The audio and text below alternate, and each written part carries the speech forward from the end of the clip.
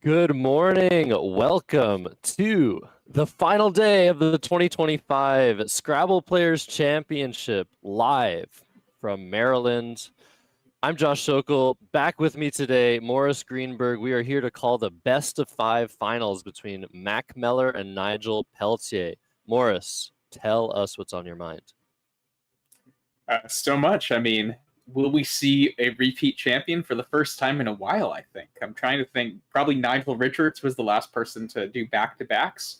And it's going to be a really interesting matchup. I think they both bring different players to the game. The two players, obviously, are Mack Meller, who came in first yesterday, and Nigel Peltier, who came in second. But that doesn't matter.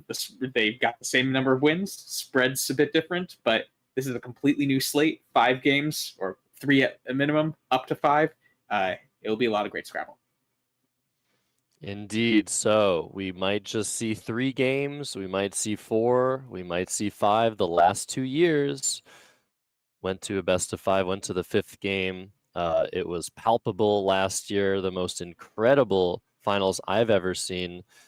This is the format that brings the most excitement. It's very good that both of these guys have the same amount of wins, because otherwise we would have a champion that potentially had a different amount of wins, a lower amount of wins than, person that they beat. But that's not going to happen. This was an insane logjam at the top for such a long time, and Mack Meller was in danger. He needed to win his last game, as did Nigel Peltier, coming up from almost the dead after day 2.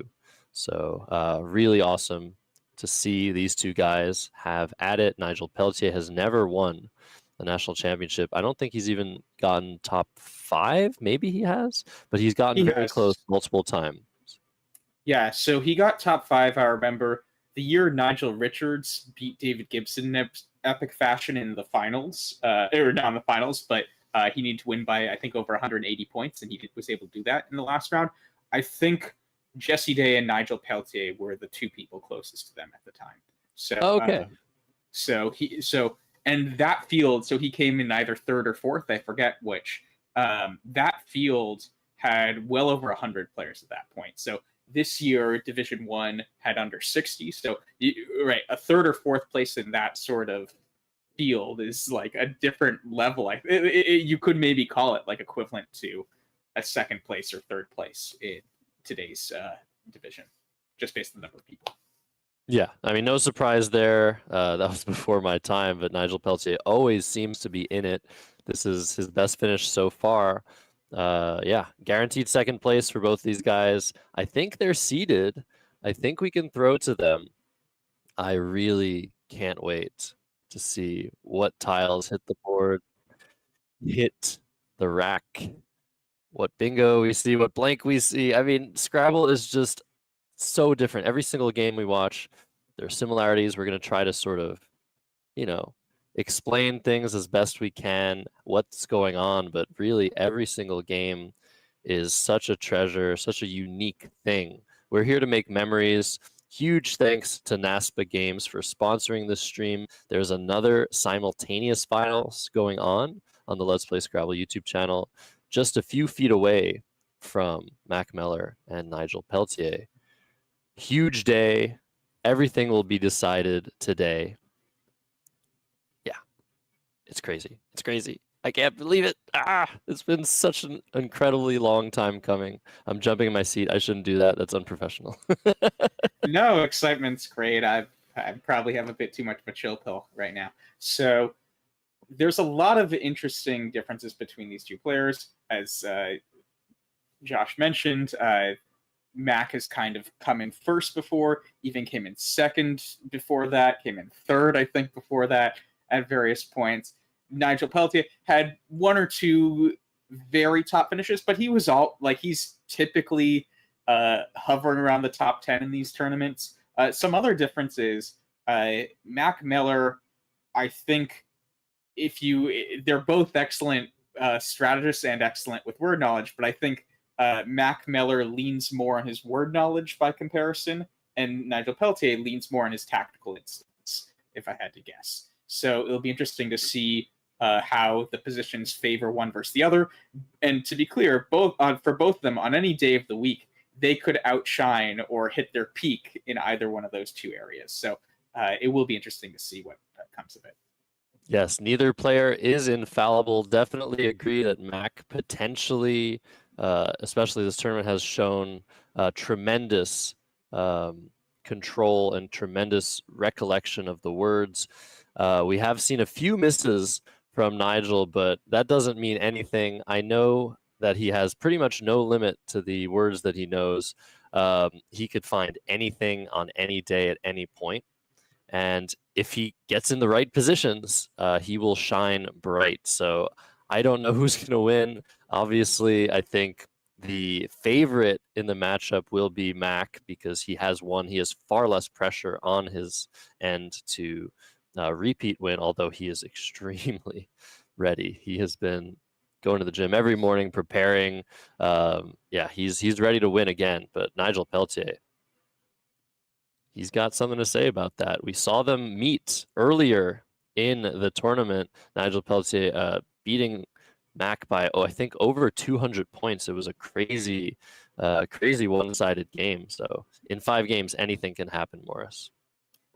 To support that point, later on in the tournament, we didn't show it, but one of the reasons why pairings took a while yesterday afternoon was that Mack lost to Nigel by 2 points, and they were discussing potential overtime penalties because Nigel Peltier ended with 0 seconds on his clock. So we're gonna throw to the board. They're ready, but yeah, that was a crazy game that we witnessed yesterday. It wasn't on stream, but we were waiting for that result. Anyways, they're ready. Tiles were squared. They're ready to throw them back in the bag, as always. For those wondering why there are tiles on the board, I will explain it. Before every game, both players square the tiles 5 by 5 on 4 corners of the board, usually, just to indicate that all the tiles are there, to make sure there's no shenanigans going on. We see the famous Stefan Fatsis wishing both players luck. The rest of the tournament is ongoing. They have finished round 1 of the day. There are 2 more rounds to go for everyone else to decide who gets 3rd place and worse. But this finals might last 5 games. Nigel Peltier is shaking the bag. I think that means that Mack is going first. Yes, I think you can see it by the little icon next to Mack 0, first move icon. So Mack will be going first, and we'll see. So to be clear, Josh said that Mack is the favorite, given that he has a slightly higher rating, won nationals last year, etc. To put things in perspective, if Nigel Peltier wins game 1, he becomes the favorite. Mm-hmm. So it's not a landslide by any means. This is a best of 5 finals. It really, maybe it's like 55-45, 60-40 at most, but this isn't a landslide by any means. Indeed. So, without further ado, we see both players hydrating. Very important for the game. If they're ready, let's shake hands. Let's make memories. Let's see who becomes the 2025 Scrabble Players Champion. Holy mackerel. It's time. Holy Peltier. Holy Peltier. Yeah, well, you said that so dramatically, I didn't want to interrupt before the first tile was drawn. I felt like dramatic pause was worth it. But we see the handshake now, and Mack's going to draw tiles. So, first draw is very important. We've seen some very bizarre opening draws for both of these guys on stream. We've seen some very strong opening draws. There's a 1 in 7 chance Mack Meller will draw a bingo on his opening rack, and he hasn't hit. EEEMOPT. Mack has found Metope. That seems very strong to me. For me as well. So in these sorts of situations, you're a bit vowel heavy, so you're likely going to keep more vowels than consonants. Keeping just an E does have positive value. We now have advanced computer analysis that can tell us the approximate value of every single possible leave between 1 to 6 tiles. So this will be good. Meetup also scores points well. It does a lot of things right. But look at Nigel Peltier. He's drawn the first blank. That must feel pretty good. After Meetup comes down, he's going to be looking through those floating tiles to see if there's an 8-letter word, maybe a 7-letter word. AABHOP blank. Quite a good draw for Nigel Peltier, but I don't think anything is coming immediately. He will have at least a very nice play of OPAH to the right of Meetup. Scores extremely well. That does, and he has that aligned already. We've seen Nigel kind of use all of his clock in these games, so he might spend a bit of time first looking for a bingo, but he already has what seems like a very good play. It's tough, though, to know how long to take to search for a bingo that isn't there. Obviously, these players don't know in advance that that's not necessarily going to be there.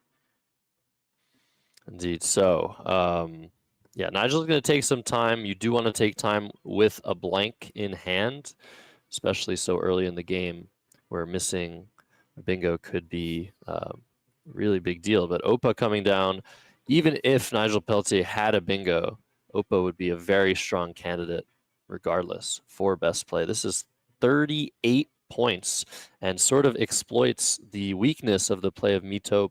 The reason Mack Meller took 26 points in this position is because there was no other way to put one of his 3-point tiles on a double letter score and not create a situation where those overlaps were possible. But it was still, I think, worth it for him to do that. But this was definitely a risk that he was thinking about. So back to Mack, CDDEELL. I guess I would play Celled, CELLED, to TOD. That's my first thought, but I think Max found an even better play, Morris. Yeah, seeded. I was actually looking at Dell, making 3 overlaps as well. So seeded will also make 3 overlaps, making Todd, Ope, and Pad. Dell would make Todd, Ope, and Pal instead. I slightly prefer Dell, I think, just because, yeah, now he's switched to Dell, just because the duplicate L's isn't that excellent to play, or an excellent to leave. So even though this is, I think, 6 fewer points, it feels like the leave value is more than 6 points better. Yeah, I agree with that. Unduplicating the D, unduplicating the E, unduplicating the L. Perfect thing that you would do in this position. So DEL for 26 keeps things pretty tight as well. Nigel Peltier has drawn IOOV to his leave of AB. So that looks pretty bad. I think he was pretty likely to draw into a bingo with his average draw, but that IOOV I think is going to stop him from doing anything fantastic. Maybe you just play above. He has that lined up. Play to that E of Meetup. It looks pretty good. Yes. No T or R for obviator. That's the only bingo that comes to mind immediately with those letters. That's an 8-letter word. So yeah, above does a lot of things right. It starts to open the left side of the board, which is usually a bit tougher. Than the top left is usually a bit tougher to open than the top right. So this will possibly allow for all 4 quadrants to be used this game. So above comes down. I think it makes a lot of sense. And he hopes to draw the right tiles this time. And critically, this actually did not give Mack a bingo back as far as I see it, and did block one through the M.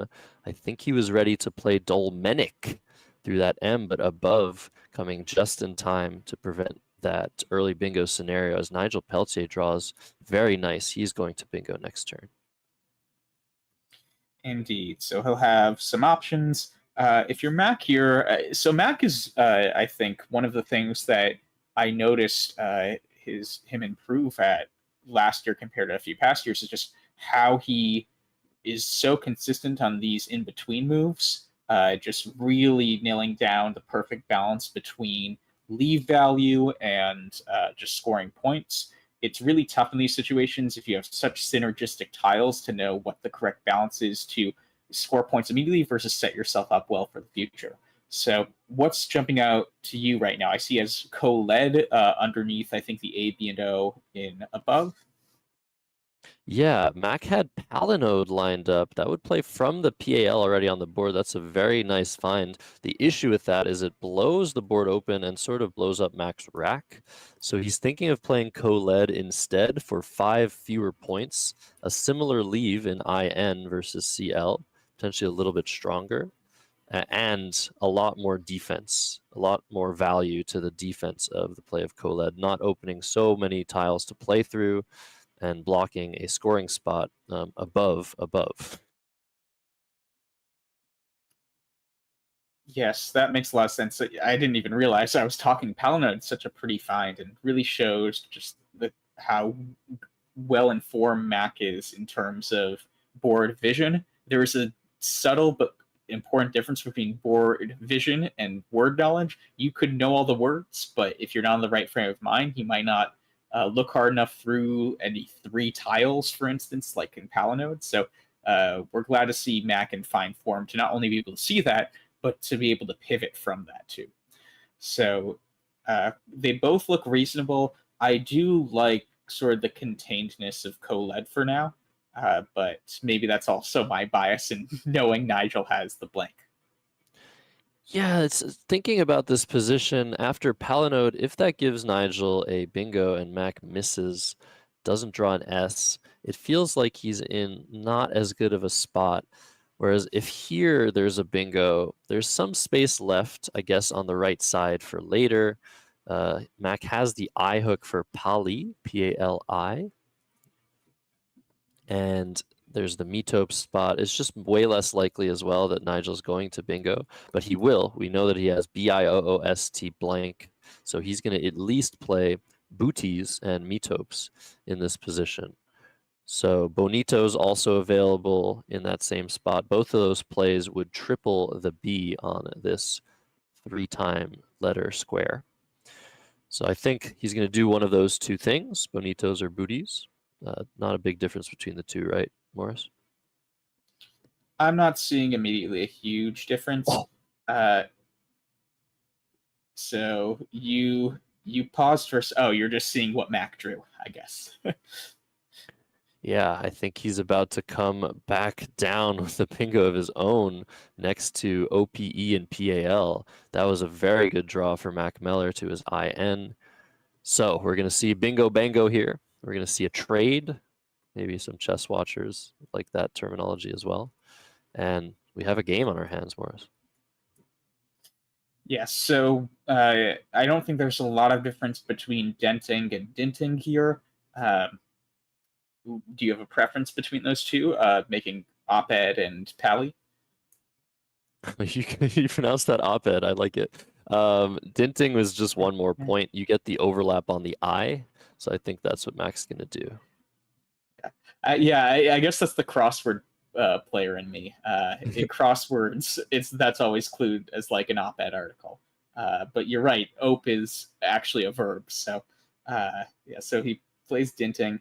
Yeah, we love to see it. And good draw from Nigel Peltier, though, right?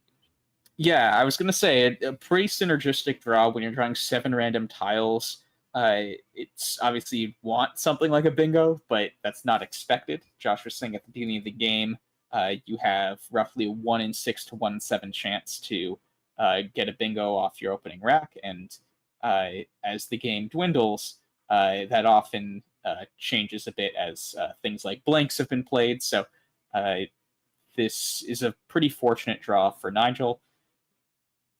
This is a key moment, Morris, right? So he has these 4 letters set aside on his rack. He's thinking about Joe Mon through the O, but he actually has an even better play available to him, a very tough find. I don't know if he's going to spot it, but this is an important moment. He has 61 available on this turn. Oh, I missed the spot for it at first. I saw I saw Jimson actually below booties, but I missed that it also plays at 4A. So Yeah, Yeah, Jimson here. That's 61 points. That's so difficult to spot. I don't think I would have seen that. Nigel, though, I feel like he has such great instincts to keep looking, but in this case, he's not going to find the improvement. He's scoring 44. This is very nice. And I think he's setting up an S hook. Does that take an S now? I think so, but I wouldn't be 100% on it. And if it does take an S, then even though he's sacrificing 17 points here, the leave of AIS is probably around 10 points better than the leave of just an A, maybe even a bit more. And we can see why, just because he's already. Oh, I guess I spoke too soon. The commentator actually drew 2 U's at the end, but Yeah. he had RAINS, which is really potent for bingoing. So, anyways, back to Mack's turn. He drew also pretty well. I mean, the Z is a really good tile for scoring, especially after your opponent scores 44 with the J. So he shouldn't be too disappointed in his draw. What's jumping out to you, Josh? I guess I'm seeing Fez. I do want to point out if Fez comes down, there will be no uncertainty about whether Jomon takes an S. It does not apparently pluralize, but yeah, Fez I feel is pretty automatic. It doesn't open anything. Scores 42. The game is very close. Both of these guys drawing pretty well in game one. We like to see a little bit of high scoring action early on. But yeah, I think Fez is what I would do here. I'm not super thrilled with EIOT as a leave, but it can improve. That makes a lot of sense. EIOT, yeah, not the best leave, but you're scoring 42. And more importantly, often if you stick the Z out in space, you might give counterplay opportunities. This won't give a ton of Z counterplay opportunities. Sure, you can play parallelly to Fez after it comes down, but it's not hitting any bonus squares. So you're not, the opportunity cost from a defense perspective isn't large either. However, it's interesting that Mack could also play underneath with FETE for 32, keeping the Z. That might allow him to draw some words through that O, like Zooir or Zooid, or just Zune next move. So it might be worth thinking about keeping the Z. It is almost always worth keeping if you can score similarly and keep it. But in this case, 10 points on the table. I don't actually know what the best option is for Mack Meller, but I think intuitively Fez looks good. Another thing to think about, even if you are going for those Zooier kind of plays, is that actually does give a lot of Z counterplay. Most of the time when you make that sort of play, your opponent's coming down for at least 39 points with a 4-letter word starting with Z in column 1, as Josh is highlighting. So if you think about it, even if that's like a 50-plus point play, the opponent's counterplay might be more than the score differential between Fez and whatever that Zooier kind of play would be. Yeah, that makes a lot of sense. Thinking multiple moves in advance, one of the highlights of top level Scrabble strategy. You'll see a lot of that in these next games. Nigel Peltier just waiting. He's only used 4.5 minutes to max 10 early on in this game. I wouldn't say Mack is in time trouble as around half the game has been played, but Nigel Peltier playing with ease, playing with speed. He's got 2 U's, but he's got pretty easy decisions, I think, with this rack. He can either play through the G of dinting or through the N of dinting with something like augur. If he wants to go a little bit more fishy, he can play guru, what he has lined up, saving his S for gurus, or he can play UNAU, UNAU through that N. It's a very interesting decision. What are you thinking you want to do here with your small deficit if you're Nigel? Guru, if you didn't have any inference read on Mack, seems pretty good. I like the sort of aggression to try to open the position up for letters that you have. I do wonder, though, Mack spent a lot of time on that turn. Do you think you can get any good inference read based on that? Yeah, I don't know. I feel like with a rack like Max. It makes sense that he took so long, and I think if Nigel thinks about it somewhat, he'll realize that's only 42. Sometimes you're looking for 50, 60 with the Z. There's probably just a decision between a few plays that were similar in value. I don't think I would be able to get any inference. And Guru is coming down. Mack did draw an S, but he's not going to be able to do much to inhibit that big S hook with his 5 vowels and lone T. So I like this decision. I like the aggression by Nigel Peltier. If the spot gets taken, there's still stuff to work with on the board. AINS probably close to the best leave he could have kept in the position. Great idea. Yes. The one thing I would have said is I actually think the rack Mack had, I would not have pegged him on with Fez. I wouldn't have expected 4 1-pointers. I would have expected that he was maybe deciding between playing the Z versus making a play with an F and another hefty tile below Coled, right? So something like Fey, F-E-Y, might have been the sort of idea that I feel like he could have had there. So it won't really matter in this position. It looks like Mack is tunneling in on Iota right now, probably making AAL. But it is interesting to think about, does the time aspect of that give any intuition as to what Mack could have? Yeah, I wonder. So Iota is the thought from Mack Meller. The unseen letters are pretty balanced, so potentially keeping that T and playing only for 8 points through the T of booties might be a strong candidate now that that huge S hook is open. Mack probably thinks Nigel Peltier has one of those 2 remaining S's, but the S is still very powerful if Nigel draws a rack similar to Mack's, where he can't really utilize that hook for a bingo. I feel like playing Iota for 8 is what Mack wants to do here, but I totally understand the instinct to score more with a lead and eliminate some interesting potential plays on top of the AL that could score very well. So he's going for Iota on top. Yeah, I think if I were to want to keep the T, I would probably just play AI and ZA there, just to kind of stay a bit more in line with the scoring. Sure, keeping the O isn't as great, but TOISE bingos a lot.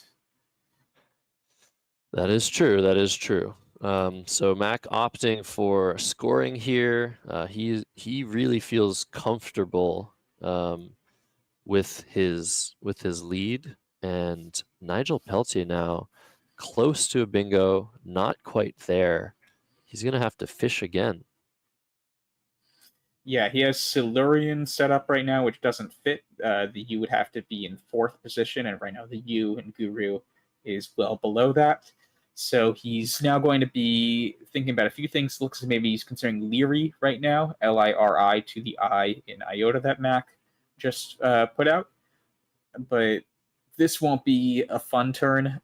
You're not going to be scoring many points unless you maybe burn your S and play Raisin and Gurus. Otherwise, yeah, you're maybe taking 10 to 15 points, somewhere in that range. This is actually huge, though, for Nigel. If he plays Leary, what he's leaning towards, keeping the same leave for 12 points, this makes perfect sense. Set up a new lane for yourself. You're still behind. He's going to get hit hard with Lavisher, but even if he doesn't do that, I think Mack Meller is going to bingo to that R of Guru with Ravisher, a word I would not be sure enough to play, I think, in this finals. So we're going to have to see what Nigel Peltier does. I can't think of any play that would block Ravisher. Yeah, I think Mack is going to bingo. Nigel now is shifting a bit towards LI, and he's putting it on the board now. Reigns is a slightly better leave, so the 4-point sacrifice here seems worthwhile. And more importantly, as Josh pointed out, the bingo he will allow won't be nearly as lucrative. Indeed. So definitely dodging a bullet here is Nigel Peltier sacrificing just 2 points to keep a stronger leave, but Mack coming down with Ravisher as Nigel Peltier has drawn a Y. So this looks very good for Mack. Yes, so Mack's going to have a bit more of a cushion than he had before. He was hovering around 10 to 20 point leads for all the past few turns. This gives him more of a decisive lead, a high point bingo difference at this point, and Nigel Peltier missed his bingo another turn. These could be quite frustrating turns when you kind of do everything right in terms of trying to optimize your bingo percent chance. But even if you have a 60 or 70% chance to bingo, 30% of the time, you're not going to hit it then. Yeah, that's a good point. And so Nigel Peltier falling behind, he's down 87. If he wants to play off the same two letters that he drew, he can play YEA for 22 through that blank E in booties, and he has lanes to work with. I just feel like a lot of the time, Mack Meller is going to try to block Gurus next turn, maybe with just a 3-tile play from the V, though that would potentially give back another lane. So Nigel's got to start worrying about the threat of Max shutting things down, creating a situation where any bingo Nigel draws is not going to score well and is going to open a lot. So the play of LI having opened this lane up top, this is an airball lane. If you hit that lane, you're scoring 60 and you're giving up huge counterplay on the triple. So I'm looking in the future for Nigel Peltier, and things are not looking so great, despite the fact that he has very good tiles.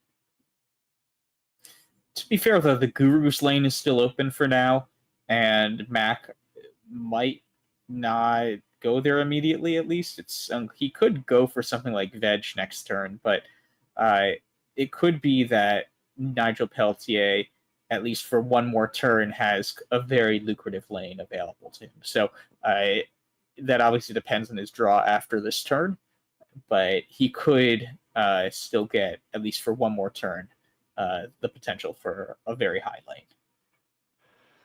Yeah, yes, indeed. It requires specific tiles for Mack Meller to block, but there's always a chance that something pretty bad will happen. Maybe even Mack's drawn the final S. There's a good chance of that as well. But definitely still some gas in the tank for Nigel Peltier as he burns a lot of time in these last few moves. We're starting to get more equal. The momentum has certainly shifted Mack Meller's way on the clock. Well, I mean, Mack still has less time than Nigel Peltier right now. I would say Mack's definitely in a more comfortable position such that he can probably use less time in the future, but he's still a minute and a half down on the clock. So yeah, comes down. I think this is a very good play, and you just got to hope you're not going to whiff for a fourth turn in a row, keeping pretty good bingo tiles.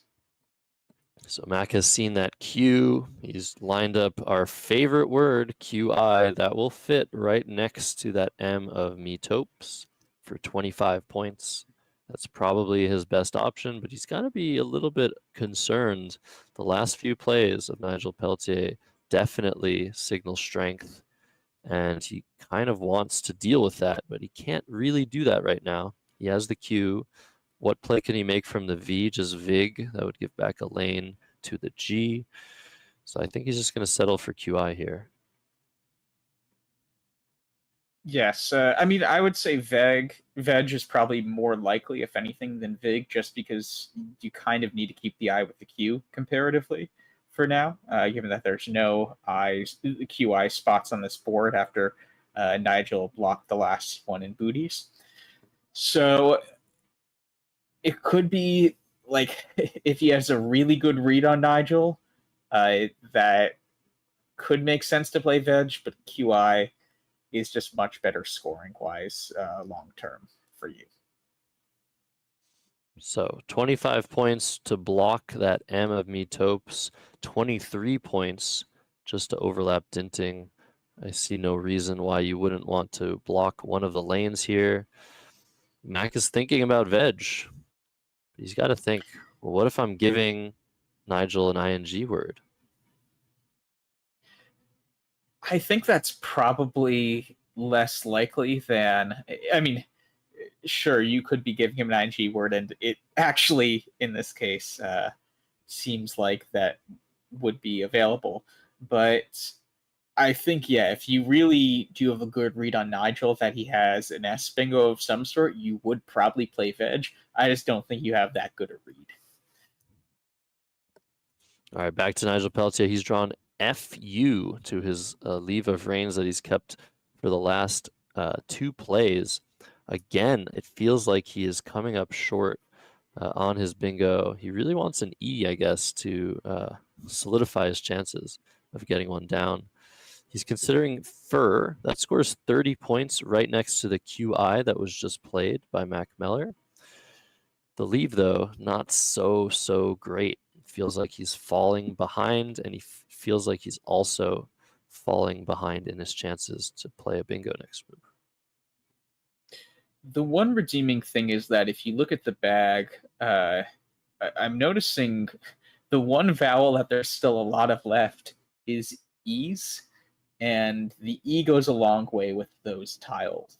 It is interesting what vowels have kind of played out. There are very few I's left in the game. I think no more O's left. So this will for a lot of these racks, if he drew the E previously, he would have been in incredible shape for bingoing. He's kept missing, but that means there are a lot of E's still left in the game. So the play of QI, Morris, it did more than one thing for Mack Meller. It blocked this M, also blocked this marginal lane atop the IT. Really all that's left for a bingo on this board is a 7 in the furthermost right or second to furthest right column. So now it actually feels a little bit tougher for Nigel Peltier to draw into a bingo if he plays fur. Will Mack be able to make a play blocking both lanes at once? It is possible. It is achievable. Things are starting to get a little bit desperate, I would think. Yeah, would you do something crazy soon, like playing air and mirror? There are a lot of front hooks to that, but most of them have been played. This scores so many more points by comparison, but it would be something, given that sort of board state, that I think I would have to think about at least. Yeah, I think Nigel was considering another play, FAUN, making fit, which would reopen some part of the board. Feels like this is just too many points to pass up, and you just have to hope Mack Meller doesn't have that perfect blocking play. We'll see what happens here. Mack with AEGRTUY. What's your first instinct here, Morris? So probably going for a block of some sort in the 2 lanes we just highlighted on the second to last and last columns of the board. Vug would be a very natural play from an equity perspective. The U and the G are 2 of the worst tiles in that group. The one problem is the G is actually not a bad tile for bingoing in that space, given ING words. Mack's electing to play Vow instead, which I think is a really smart pivot from the more natural equity play. This will not allow for high point bingos. There are very few 8-letter words that end in a U, so this looks really strong. Yeah, that's a fantastic adjustment for Mack Meller, keeping that G, but making it way more difficult for Nigel to get a bingo down. The U is a pretty terrible tile, especially for bingos. So this is looking very good for the 2024 champion in the first round. Nigel Peltier has a puzzle to deal with. He has drawn KXN to his leave of ANSU. I don't even know where to start here. So I guess the 2 thoughts I'd have here to sort of try to work out the situation are there any paths I can take that would not require me bingoing to come back from this deficit? Just because it does seem unlikely given the board state and the tiles I drew to be able to do that sort of plan relying on a bingo. If I don't see anything there, then I try to think about what ways could I even open up the board. If we look at this board, there's actually very little space to even play 7 contiguous tiles, even if you make some openings play. The bottom row has 7 spaces, the top row has 7 spaces, and the last column has 7 spaces. But most other things happen to obstruct the possibility to even score, to make plays of that nature. So I'd first try to think about, okay, let's look at the bag. It seems like there isn't something like the Z out as well, so I can't get both an X and a Z play. I might go for something like Zach's here, given that I have the last U if I'm in Nigel's seat, and there's only 2 I's left. That could actually create a pretty annoying lane to block. There are no more O's left, and so if you make a play with Axe, you're giving up a lot of E hooks. I guess you could play something with X, but then you could potentially... Actually, there's no V's or anything. So something like Zach's could be good here. I guess, what's your instinct, Josh? Well, Nigel's found a really cool play here. Not Zach's, but Annex through the disconnected N and E. This is 37 points. Incredibly hard find. I love this decision because, like you said, after Zach's, it might be annoying to go underneath. Mack might not have the right tile to do that. But if he has any of those E's, EX would just completely eliminate the lane created. So I love this decision. It's nice and balanced. It gets rid of one of those N's. And Nigel Peltier still has a chance here. He's only down 40 after this play. If he keeps scoring like this, he might not even need a bingo to come back. Yeah, and especially tempo-wise, I guess if he gets the last S, there could be sneaky opportunities for him to do a setup, and this kind of gets him in position to at least be able to get enough points for that setup to potentially claw back. So this might just be a necessary in-between move for some future options. Yeah, I love it. And Mack Meller probably feeling pretty comfortable. He's going to want to play a lot of tiles here, score some points, eliminate some space on the board. Right now, there's nothing for him to really worry about on this board, as you mentioned, the lack of open space. So I'd be looking to maybe play something like Gyrate that he has lined up right now. This fits right next to the E, or right next to the R of Ravisher, making RE. It really eliminates space on the board. There are no huge tiles that can play through that G for 70 plus points. You might think of jigs or jags or zigs or zags. Those are not available. Those tiles are already in play. So I really like this idea of playing Gyrate, leaving 9 tiles in the bag, making it a little bit less likely Nigel can come back with some sneaky setup plays like you mentioned, Morris. I wonder, would you play it in that column N spot or that column L spot? So the column N spot does block the U and Vow for low point bingos potentially, but if he switched to the column L spot for 2 fewer points, I think that could be good.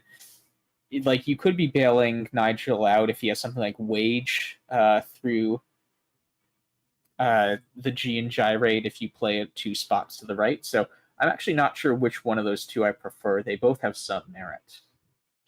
I think, yes, critically, you want to play... Okay, this is actually really cool as well, but I think critically you want to play to the right to inhibit that U. That's the last lane on the board. Rugate instead making that nice E hook on Annex, keeping the Y for scoring, accomplishes all the same goals, but does not give back a scoring spot and keeps a scoring tile in that Y. This is a very wise decision by Mack Meller. Extremely precise play, I would say. Yeah, really, really pretty idea, and I think kind of gets the best of both worlds at both Gyrate plays. The Y is also a nice tile to have in this kind of position. You might be able to score with it. It's a pretty flexible tile with both vowels and consonants. So it does seem nice to keep it there, just for future flexibility for scoring. Yeah, now if you're Nigel, you absolutely feel like you need that last S. The only resource left for you being down by 63 here. Don't think you're scoring your way back at this point. I think the only resource is some S setup. So I'm looking at NUN for 3. Don't know how that really works, if you can really hope to draw something after none, but it seems kind of hard at first glance for Mack to totally block. You'd have to make a play, I think, from the Z and Fez, trying to inhibit the lane created if he doesn't have that S. So I wonder if that's the sort of thing you're looking for here, Morris. Yeah, that seems quite reasonable. The I think I didn't realize how bad Fur was at the time for kind of killing the top side of the board. Even if you make a play like Kit now or Knit above the I and T and Lee and Iota, that can really easily be blocked by Mack. So it feels like Nigel, his real opportunity for kind of creating space is none, or something like that. I do wonder, though, it feels like you need to time it perfectly because you're probably needing to put the S in a very specific position if you assume Mack will make a play like Josh was showing, starting with a Z to at least limit where the S can be for bingos. So I might actually not do this immediately. I might try to clean my rack out first for kind of the perfect chance at the kill shot if I decide to go this route. Yeah, this does make sense as an analysis. Yeah, you're very good, Morris, at finding these resources, at timing them well. I think that maybe you could start with Kit for 7, setting up the S this way, and then maybe later playing none once Mack blocks that setup. But I still don't know if that's enough. I still don't know if it's going to work. Just feel like, what else is there in this position?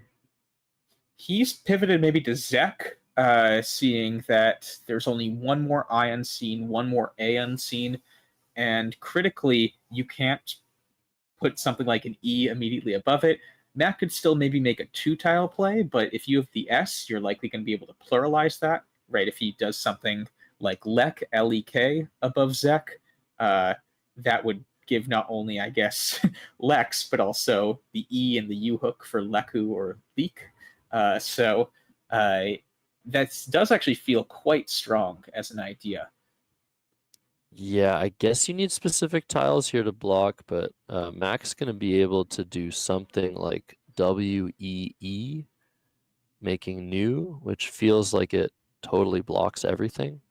We do know Mack has drawn that last S, so the game is pretty much over. He can just hook whatever setup Nigel comes up with next turn. But Zek makes a lot of sense. It's a good resource. It just feels a little bit too likely to be blocked, but I don't know. I don't know what else there was here.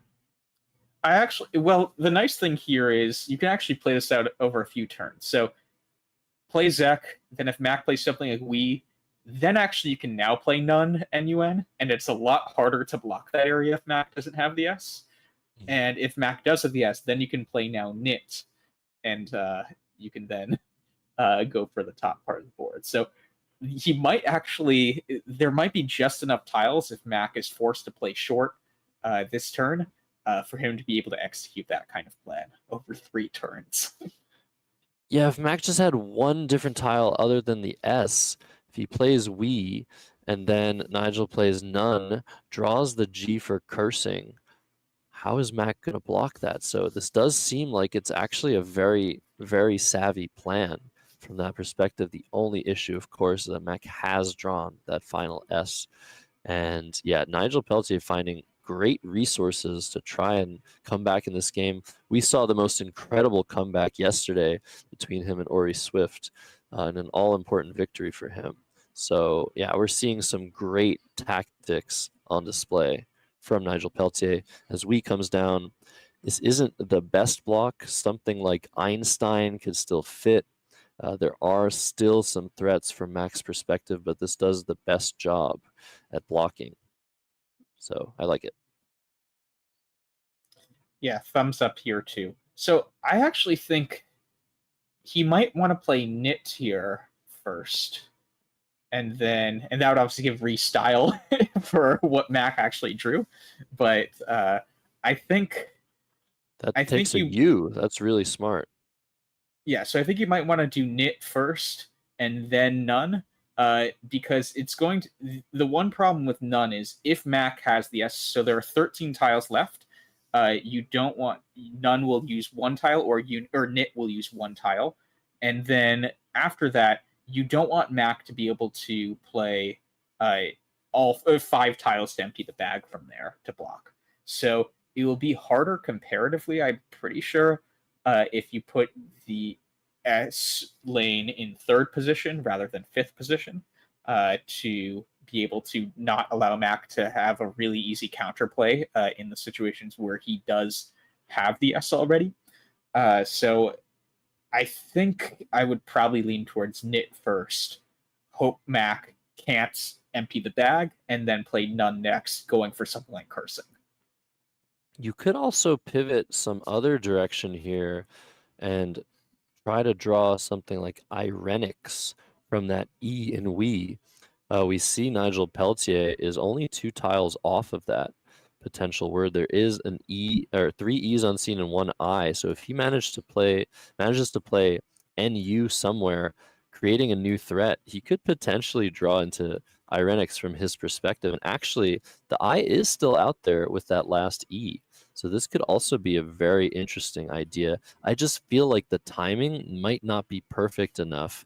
It might be just too much in Mack's favor to be able to consolidate his position, even if he allows Nigel Peltier to get that bingo down.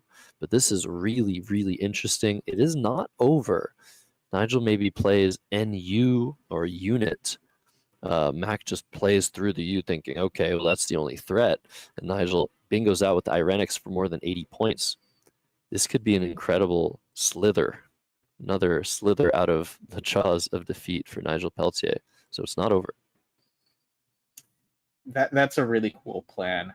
So I think either, could be very reasonable. Unit now, really cool idea to go for Irenics. Is there anything else that he could be go for at the bottom part of the board, I wonder? So there's EI words. There aren't going to be a lot of others besides Irenics, but EA might have some possibilities. Are you seeing anything else? Yeah, I'm not, but you have to be so dialed in here if you're Nigel Peltier, just looking for the precise combination of tiles to draw to get that bingo in that very, very marginal spot. It does feel like from Mack's perspective right now, earliest is a threat from that E. So no, I guess it isn't because, the tiles are different. But let's say there was something like that from Mack's perspective, he would maybe think to block, unfortunately. So it feels like Nigel not only needs to create a new threat here, he also needs very specific tiles to be in the pool for Mack Meller to not block the right spot or do something else. I don't know if it's going to be enough, but unit or NIT and NU in the same spot is what I'm thinking about. I don't see anything else that Nigel is remotely close to, though. But he has the UN separated. I feel like that's the plan he's going for. I think you got to do unit if either. I just don't see what NU and NIT is threatening. Okay, so he's probably doing something more like what I was saying, where you kind of split up over 2 turns. But the problem with this, I mean, Mack wasting no time for Tersely. I mean, this is kind of a worst case scenario, but I don't like that if Mack does have the S, he can play 5 tiles off immediately with that. But again, there's a lot of nuance to these positions. It's really hard. He had under a minute by the time he actually made his play, so he kind of used all of his resources allowed. So it just didn't go his way this time, but he came up with kind of one of the 2 ideas we sort of had that could give any feasible chances to win. Yeah, if Mack didn't have the S, if Nigel drew the G, there was definitely chances there for him. So unfortunately, in this iteration of things, Mack just pummeled that spot with Tersely, drawing the last 5 tiles out of the bag. But very impressive attempt by Nigel Peltier as his time goes under 20 seconds. Is he going to play quickly? Is he going to play something like Fundick? Is he going to go overtime? He might. He's playing Cud. That leaves 2 outplays, so I think he's maybe going to be able to make his outplay in time. It's not really going to matter. Spread doesn't matter in this best of 5 unless there's a tie. I mean, crazier things have happened. But yeah, this game won going to Mack Meller. So a very good start for him. Definitely now the favorite to take down this series. But a very fascinating game with a lot of cool decisions on both sides. I love the way both of these guys played. Mack protecting his lead with some really nice board control plays. Nigel Peltier using whatever space remained on the board to perfection, almost perfection at least. Love it. Love to see it. This is Scrabble at the highest level. I agree. Lots of nuanced decision making where you're not just seeing the kind of standard equity choices. They're making really good adjustments given the board position, given the tiles in the bag. We'd love to see that. So looking forward to that sort of style of play for at least 2 more games, hopefully more. So Mack to act here. He can do anything he wants, but he wants to make a good play. He wants to make a good impression. He has AEI, WG. He probably realizes that Nigel is going to be able to go out with Ferns, so probably wants to play Wage to the left of Ravisher. Maybe Wage here. No, Wage here would give back Ferns and Swage. So yeah, he's got to be a little bit careful, I guess, if the scores were closer. But yeah, Wage and ER looks like the best play. Nigel Peltier with 5 seconds on his clock is going to try to make his outplay without going overtime. But like I said, it's all academic from here. Mack Meller taking game 1 of 5 in this best of 5 series. Nigel Peltier is not even going to try to go out before his time runs out. Doesn't matter, obviously. Oh, he only had 1 outplay. Sorry, I was thinking RIT. No, that's not a valid word. So yeah, fair enough for Mack Meller. Yeah, so Josh was saying this is all academic at this point. I think if you're Nigel here, you just kind of want to. It's sometimes nice in these positions where it truly doesn't matter, sort of regain your composure, just sort of channel what you're thinking about for the next game. So he's probably spending a bit of extra time, given that he won't be egregious and go over by like 10 minutes, but he definitely doesn't feel like he needs to be in a rush here. Yeah, totally agree with that. So we're going to let this game fizzle out, and we're going to kick it to the overhead mic as soon as Mack Meller goes out with AWE to see what these guys have to say. I think it's going to be all respect. And yeah, a nice game 1 to start things off. A very good start for the 2024 champion.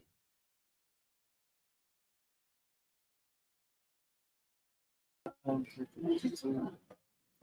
I guess technically 342. Not that it matters, but I guess in case we tie somehow. But oh, yeah, that's a good point. Yeah, thanks, man. Make a game.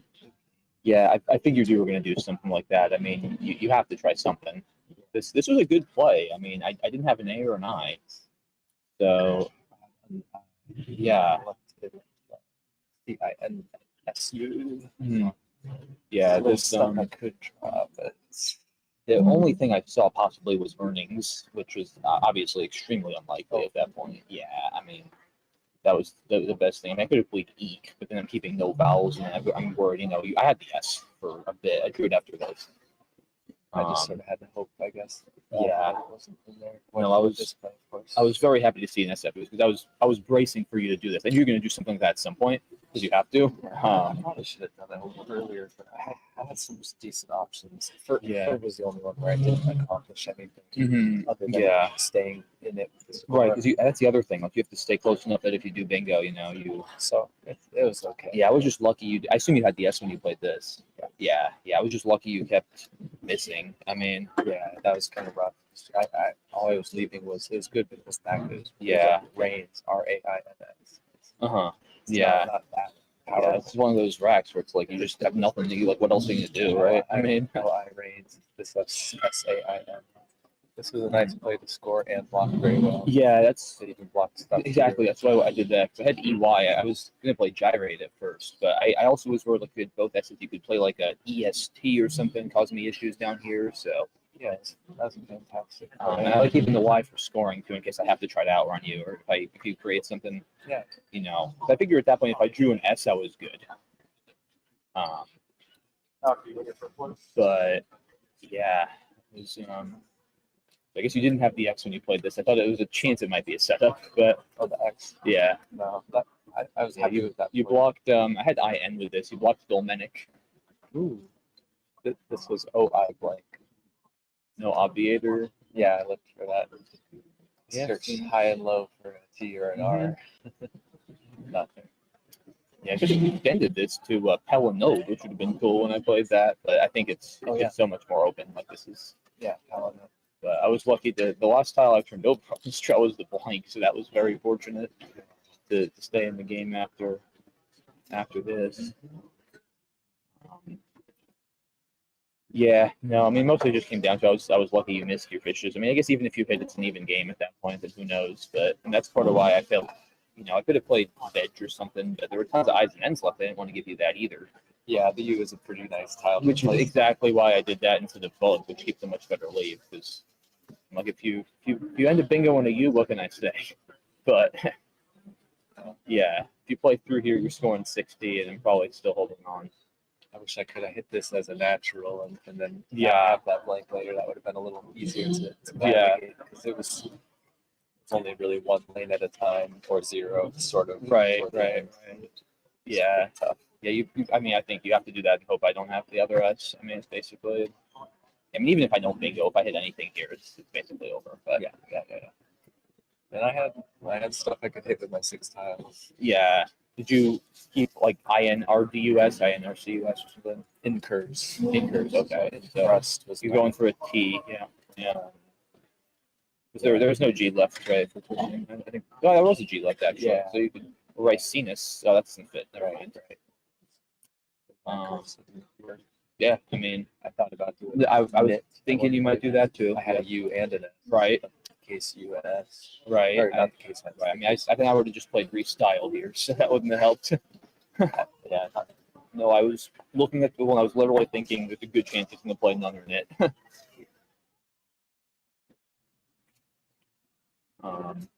Yeah. Do we have to submit? It's a good question. I would hope that they would just take care of it. Do we have to like submit results, or does it just? I think you'll still want to keep track. I'm not Okay. sure about the mission. Okay. I'll Maybe take a just photo one. with Steve. I can square the tiles after each meeting. John wants a picture of you And they want a too. picture of you. That we were too, so- supposed to take before you guys started playing. Oh, fine. okay. That sounds Do you want us to put We can square that. Okay, so that was the post-mortem of game 1 of a potential 5 between Mack Meller and Nigel Peltier at the 2025 Scrabble Players Championship. A great discussion there after the game, Morris. Yeah, and it's really interesting to hear a lot of the same things that we were discussing on the stream. Mac was saying he only saw things like earnings, starting with the E in we. We also were considering EI words just because Nigel happened to have an I and not an A, so we kind of locked into those types of plays. But it's a lot harder if you're just on turn and you don't know your opponent's rack, what sort of things could be in the pool. So really interesting discussion, and it was a really tactical game, and I hope we see a lot more of it in the next few games. Yeah, I really feel like in those tactical positions, both those players so strong. Nigel Peltier, we've seen him find resource after resource in these games where it feels like he's out of it. But yeah, beautifully played on both sides.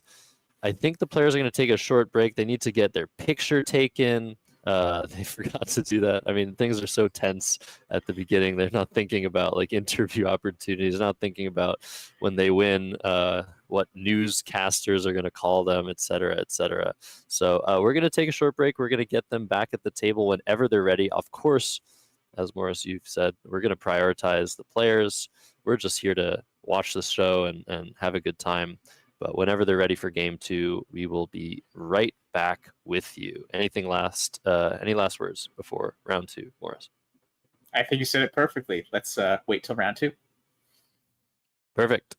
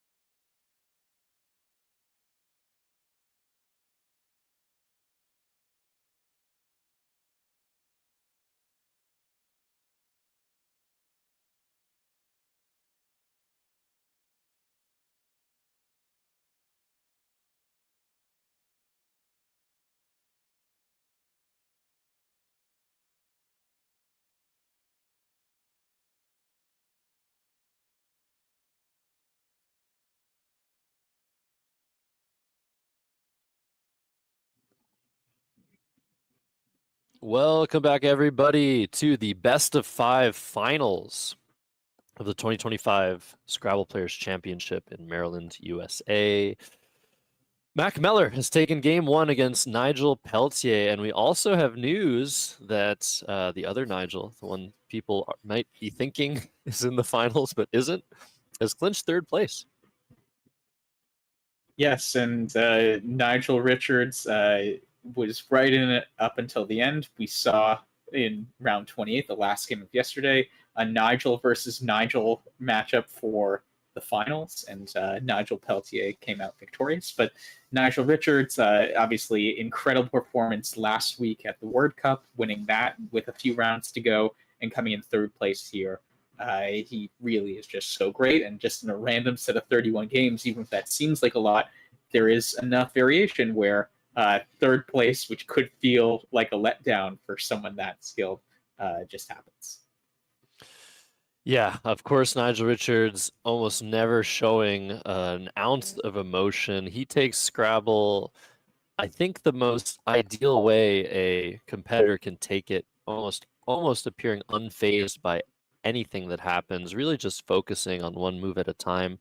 This is what both of these players in the finals are going to try and do, because you can't get too worked up.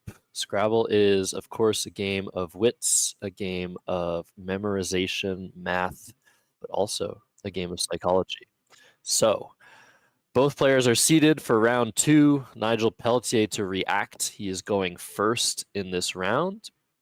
I think we're going to see a really good game here. I hope. I don't want to curse it, of course, jinx it, Morris, but I probably already have. We'll see. I accidentally gave one commentator hex last game. Nigel had Rains, R-A-I-N-S, as his first 5 tiles. I'm like, oh, Nigel's great tiles, and then draws U to that, and didn't bingo for the rest of the game, I think. So, yeah. I've already committed one faux pas. Let's hope we aren't committing any other commentator hexes anytime soon. Yeah.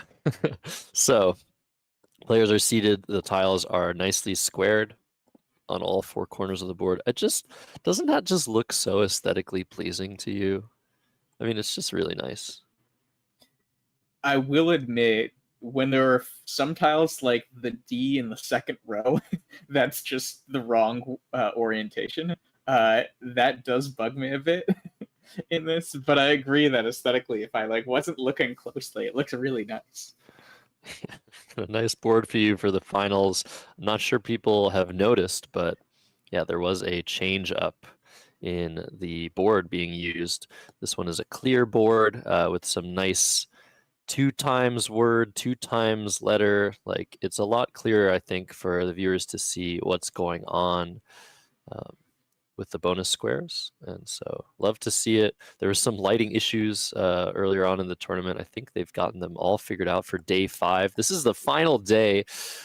I can't believe it's already day 5, but yeah, this is it. This is the best of 5 finals. There's 1 round to go in the rest of the event, round 31. We already have a 3rd place person. That is Nigel Richards. He actually has a bye. He's not playing the final round. So there was an odd number of players in the top division. Anyways, focus here, of course, on Nigel Peltier or Mack Meller or both. One of them is going to win $10,000 in the most prestigious event in North America. Tell us what's coming out of the bag here, Morris, as Nigel starts round 2. Oh my gosh. A blank. That's what's coming out of the bag. And a Z. Oh my god. Really good start so far for Nigel. Oh, wow! Or well, actually, could probably do something with his doubling the Z. So arrow ties is really risky, right? That could actually no, it wouldn't give anything to the triple, I guess, right? So maybe something like arrow ties. What's jumping out at you, Josh? I mean, there's so many options. I mean, just the two blanks. Just this whole rack is jumping out at me. We saw a very similar situation. Nigel Peltier having EOORZ blank blank against Nigel Richards in that final game where he had Eurozone available. Here, there's nothing on the board, so he's just looking for 7-letter words. There are a few options. Eritize, I think, yeah, the first thing that people will see, making the blanks vowels. That is a more commonly played word than Zosters or Bortzes. Oh, nice. But Oh, those are Zootier, the- I guess, also. yeah, those are the 3 options that I saw, but Zootier also available. You do want to double that Z on one of those double letter scores and just score 98 points here. But Nigel is going to take his time trying to find the absolute best way to hammer this opening rack, as Mack Meller just has to wait to find out. I feel like when you take more than 1 minute for your opening play, opponent's probably just like, okay, something's coming. Either something really bad or something really good. And I look at that. That was awesome. That was some gamesmanship right there, right, Morris? Yes, so we should confirm that those are both S's on the blank cam, but if it looks like Mack Yes. isn't holding anything, so it looks like blanks Confirmed. were designated correctly. Zosters comes down. I mean, the nice thing for Mack is that with 2 S lanes now, they are. There's going to be opportunities to play bingos in the next few turns, most likely. It's right. If you make a play from the Z now, it seems like you might be able to still have those remain. And Mack immediately sets up freeze, Frieze. Not sure if I'm pronouncing that correctly. That seems very strong. Yeah, freeze, I think by far Mack's best option here. Of course, you're down 98-0. You want to score points. You don't want to block the board. Like you said, those S's will come in handy potentially later on. The board is wide open now. One of the things you don't usually want to do after an opening bingo is overlap or stack on top or below the play, or to the right or to the left, depending on the play is vertical or not. And so freeze does everything you want. It creates a new lane on the left side of that final E, leaves all the nice, juicy floating lanes available. I think Mack's going to play this pretty soon, but obviously you want more out of this position. But lots of moves left to play, and I think this is Mack's best play. Is Nigel saddled with a pretty awful post-bingo draw. Yeah, the thing to monitor for the rest of this game is how the S's will be used.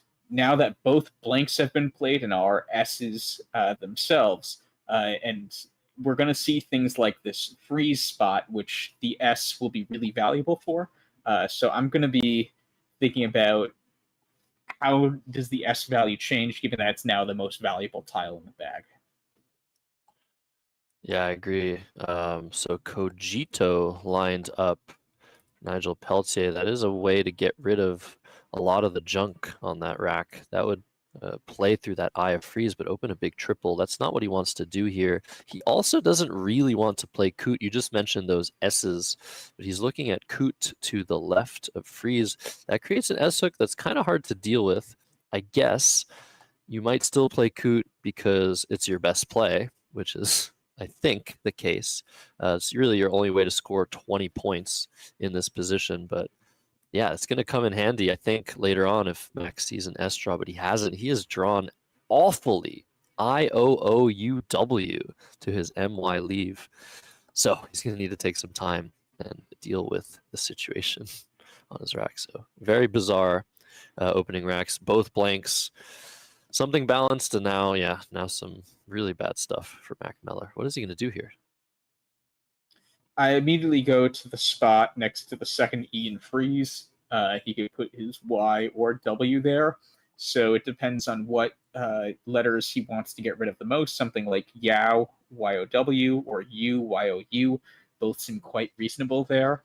Or maybe even Woo, WOO. Depending on if he really dislikes the W and U together that much. What's jumping out at you, Josh? Yeah, you is jumping out at me.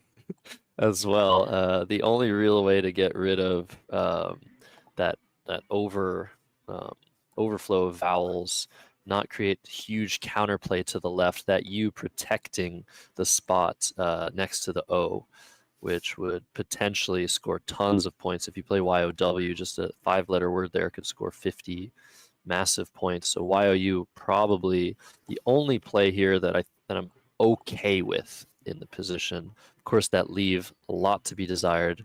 IMOW leaves a lot to be desired. It's not a desirable leave, but I think it's worth playing for 19 points here. Yes, and I mean that will be very good for Nigel P to get the U out in space. Obviously, he would have loved to play QIS and freezes for a boatload of points, but at least as a consolation, the U will allow him to shed his Q. Indeed, yes. That U, pretty useful. I don't know if he's going to use it if Mack plays YOU, because he does have both of these S's in Zosters. He could just play QIS for 32. But yeah, he's going to have some good options with the Q. So I think that was a very good draw.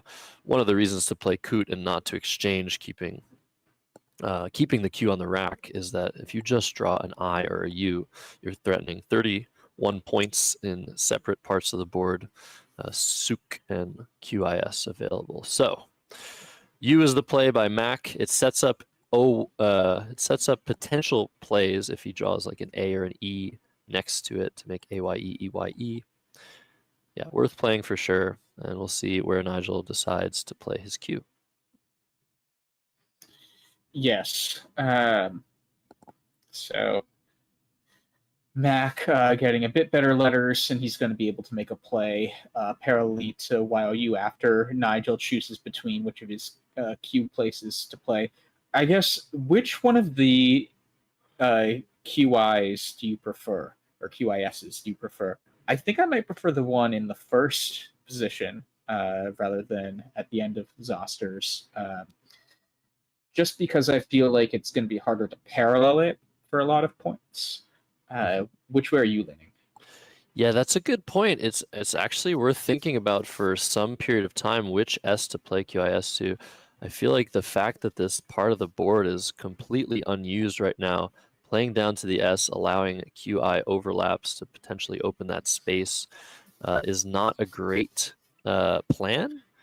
But then again, if you play to that S, it also feels like Bingo is using the R or the S, getting blocked, preventing more of the board from being opened, is also a decent idea. I don't know where I would go here. I think intuitively you're right. I would play to the left rather than to the right, but it's definitely worth thinking about.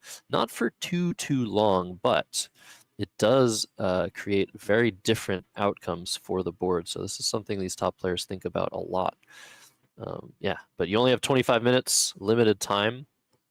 I would play QIS somewhere, hopefully within less than a minute, but I think Nigel's already taken more than a minute. Yeah, one underrated thing that might tip the scales is blocking the T versus blocking the R. Nigel already has a T in hand, so it might be better for his perspective to keep the R open. He could run something like escargot next turn, for instance.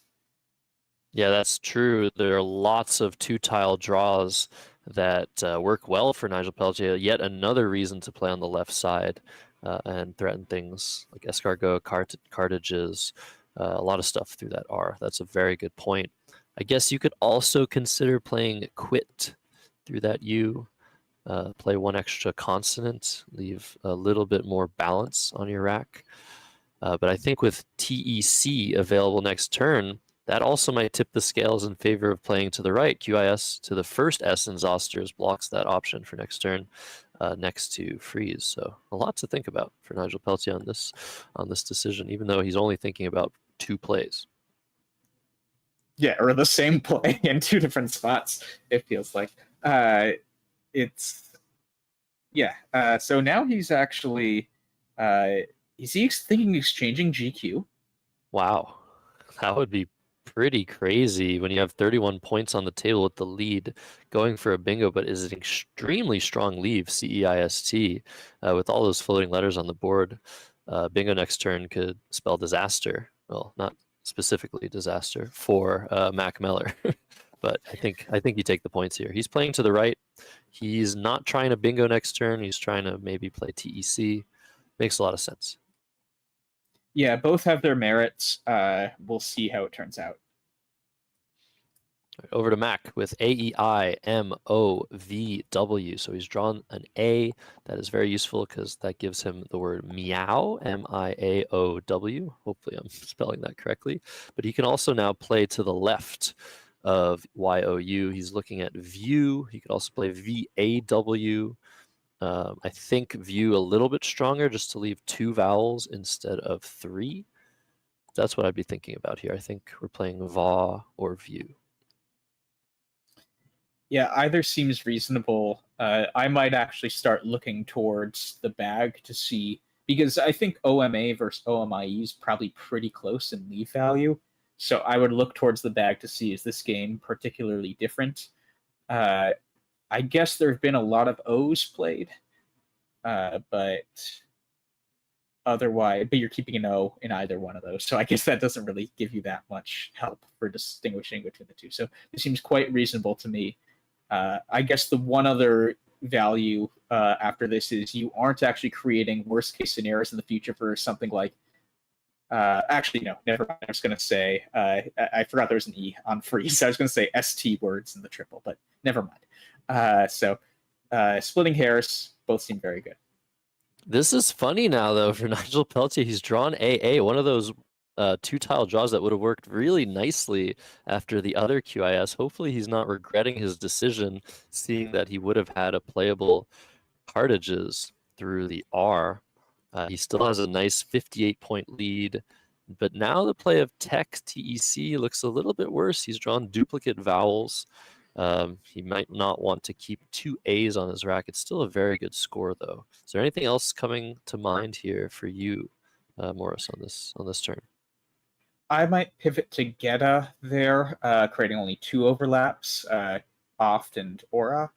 That seems good as well. The E is obviously a good tile to keep, but CAS is still a very good leave regardless. You're scoring decently still, not quite as much as Tech, but yeah, something like that might be where I'd go here. Yeah, you could play gate as well, but that would set up the a gate hook, which you do have, but there are so many A's unseen. Nigel's drawn 2 of them. They're the first 2 A's in this game. So something like that makes sense. Keeping AEGST, which he's considering here, also looks very good. I'm not really sure where you necessarily want to play AC on this Orca board. is where he's considering, I think. Just Orca. Yeah, that makes sense. That opens a new lane that is aggressive, that is sort of the opposite of what your instinct tells you to do in these positions. But sometimes offense is the best defense, creating a situation where you're very likely to just jump and score a second bingo in this game could be worth considering. The S hook again on Scoot. Nigel has it. Maybe he wants to keep it alive. Maybe he doesn't. Very interesting turn for Nigel Peltier. He's down to 16 minutes. We'll have to see what he does. And Mack is drawn extremely poorly to AMO. Another terrible draw, AIIY. So he's probably not feeling so great about his chances in game 2. There's still a lot of game left. I mean, the saving grace is if my opponent made a huge play with the Z and 2 blanks at the beginning of the game and I'm within a bingo still, that feels good. It feels like I'm fighting and I'm fending off the worst my opponent could have offered. I think he could stick with it and still has some potential here. I do wonder, so to me, naturally, the G is a worse tile paired with AEST than the C. I guess maybe it just doesn't score as much as something like Orca, but could you maybe play off the G and the A if you're going towards bingo, something like Gas through the S and Zosters? Yeah, that's definitely a good idea as well. You could play Sag and go crazy, set up Saga and Sage and Sago. That feels way too aggressive. But yeah, playing off the A and the G definitely feels better than playing off the A and the C. It's just like score. Do you want to score 6 less to keep a C? Do you want to score a little bit more and keep a G? He's looking at Geta. I feel like Geta is the right idea here. Just scoring enough so that if Mack bingos, you're most likely still going to be in the lead, and keeping a balance on the rack of ACS. You could score next turn, you could bingo next turn. I feel like this is the right balance between aggression and trying to pad your lead for Nigel Peltier, but he's burned a lot of time. Very interesting decision. I agree. An issue with playing some like Orca or Sac or Sag or Gas is if you don't get the bingo, your lead that was by a bingo before starts to become a 40 or 50 point lead. If you do that again, it could become a 30 or 40 point lead. And all of a sudden, Mack doesn't need a bingo to come back. And if he does get a bingo, now you really have to claw back instead of just have a tempo advantage. Yeah, exactly. So sometimes players get a little bit stuck playing a little bit too aggressive with the lead, and they lose that lead. They get a couple of bad draws, and their opponent's able to claw their way back. In most situations, there's no real way to determine whether you are closer than your opponent to getting a bingo down.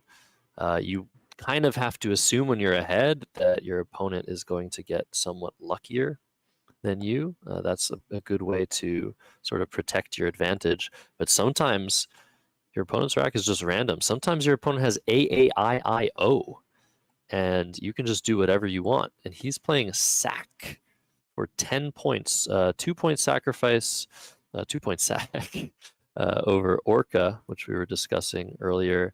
This takes an S and a K hook. I think that's it. So a pretty good way to be aggressive. But Mack's got to be like, really? This is what this guy's doing with the lead? And this is what I have on my rack? He's got to feel pretty awful about this. Yeah, I guess Mack does have a nice idea set up now. He has Amity through the T in Zoster, which now scores a lot more, given that Nigel played Seth. So that seems quite reasonable. Nigel also drew kind of perfect letters to the leave he had. The L and the N both pair really nicely with the G. So he has very good bingo tiles next turn. We'll see what comes of that.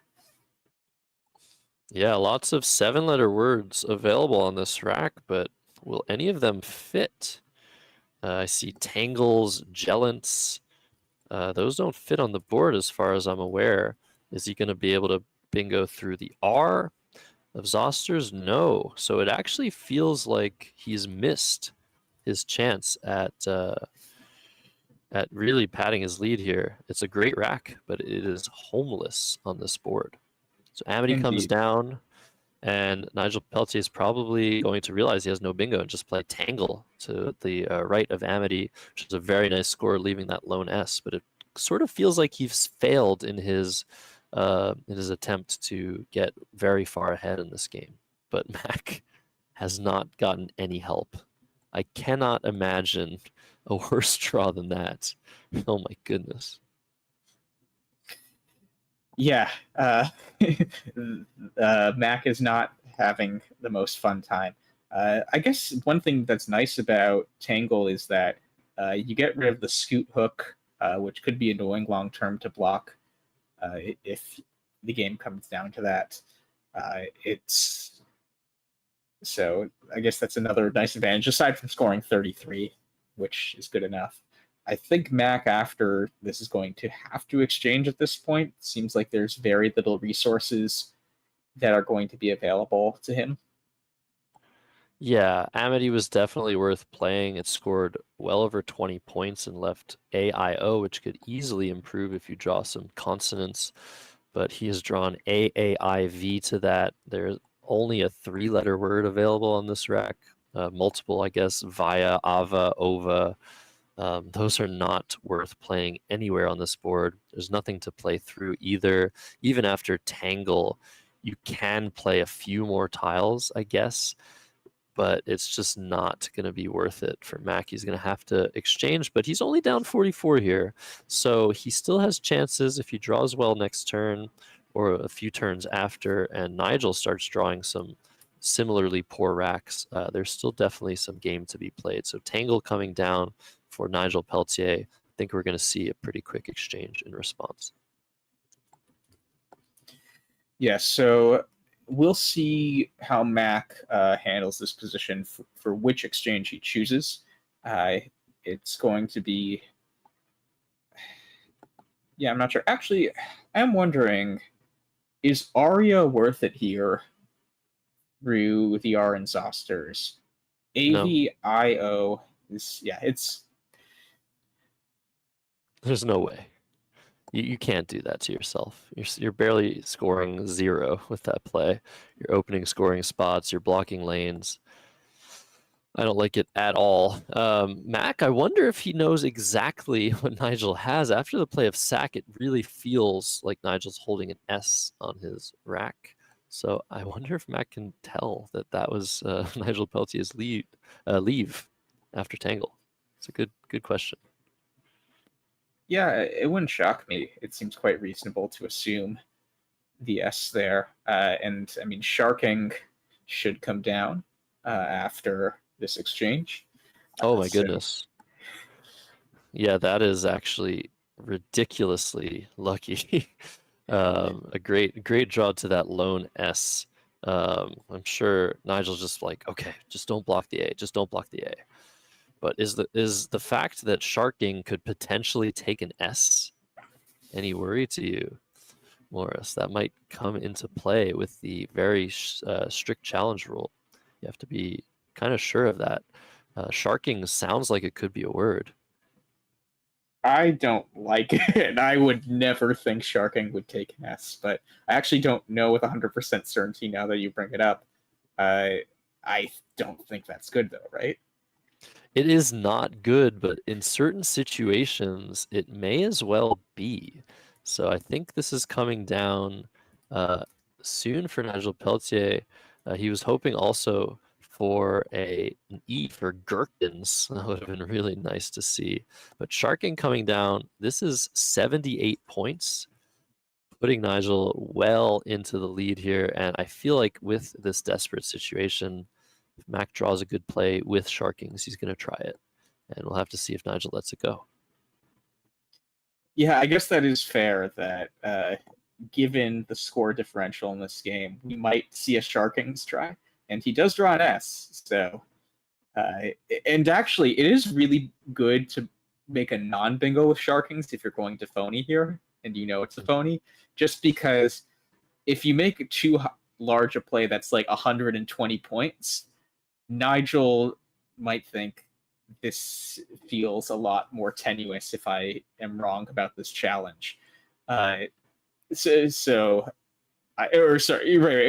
feels more tenuous if I let this stay. Whereas if you play like for 50, 60 points now with Sharkings, you're still in commanding position if you're Nigel, and then losing another turn is how you lose. So right. I feel like playing a non-bingo Sharkings makes a lot of sense. Maybe something like So Far could be on Mack's radar, making Sharkings. That would score 54 points. He's looking at 4, but that is his best non-phony play, I think. This will hook an R onto your, create an actual good S hook with yours underneath it. And I think that's probably what Mack's going to do here. He's not really ready to risk everything on Sharkings just yet. There's still around half of the game to be played. Maybe he'll bingo 3 times in a row. Seems unlikely, but on this board, pretty possible. The bottom of the board still pretty unused, and it's kind of hard to eliminate the space long term. Indeed. So yeah, your takes it back S or N for that matter. So those 2 tiles could be key for that spot, especially now Nigel has Fuji set up, so it will be hard to obstruct that spot naturally. Maybe, I guess, if you make a J play next turn, but Yeah, Fuji, I think, is probably Nigel's best play. I don't really see anything competitive with it. Maybe Jin off of QI, but UW is so disgusting. I think you got to play Fuji here. Yeah, definitely just Fuji as soon as you realize there's nothing better. Keeping MG and W, obviously some risk associated with that leave. You could draw 3 consonants, but yeah, you got to take 42 here. Got to take out that scoring spot and hope to draw a vowel or 2 to continue to apply that very, very important scoring pressure when you're up by so much. That's all you need to do.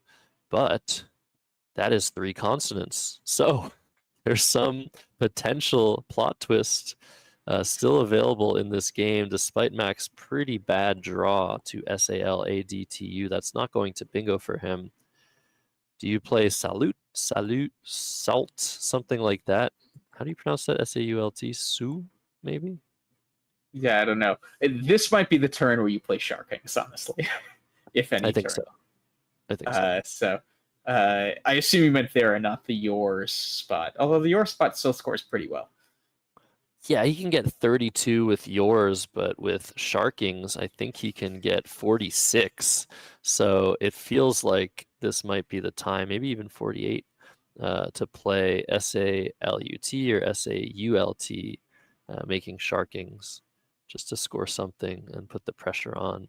I wonder if Mack's going to pull the trigger. He probably knows with certainty, or almost absolute certainty, that Sharkings is not a word. One of the lists that Mack studies, I hope I'm not giving away too much information, is the INGS words. Right before Nationals, he was drilling those, making sure he knew which ING words take an S. It's always so difficult to know whether INGS words are valid. Usually, actions, there's a better chance that that takes an S. And sharking, I mean, it is an action, I guess. So he probably knows, but that doesn't mean he's not going to try it. Yeah, I do think, though, he's taking so much time here at this point. It feels like that would maybe tip off to Nigel sometimes, that Mack. Like, if you're keeping... I guess if you play all of 1 point tails, SAULT, it could be you were just really hemming and hawing about, do I really want to blow up this bingo rack? But it still feels like if he was going to play that, he should have played it faster if he was hoping to get one past Nigel.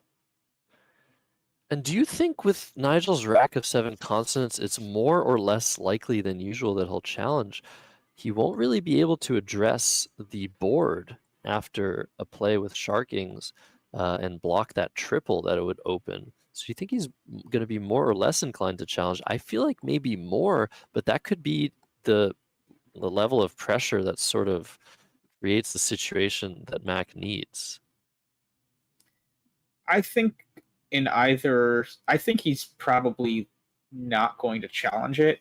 He's up by enough where 40 something, right? You said 47 points or 46 points, something like that. Isn't a make or break thing. He'll still be up over 100. So I think you just accept it, exchange, and let Mack get away with it. Yeah, I really wonder. It feels like Mack's not thinking about doing that. Feels like he has UTA lined up to play there. So maybe he's going for an even higher scoring phony, or just not going to even try it. Maybe he respects Nigel Peltier's word knowledge a little bit too much and feels like he shouldn't be risking something like that. But I would do it at some point for sure, but I wouldn't know whether it's a word or not. Yeah. So back to Nigel. The only thing that I could even see that's I'd consider playing is Wimp. I feel like that just gives back too juicy a bingo line, though, that I would probably just exchange. I kind of feel like Wimp is worth playing here. I guess the one thing that I don't like about it, I'm okay with what it gives back. What I don't like about it is that it signals weakness to Mack. Mack's probably going to be like, oh, okay, this guy doesn't have an S and probably has 4 consonants in a pool that is insanely vowel heavy from Mack's perspective. But okay, just Yorn. That is really, really interesting by Nigel Peltier. Yeah, blocks the hook. This really feels like, okay, you're going to try Sharkings? Go ahead. This might be really scary now for Mack if he's trying to win this game. It's like, this guy's blocking this hook for just a one-tile play. This is really cool. We saw some really cool one-tile plays, Nigel versus Nigel. He's drawn a vowel. That's very nice. There's around a 50% chance of that happening. Back to Mack Meller with AADELSU. Still no bingo in sight for the 2024 champion, and he's in huge danger of losing this game too. So I think Mack can read that play in one of two ways. One is that Nigel has no vowels. Otherwise, he almost certainly would have, or maybe just a U as a vowel, as his only vowel, just because he would have probably made a play parallelly to Forb, not just playing off the end, but playing a few more tiles. There are no U's. So yeah, that's a good point. So it's either he is all consonants or he's really, really close to a bingo, right? Where we play off one to kind of eliminate all these worst case scenarios. If I have to open it, then I'll give Nigel a bingo. I think you have to hope here, though, it's the first case when you're down by 160, kind of like what Josh was saying, where when you're in such a commanding lead, you usually want to think in terms of what's the worst case scenario my opponent could have. When you're down by so much, it's the flip. What's the best case scenario my opponent could have to give me a realistic chance here? So I think you have to hope it's going to be that version. And Mack might be setting up AAL above Sharking, I think. Is that what he's doing? I really setting up think his so. Yeah, I mean, you're in desperation mode here if you're Mack Meller. I feel like a play like QUA, it leaves so well, but it doesn't really accomplish the goal of bingoing and scoring. So he's going to go for AAL. This is an incredible decision. It's going to be somewhat blockable if you have vowels, but why would Nigel Peltier have any vowels after the play of Yorn? So I feel like this play, an incredibly sharp idea by Mack, exploiting the information that Nigel Peltier's previous play has given him. I love it. I love it. Really, really impressive stuff. And Nigel happens to have drawn the vowel, right? Either an A, E, or O works after putting ag there, so he's going to be able to play Tamp. But look at that. Do you really want to do that? Open a triple? I mean, has the other P been played yet? Or I'm trying to see. He has both. Right. He has both. What about right. Saponite? So, I guess Saponite, but I think most plays, if I'm correct, like something like sippable would be a double P word if you start with an S, right? So I guess Saponite is in play for a turn, but are there going to be a lot of other sapidity? I guess I'm trying to think of other ones like that. Yeah, I mean, 161 points Saponite would score. It would still leave Mack behind in this game, but it feels like Nigel Peltier has just given him an opportunity, maybe just a one-turn opportunity, but an opportunity nonetheless to get back in this game within the span of one move rather than, a slow, concerted effort. Mack would have to have drawn 2 or 3 bingos in quick succession before the play of Tamp hit the board, but now there's a clear target for Mack Meller. I don't think he's going to get there, and he doesn't have what he needs, maybe just one rack, but it feels like that was pretty bizarre decision if you're Nigel Peltier. Yeah, I guess, and I realize Sapidity doesn't even play given the Ys are gone. I guess something like Separate might be a higher probability outcome that could have been in play there. So, yeah, really interesting. You are right that I just don't know what else you would do. Are you saying make a play like Taw instead there, or Tag, and then just create a juicy spot that's not as juicy as AAL? Yeah, I feel like something like that makes sense. Obviously, the hook on AAL, it only scores 12 points. Then you get whatever you get with the S play coming down. So I guess it doesn't really do much if you play a 3-tile play to slow Mack down for scoring. He's going to play Uke. He might have something in mind through that P.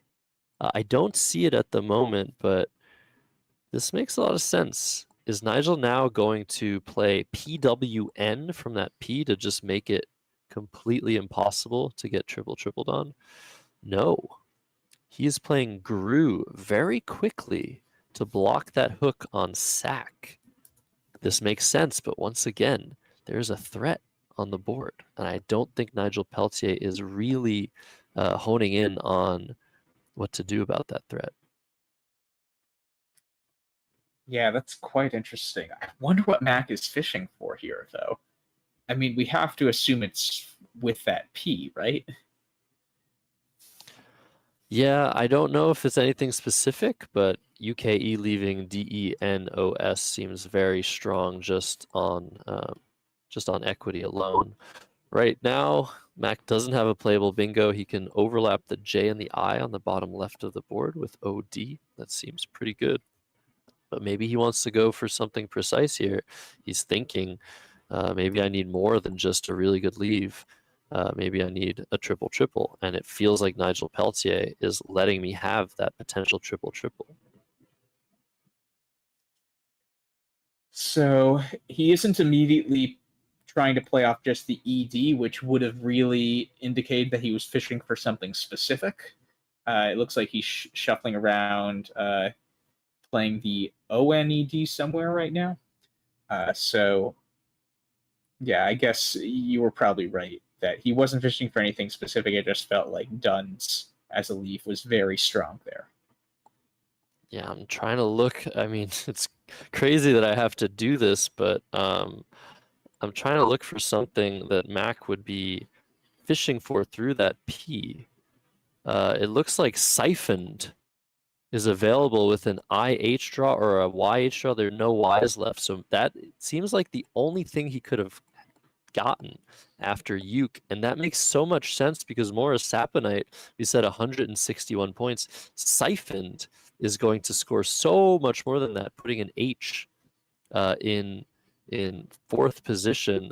If I do the math, I'm probably going to get it wrong, but I think that's 45 more points on the triple with that H.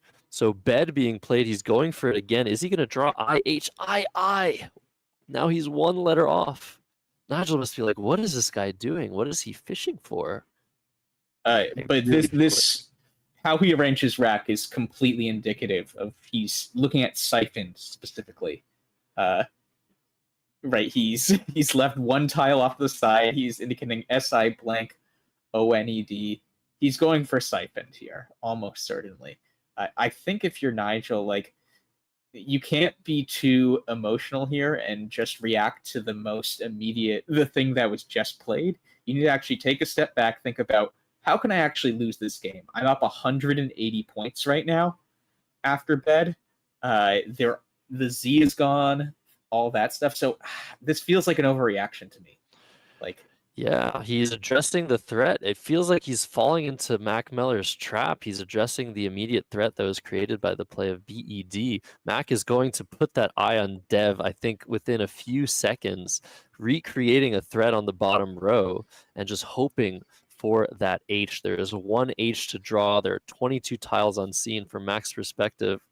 Very unlikely, but what's more unlikely? Drawing an H or winning the game some other way. I think it is definitely the latter. So Devi, I think the play that Mack wants to make, he's probably thinking about QI as well for 11, but Devi feels like the right trap to set. It feels like the right diversion to create for Nigel Peltier.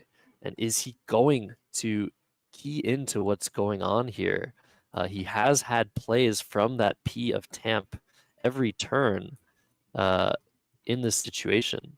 So is he going to play from the P? It feels like he's not aware of the threat that's lurking. Mack has drawn an S. He still has chances to draw what he needs. This would be the most insane swindle I have ever seen. It looks like Nigel Peltier playing nip, unaware of what is lurking in the bag. Crazy stuff. Yeah, I guess the question also is, at some point, I think you even pass up bingos at this point, right? Even if you drew into bingos that aren't siphoned. That's my one potential issue with this plan, is that sure, it goes for the immediate kill shot, but it hinges on one tile in the bag, right? So I guess that gives a 1 out of 18 shot at any time. And Nigel's now drawn bingos, so I think he could even outrun Siphon next turn. Maybe. So, okay, Mack has a lot of points for the S. Freezes and woes. That That's true. scores 25. His lead, Nigel's lead is under 200. Siphon would score over 200. But I think even if this happens, Bandor coming down, something is going to give.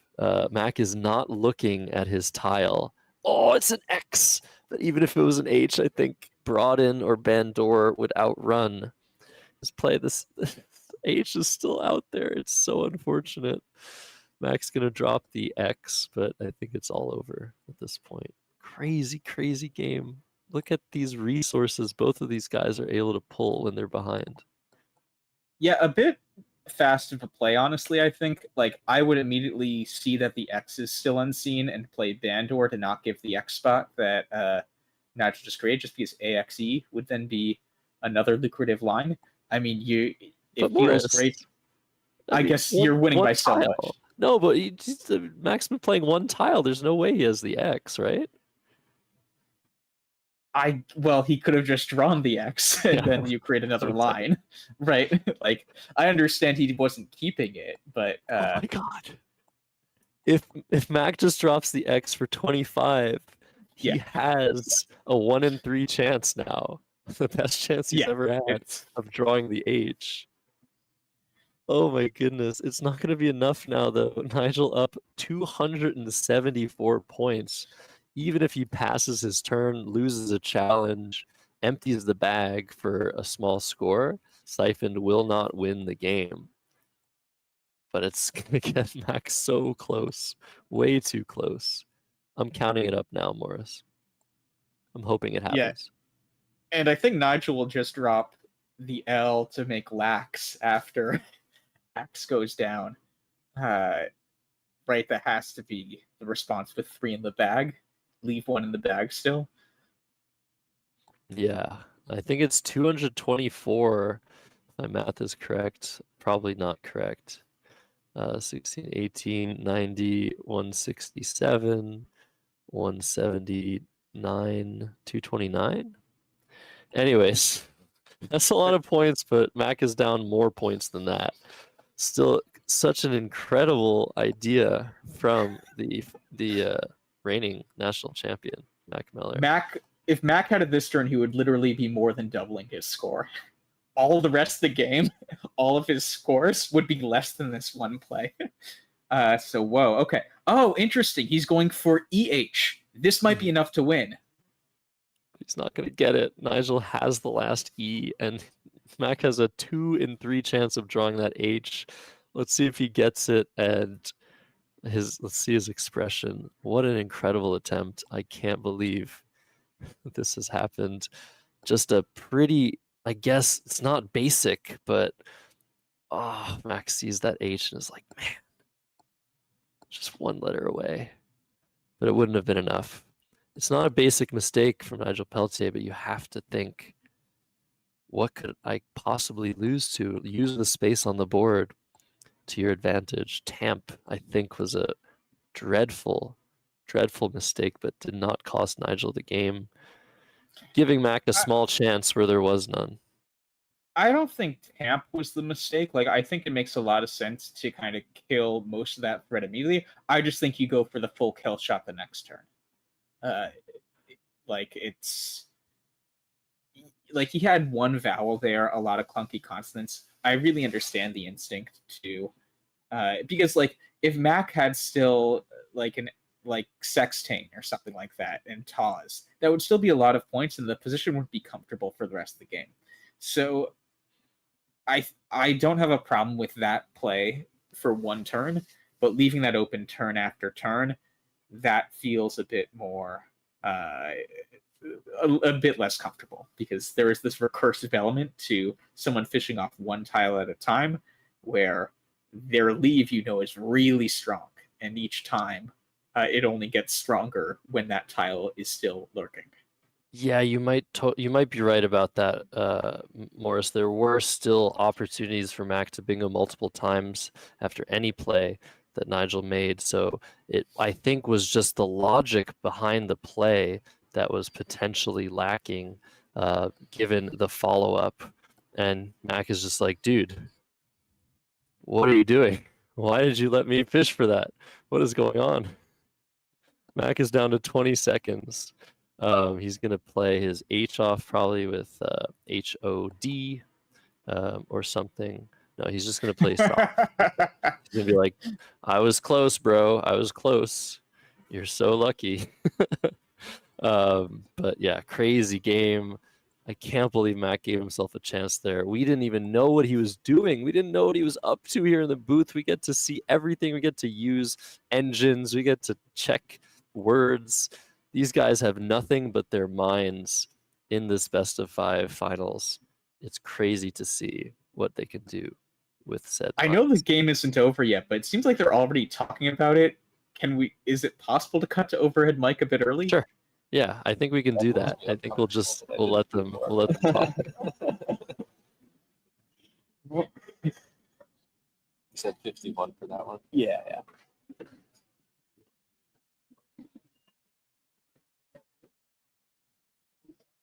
Okay. I think they'll talk once the game is over, but there's a little bit of chatter there. We can leave the mic on though.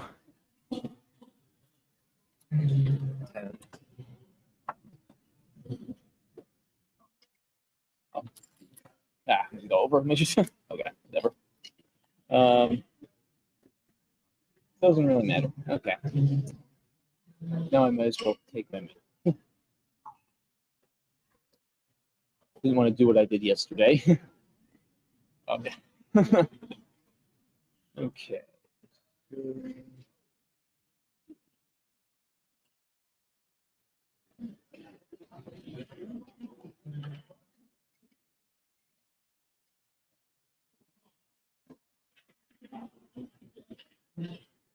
So a reminder, by the way, Nigel Peltier already beat Mack twice in the main event before the finals. So even if Mack manages to win this series, he will only at best have a tie, 3-3, if he wins the next 2. Forgot to mention that. 44. Yep. 542. Yeah, it'll be 334 once you go out there. 7. Yep. Yeah, 51, 334. Already good game. Yep.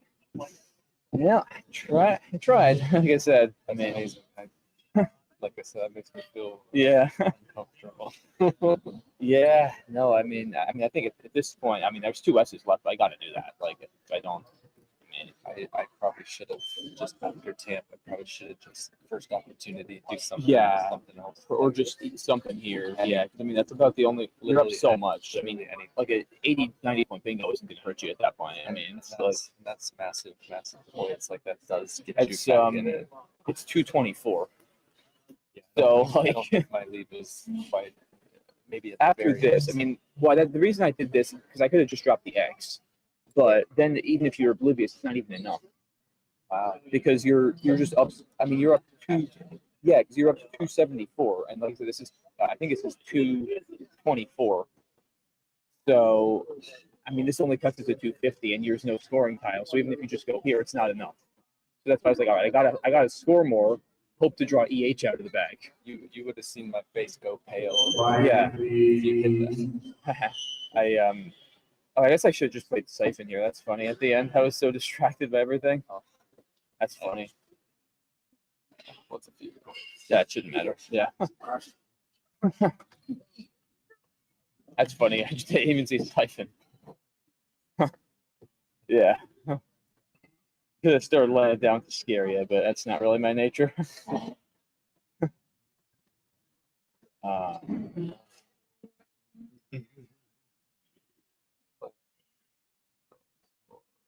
So it's 217, I think. Yeah. Yeah, it was. I don't feel bad about my attempts there after a very rough start that game. I mean, now, man, now I see 2, 1, Uh-huh. 1. well, this skipped NODES, this skipped IONDES. I mean, I kept trying to distract you. I mean, Yeah, I thought you. I don't know. I mean, But I don't need to be thinking about single fingers. I literally should. Yeah. Just realize right. I mean, if I bingo for 80 at that point, so yeah, I was also hoping when you played this, maybe you had no vowels. You were just trying to block this. That's in part why I did. That's correct. Yeah, that's a big reason why I did that I because drew the lone vowel. yeah. You guys want this year? Or Yes. okay. Thank you. Just so funny to me that I didn't see siphon after fishing for siphon. I mean, I was obviously the first style turnover was the H and turnover the A, so I was just kind of slightly tilted from that. I think I just listened to. As long as we don't tie, none of this from the last 2 games matters. Well, we've had some close ones and some Yeah. very unclose ones. So I mean, it's like this. It's funny. Like even though obviously I lost by 200, like I feel like I had a chance here, which is Yes, amazing. yes. Like if I had drawn that H earlier, man, I mean, it could have been. I think a tie would be a poetic way to Yeah. like later in this series. That Yeah. Alrighty. Well, it's lunchtime. so, yeah. I guess it's lunchtime. You know, you're playing a game at the highest level, but you can't escape food. You need food. You need sustenance. So these 2 guys are going to have lunch. We have some updates for you before the potential last 3 or 2 games of this best of 5, as Nigel Peltier ties the series up 1-1 with a decisive but potentially shaky victory over Mack Meller. So, Morris, we have some updates for the standings. We know who got 3rd place already. Nigel Richards. Jackson Smiley has won his final game against Will Anderson to finish 4th place. Joey Krafchick, 5th place. Zach Ansell, 6th place. Will Anderson, 7th. And Chris Cree, 8th. Kenji Matsumoto, 9th. And Ian Weinstein coming back from the dead almost to finish in 10th place. He was the runner-up last year. So those are our updates for you for the final standings save for the results of this series, Morris.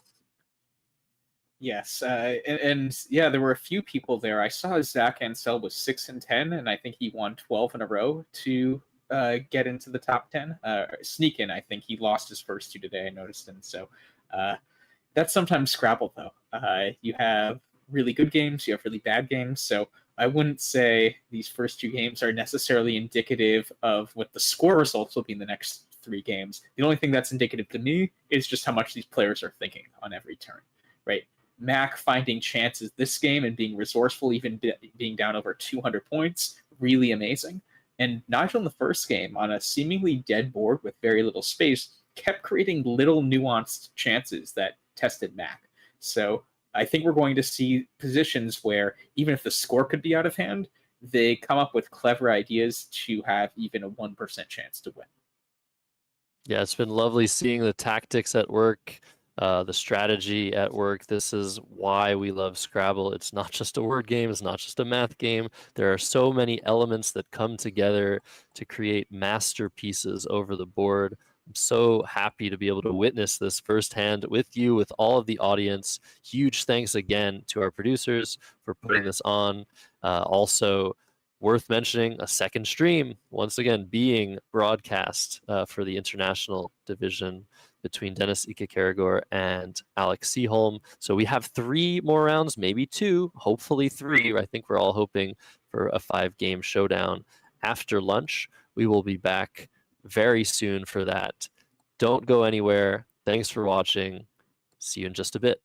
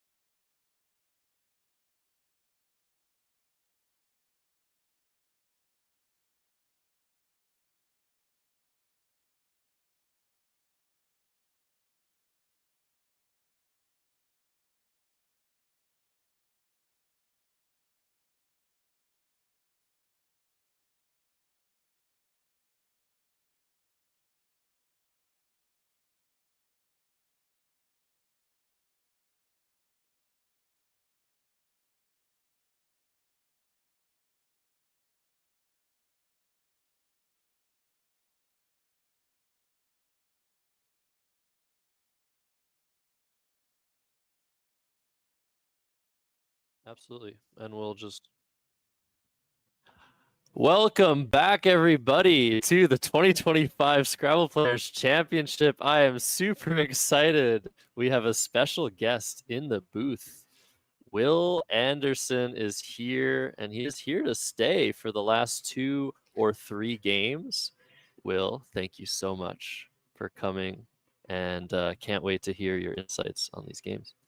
Yeah, it's really exciting. Thank you so much, Josh and Morris. I'm very excited to be here and join the two of you for what we hope will be 3 more games in the finals.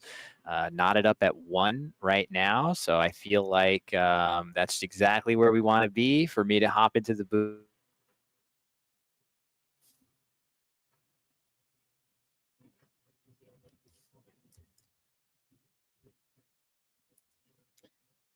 Okay, so it seems like we might have lost internet briefly. We'll be back shortly, but we are really lucky we're going to have not just Josh and I this time, but also Will as well. We'll be back shortly, though, once we get internet back up. Stay tuned.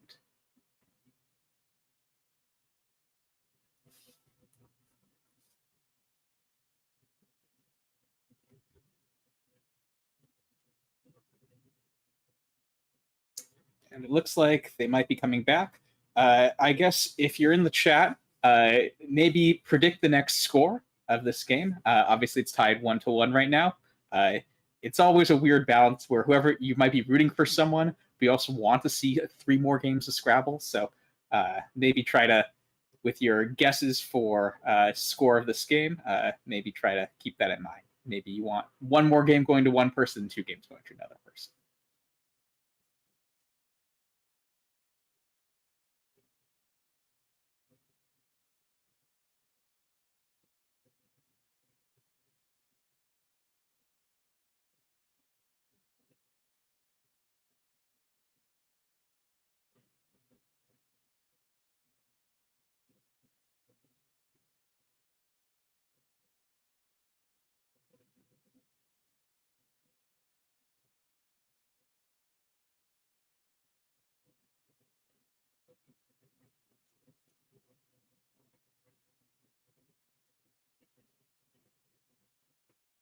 Okay. And I think we're back. Nice.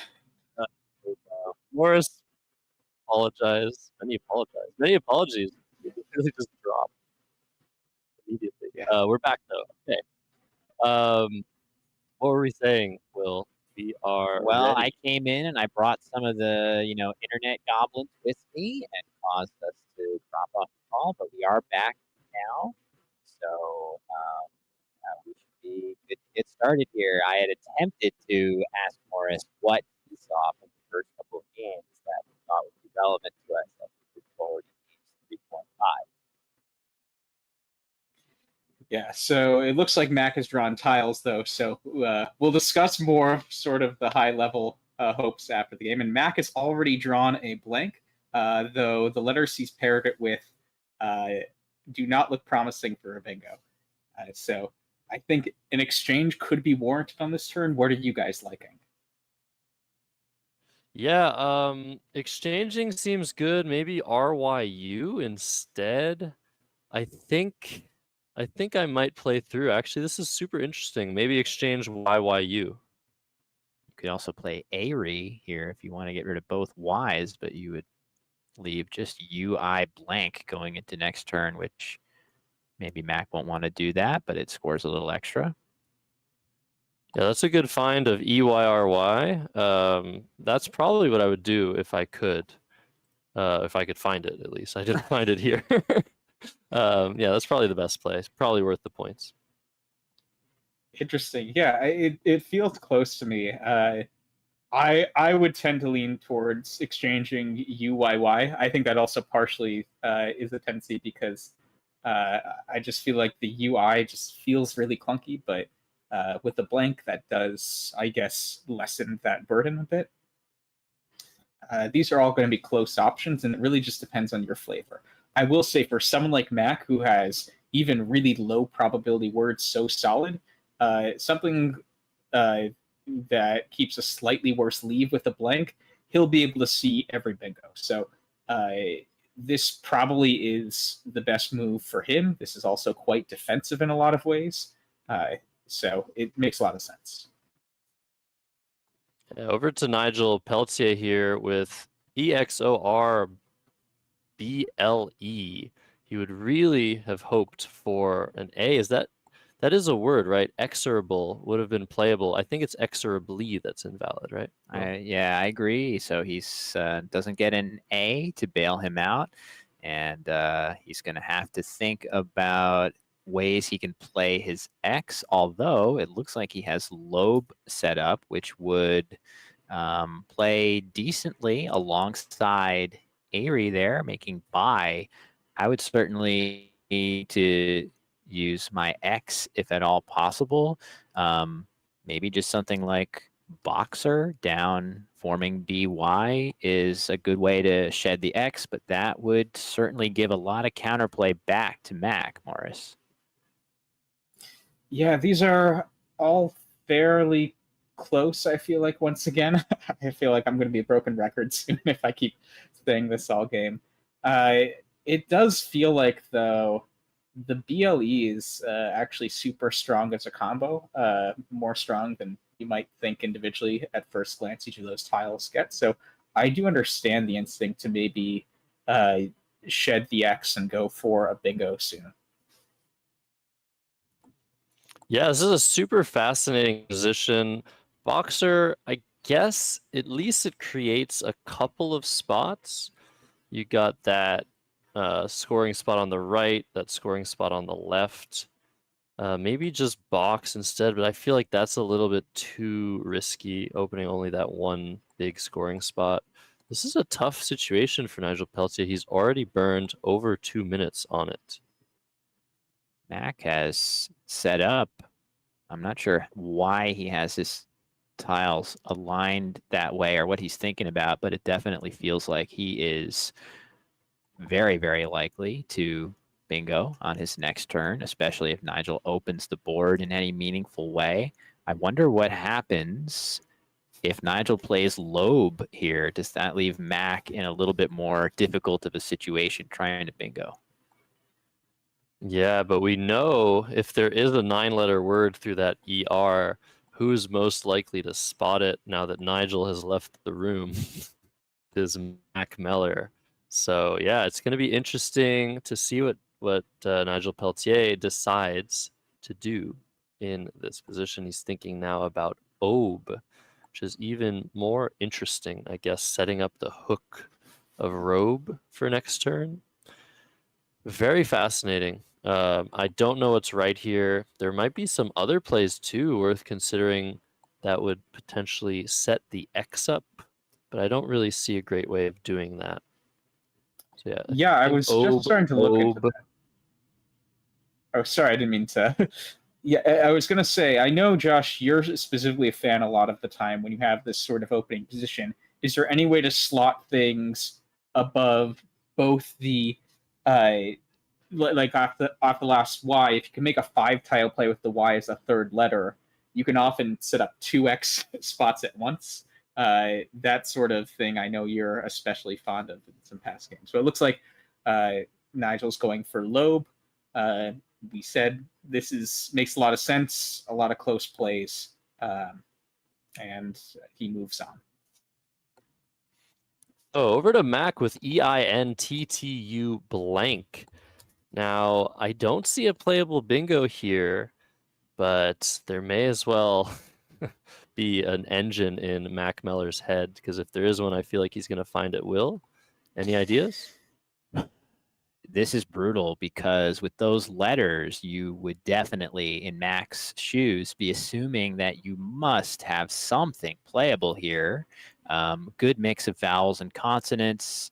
If you could just figure out a way to play through the ER again, as you mentioned, Mack's so good with his 9-letter words, but amazingly nothing playable in this game here. So that is pretty brutal, and I'm very curious to see, Morris, how quickly does Mack pull the trigger on a non-bingo play and admit defeat on this turn? I'm sure he's going to look through the ER for a while. The BY and the OE feel, I'm guessing he can cycle through those a bit faster and determine pretty quickly there's nothing through there.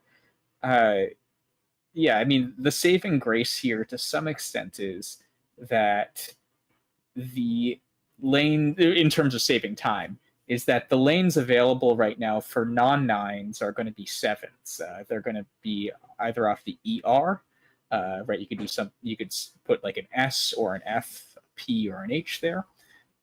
You could also play off of on the other side, as Josh is highlighting, and then you can make the globe hook. So he'll scan all these options, and I think determine probably in the next minute or two that there's nothing there. Then he'll have to pivot. My guess is his main objective then, since there's going to be a lot of high scoring options on this board with his 1-point tiles, to just shed at least the T and the U.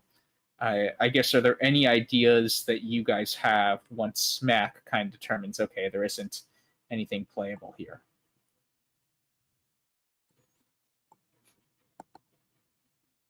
Yeah, I really wonder. I don't have any clue what I would do here if I was Mack Meller. I want to get rid of a T and a U. There doesn't seem to be a good place to do that. Maybe I can spend a little bit of time looking for a 9-letter word, but at some point it just feels like you've exhausted all of the possibilities. Mack is so good at finding these 9-letter words, anything he has on his rack. So I'm not sure what I'd do. Morris, take me through a thought process when you have a blank and you feel like there's something you have to play or you have to find. What do you do?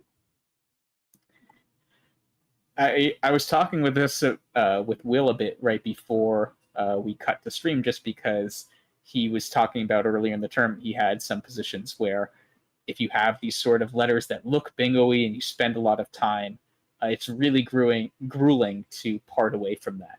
So at some point, you just need to take a deep breath and think, okay, let's assume that I'm right and there is no bingo here. Then I might try to do something. Then what are my strategic options here? If I don't have a bingo, the strategic options usually are either scoring immediately or setting myself up in the best position possible to score next turn.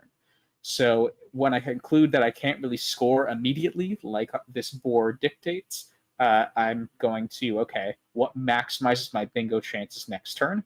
I might even also be thinking about, is there any way to make a play that sets myself up not only for a bingo in all likelihood, but for a high point bingo next turn? So he's now has until, I think, set up to the L, which definitely accomplishes goals of getting rid of the U and the T. Those are kind of the tiles that are most hindering his ability to bingo immediately. I do wonder, is there any way for him to set up a lane that's pretty high scoring? Or maybe he just says, you know what, this turn, I'm just going to make this play. I have to expect Nigel at some point to give me some more opportunity to get not only a bingo, but a higher scoring bingo. Yeah, at this score line, it feels like there doesn't need to be a high-scoring bingo for Mack. If he plays until and then gets something through maybe the N or the T, he could even draw a 9-letter word through that ER. It feels like he'll be in nice control of this game. What you don't really want is to have a low-scoring bingo that opens so much for Nigel Peltier. So if he gets something down here, he won't be as comfortable. But I feel like after until, this is a great idea by Mack. It doesn't open too much in the way of scoring, but opens a decent line for him to bingo soon and bingo well. Yeah, the only play I might have considered there is utter for fewer points through the ER. That would have, pairing up with INE blank, that double line would have been really strong. And then utter takes a lot of front hooks too. So I might have been waffling between those two, but I think this seems very nice. All right, back to Nigel P, who has EEERRUX, but he's just been gifted a nice spot, Will. Yeah, he's almost certain to plop his X down right on top of until. There was no good place to use it beforehand. The thing that I'm wondering if I'm Nigel is what in the world caused Mack to take nearly, I don't know how much time he took on his opening move, but something like 1 or 2 minutes. What just caused him to take 5 to 6 minutes on that previous move? That's what I'd be thinking about.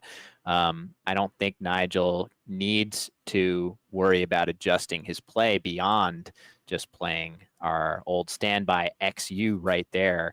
But in a different circumstance, Nigel would definitely be considering that time usage from Mack as, I think, a big red flag at that maybe he's got something good, maybe a blank that he's trying to fit on the board. I'm thinking about that, Morris, if I'm Nigel. Yeah, and I think the saving grace here to some extent, though, is after XU, sure, Mack might get a bingo, but as Josh was saying before, with it's kind of somewhat a whiff if he plays a bingo for low points and open a spot for Nigel.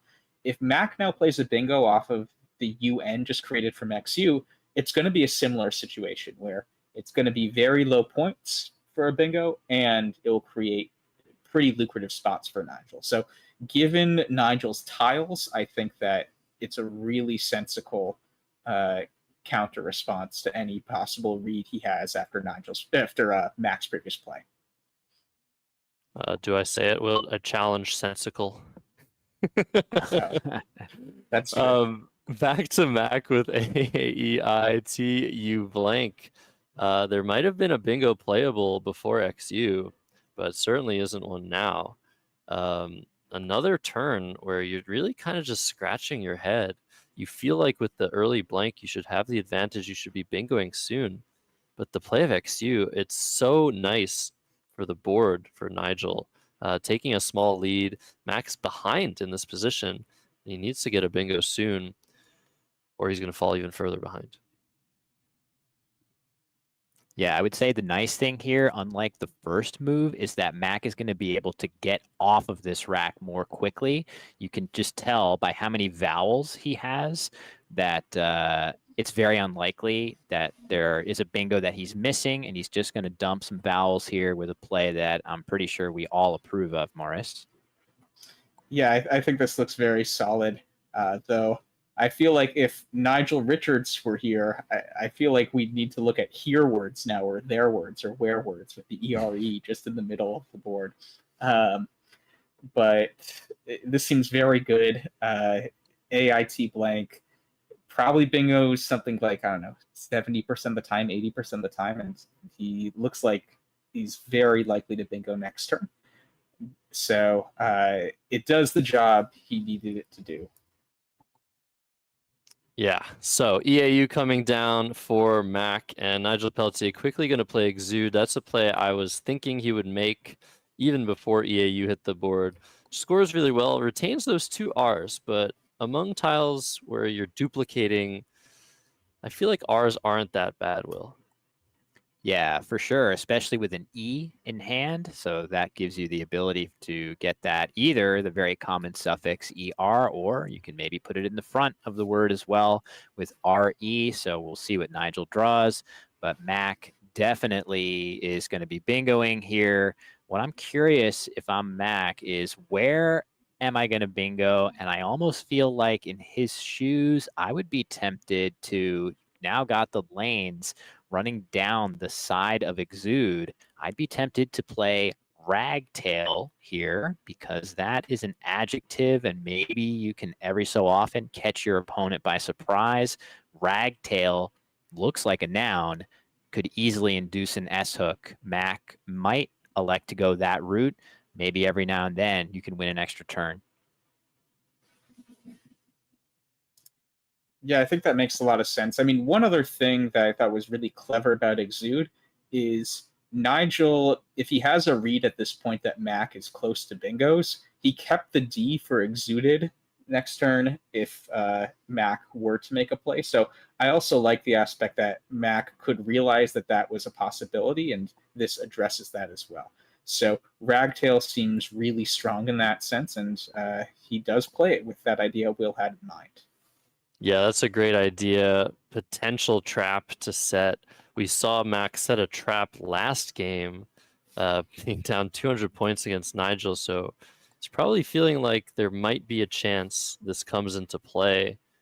Of course, ragtail, not a word you see every day, but it's, I think, high probability enough that I expect that most players around this top level should know whether or not it takes an S. But we'll see if that comes into play. Back to Nigel, who drew really poorly. He drew AIO to his leave of AERR. He's going to have a similar situation to Mack on these first moves. The problem is he has no cushion with the blank will. Yeah, now Mack has struck first. Although, if you look at the score, Nigel can afford to be optimistic that he's really not down by that much, despite his terrible draw. Yes, he would have liked to have struck back immediately, but he'll be able to play, one of his R's and one of his A's and probably that O somewhere if he can find a spot. But Josh, as you just pointed out, it's going to be very important, unbeknownst to Nigel, that he find a way to block that eye of ragtail, as Mack clearly going to find kindling going through that eye. Only one vowel on his rack, Morris, but he's got a bingo ready to strike. Indeed. So we'll see if Nigel happens to do something like or roar, maybe parallel to ragtail. That would hinder Mack's ability to bingo in this case. Also, apologies for the last time. I didn't realize that the O, I read the O as a D when I said he was setting up exuded. So my bad. But or is what he has set up now. It seems like the right idea to me. You're not going to be scoring a lot of points in general here, and AEIR is about as good a leave as you can get without exchanging with these letters. So I approve of this idea that he's now putting down. Oh, but he's playing it to the left. Ooh. Very interesting. Aggressive. This is one fewer point than playing it next to ragtail, but it actually feels like it's slowing Mack down rather than accelerating his chance at scoring. If you think about OAR to the right, this big scoring spot is not really something Nigel Peltier wanted. And I like this proactive approach. It's not something I would have done, but it's like saying, oh, I want a bingo soon. So if I want a bingo soon, I'm going to be drawing an S a decent amount of the time to bingo soon. So why not set up an S hook? It's not a huge one. OAR, scoring 3 points. If you hook that, you get 4 points. Obviously, it's an aggressive line to open, but actually, I really like this play by Nigel. Back to Mack with his bingo of kindling blocked. He's got to think, wow, my guy's got an S. Yeah, he's probably also thinking, well, it wasn't going to be that easy, would it? Where I just get to slap kindling down. But to Morris's point, Nigel without the D on his rack, but Mack has drawn one, and he's going to be able to score pretty well, Morris, with your idea of putting the D at the end of exude. He's got a word lined up that looks very solid, deceptively high scoring with those low point letters. Yeah, Nadal looks great. And I don't think he's scoring that much otherwise on this board. I guess Ink scores a bit parallelly to the TAI in Ragtail, but other than that, I think Nadal... Yeah, I'm more of a Federer guy myself, so... Nice. Yeah, this looks great. This looks great for Mack. Over 30 points. He has a small lead. Nigel has drawn some balance. ACEIPRV. I think he's just one letter off of a bingo, but should be able to score something here. Willard, what are you seeing? Something like Vatic? Yeah, it's tough because you would think that there would be slightly more points on offer than the play you're suggesting of Vatic through the T of Ragtail. You've got the C, the P, the V. You feel like with those letters, you should maybe be able to reach into the 30s, but the board is just not quite good enough. You can't, it would be amazing if Nigel had to play, for example, through the I of until, slotting the V and A, making vo and a buy, but no letters that allow him to do that. So he's going to have to get a little bit more creative here. He has pick lined up on his rack, and he may be getting ready to play that with the P alongside O on the board, the V in the leave of aver. Normally, you hate to see that V in your leave, but Morris, the R and E along with it soften the blow quite a bit. Indeed, and I'm also looking, there are a lot of O's out in the bag and not a lot of A's by comparison, so it's like you're not going to double up on A's. The O is actually a pretty good vowel to go with those letters to create over words, so this does make a lot of sense. Pick also has a back hook of an A, which you're keeping, so it does make a lot of sense and kind of is shaping the board in a way conducive to the tiles Nigel actually has. So Vatic makes sense if you want to sort of keep the position as contained as it is. If you feel like this is your time to strike, Pick is the kind of play that, yeah, could really be successful for that. I agree. Yeah, I think Pick is a strong play. It's very proactive, just like the play of OAR last move. Nigel isn't just going to sit there and keep decent tiles. He's going to do something to keep this board alive. He wants to bingo soon. He's down. He doesn't have the best tiles, but he has stuff to work with. It is important to note there is no way to access this line going up. There's no hook to ERE. There's only one hook to lobe, I believe, just the G for globe. That's kind of hard to imagine that doing anything good at some point for either player. The G is not a great tile. There's this S hook on OR, which is going to be important at some point, and then there's this N and Nidal. Those are the targets that you might have for a bingo in the near future if you're Nigel Peltier. Those are not great targets. So playing Pick, creating a new line, makes a lot of sense. I agree. Look at the clocks, guys. The clocks are crazy. They are. I was just going to ask one more idea. What about Pave in the same spot as Pick? Would that ever be worth it? There are a lot more hooks to that, but CRI does have a lot of synergy as well. You keep the R for Paver. It's just a question of, could you peg Mack on not having a D or an R based on the previous move? I don't think you can necessarily. Yeah, it's a great suggestion, Morris, and I do feel like Mack's previous move of Nidal maybe suggests a few more consonants in reserve, which would increase the odds of a D or an R being on the rack. That being said, Pick itself is an aggressive play, so Pave has a similar, attribute of you're going to make a play, scoring decently, leaving some hooks for yourself that your opponent may also have. So thematically very similar, but Pick at least has the benefit of keeping that important E, which is such a good bingo tile. So over to Mack now. And again, as I was saying, I am getting a little secondhand anxiety for both players. They are nowhere near halfway through this game, and both of them are reaching the halfway point or below on their timers. We could be in for a pretty crazy second half of this game, Josh. Yeah, things have been very tactical. We've seen the tactics at play the last two games.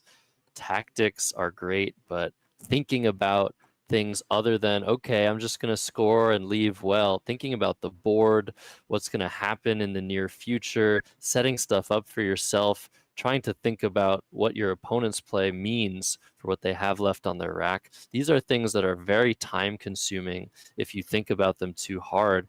And this game has been very difficult, I would say, for both players. Most of their turns not at all obvious. Mack under the 11-minute mark. I'm looking at maybe playing of here.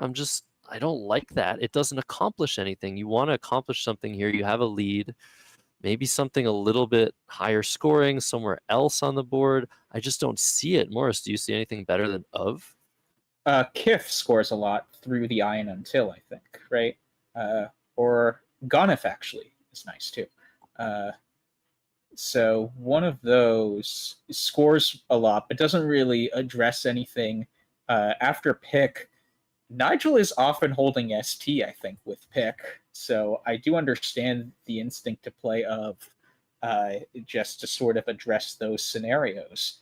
But so, yeah, it's just a question on how much do you trust your read there. Something like Kif is a bit more standard, but I think either is reasonable.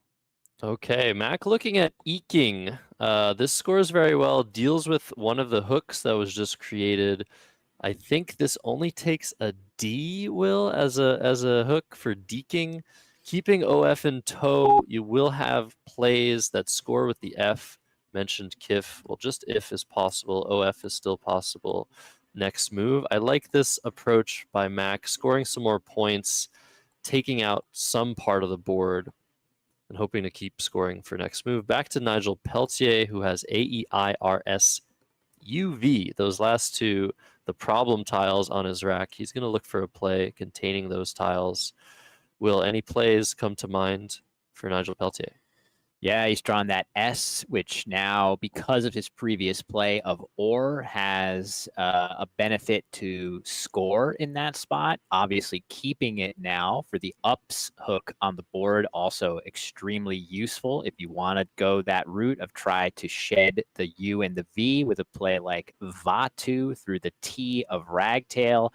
But I actually really like this idea of Suaver and Oars scoring a lot better here. I think that is maybe enough points to pull the trigger on 34 compared to just 15 for Vatu.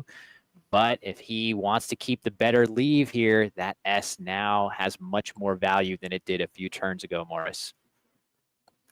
Agreed. So it looks like he's shifting to Gov now, possibly, off of the G and Eking.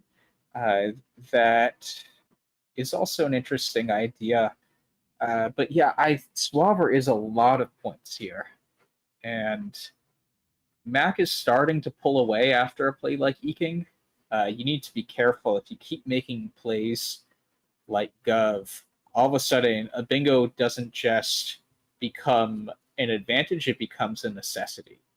So I think switching back to Suaver would make a lot of sense. Yeah, Suaver looks pretty good. I just feel like Vatu, that leave is just good enough for me, and the score just close enough that I'd try to just take one more move to try and bingo with Oars or somewhere else on this board. It seems super close, but I could go either way. Vatu, Suaver. Now Nigel looking to score some other way with Vares underneath, making ER and picks. Maybe trying to address the potential of Eking setting up Max D if he would have kept that on the previous move. But I don't know how big of a deal that is, Morris. Yeah, I agree. And I also feel like if you're in the position Nigel's in, where he's down almost 60 now, if you're really nervous about a D play for, I don't know, 30 to 40 points, that feels like you're missing some of the bigger picture things you need to do to get back into this game. So I agree with that assessment, and it looks like now he shifted back to Suaver. But yeah, this should be close between Suaver and Vatu. He's going with Suaver. I really do like this idea.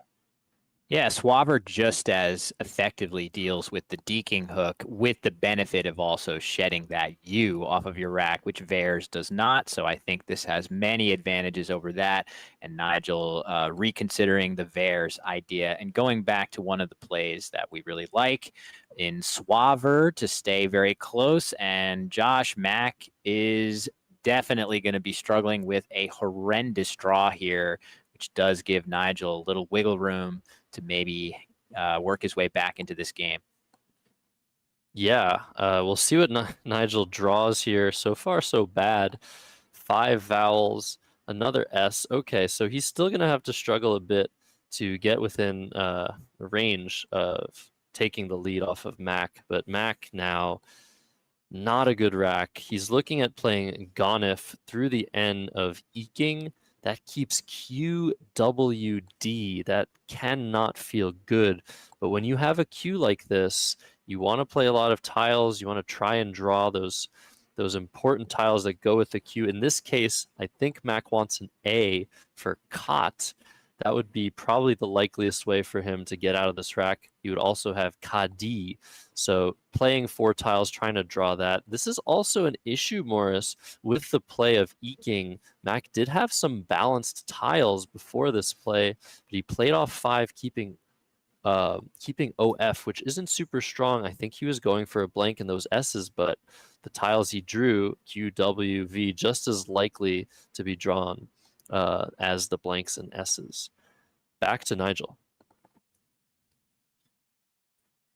Yeah, so I think this will require hopefully only one turn. Oh God, look at Mack's draw. But for Nigel, he's probably going to make a short play, something like OI maybe at E10, I think, off of the T and the A in Ragtail looks pretty good to me. I might be missing a higher point idea. Oh, Fido, I guess now might be better, which is what he has set up. So, yeah, that seems stronger. It's an extra 14 points, and the D is definitely worth more, or definitely worth less than 14 standalone. So he plays that and plays it quickly, which is good given the time that Will has noted before. Mack, I'm guessing, is exchanging here, probably down to just the T, if I had to guess. Yeah, I wonder what he's going to keep. Certainly, I feel like if I'm Mack, I certainly want to keep 1 or 2 of those low point consonants if I can, just because the board is not totally barren. At the same time, I really, really want to try to get my hands on one of those S's that are unseen to me, or the second blank, and every tile beyond the first that I exchange is a slightly higher chance of me, if I'm Mack, getting one of those tiles. So I do think he's going to elect to exchange probably at least 6 tiles He's not, here. though. Oh, he's going to play diff. Okay, that's fair. If you're going to put anything on the board, that would be the play. So he's going to stay the course. I don't quibble with this choice. It's just enough points to exchange to avoid exchanging, I should say. But Mack really needs a vowel, and he needs it fast. Yeah, I feel like in this position, if Nigel Peltier bingos immediately, Mack is definitely going to be behind. But if Mack can just hold off one more turn and maybe exchange, well, we see he's drawn an A, keep scoring a little bit, maybe he'll be within range to prevent himself from turning this game around on its head. Nigel Peltier, under 9 minutes with AEEIOSS. This game is going to probably become a blitz game at some point, Morris. Yeah, this is very interesting, and I'm already thinking for Mack's next turn. It'll be interesting to see if he does Cots for 32 points, or if he plays Cot at the beginning of column 2, just because there are no more U's left. So it'd be a very board-killing way to play. Oh, but Aloes actually blocks. That's beautiful. So Aloes for 20 points there. Blocks Cot. And so I think Mack is probably just going to play Cot at the beginning of column 2. And with no use, that's actually a very defensive play. Yeah, great point. All of the U's appear to be used up, no pun intended, and the Q out in space is extremely difficult, if not impossible, to use there. So this looks scary to open the triple in this way, but very astute by you, Morris. And wow, look at that. Nigel with a blank on the rack here. Josh, what is your reaction here? Is novelize a word? That is my reaction. He basically has it lined up. Is this going to come down? Is it valid? Morris, can you tell me? So I would play nosedive. I was thinking nosedive is the one I'd be 100% on. But yeah, novelize. I think it's good like that. But I would, if I see both, I'm playing nosedive 100% of the time, just to be absolutely certain. Yeah, both are good. So I think the biggest question is speed. Nigel needs to try to pull the trigger on this as fast as he can. And when he does, Mack has drawn 3 more consonants. So he is going to be in a huge world of hurt on his next turn with no great way to respond to that bingo. But yeah, let's see how quickly he can get this down. It really, man, I would want to pull the trigger on this quickly, Josh. Yeah, it just feels like both players have been kind of lulled into this sensation, into this rhythm of taking 1, 2, 3 minutes per move. There's still 22 tiles in the bag. There will be 15 after Nigel plays his bingo here of Novelize or Nosedive, both of which score the same amount of points. You have to play quickly here. So many more decisions to be made before the end of the game. Mack is going to have a really tough one, Morris. What do you do in Mack's shoes after this bingo? I think you probably have to exchange, although I spoke too soon the previous time. So Nosedive comes down, great find under a bit of time pressure. And I'm just looking at this board. I guess the ups hook is pretty good. But other than that, I mean, what can you do? I'm trying to think, like, Airwiles I'm pretty sure is good if you want to, like, go for something crazy like that long term. But otherwise, I think, yeah, there's very little space on the board. But here's the thing, guys. If you're Nigel and Mack exchanges, leaving something like RST, your top priority for sure is going to be blocking that ups hook. But if you don't have an O, it's actually kind of difficult to do it. And there we do see an O. So I wonder if we're going to see some kind of extreme blocking play by Nigel, or if he's going to continue to go for points. I would certainly feel in Nigel's shoes, if I could just block that spot, I would feel like this board is very locked down. That being said, you do have to worry about a couple whammy tiles in the form of the J and Z. So if you spend, we know Nigel has the J on his rack, but the Z in particular, is there any way that Mack could draw that tile and outscore his way back into this after a low scoring block of that ups hook, Josh? Yeah, there are too many tiles left in the bag to really hone in on such specific plays that might happen. It's really a matter now of, okay, I'm sort of worried about this tile. I'm not worried about this tile. I'm worried about how few vowels are left. Mack is exchanging 5, keeping RS, but from his perspective, twice as many constants remain, and it's kind of going to be difficult to draw the right amount of vowels. We know Nigel has 2 of those 7 remaining vowels. Well, it's very important for Mack to draw at least 2 vowels here. Nigel Peltier had another really tough decision on his hands, I think. Morris, what are you looking to do? You have a small lead. Your time is dwindling. There's an S out. That feels like the biggest threat.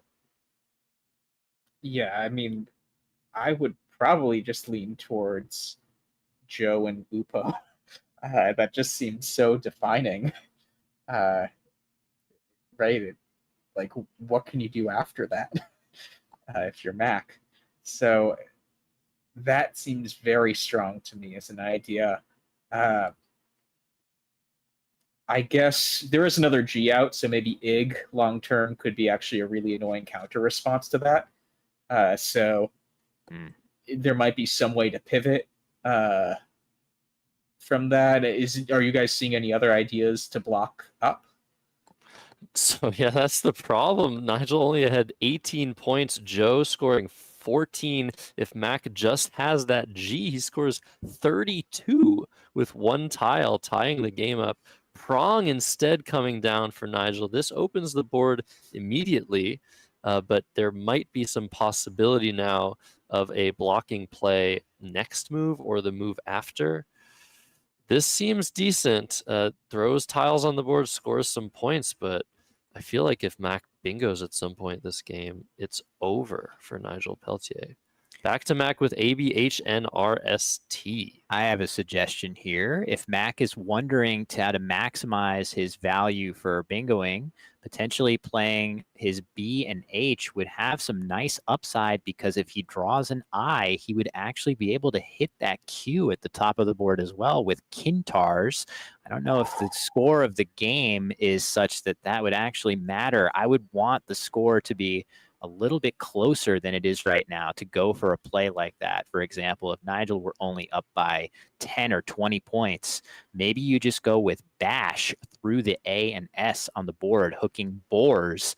That actually has some double value. Not only are you going really hard for that bingo hooking ups, but if you draw the I and don't hit a bingo, you do have that Kintars option to make things really close after a low scoring block. Morris, what do you think about this situation?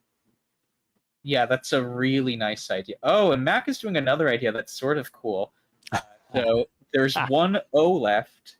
And no Y. Okay. So he needs to draw a vowel here, I think, but not the right vowel.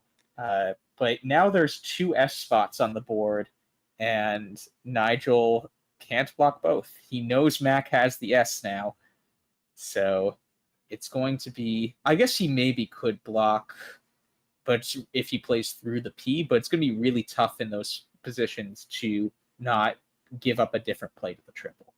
So this is a really nice idea by Mac. This is super weird. I do wonder if Mac was aware that he's setting up the O. I feel like it makes a lot of sense. You have 2 S lanes now, but I don't know. Like, if Nigel had some scoring playmaking gobo, feels like at that point Mac's bingo with ups is not necessarily going to score well enough to win. And now, if you're Nigel, you probably think Mac has both the O and the S. Otherwise, why would he do that? So can you play Jeté here? Just score 31 points and open an O spot? He's going to have to. It looks like he's getting set to do it. You hate to do that, feeling like there's a great chance, as you say, Josh, that Mac has the last O as well as an S. But you got to make a move with that clock ticking down. And Jeté does score 31 points and gets that J off. I know it's a huge risk of massive overlaps here, but if Mac already had a bingo ending in S, it would have played on multiple lanes in the board now. You could actually benefit sometimes, if you're Nigel, from setting up that triple to re-overlap if Mac can not use it himself. So this is really fascinating to see what Nigel will draw. Yeah, Nigel up by 60 points now. And he's drawn 2 vowels and that O, that extremely important tile now. He knows Mac doesn't have it if he's tracked properly. Mac is staring into some very, very weird tiles. Can he afford to bingo now? Is that going to be enough to win? Does he have to play something like AH? Hope that Nigel can't inhibit the ups lane? Does he have to open somewhere else? I really feel like suddenly Mac's position is not at all secure. He tried to create opportunities for himself, and now it's a struggle. 3 minutes left, Morris. This is going to be very, very interesting to see how Mac deals with this deficit. Yeah, and I like this idea of putting the H where he's putting it.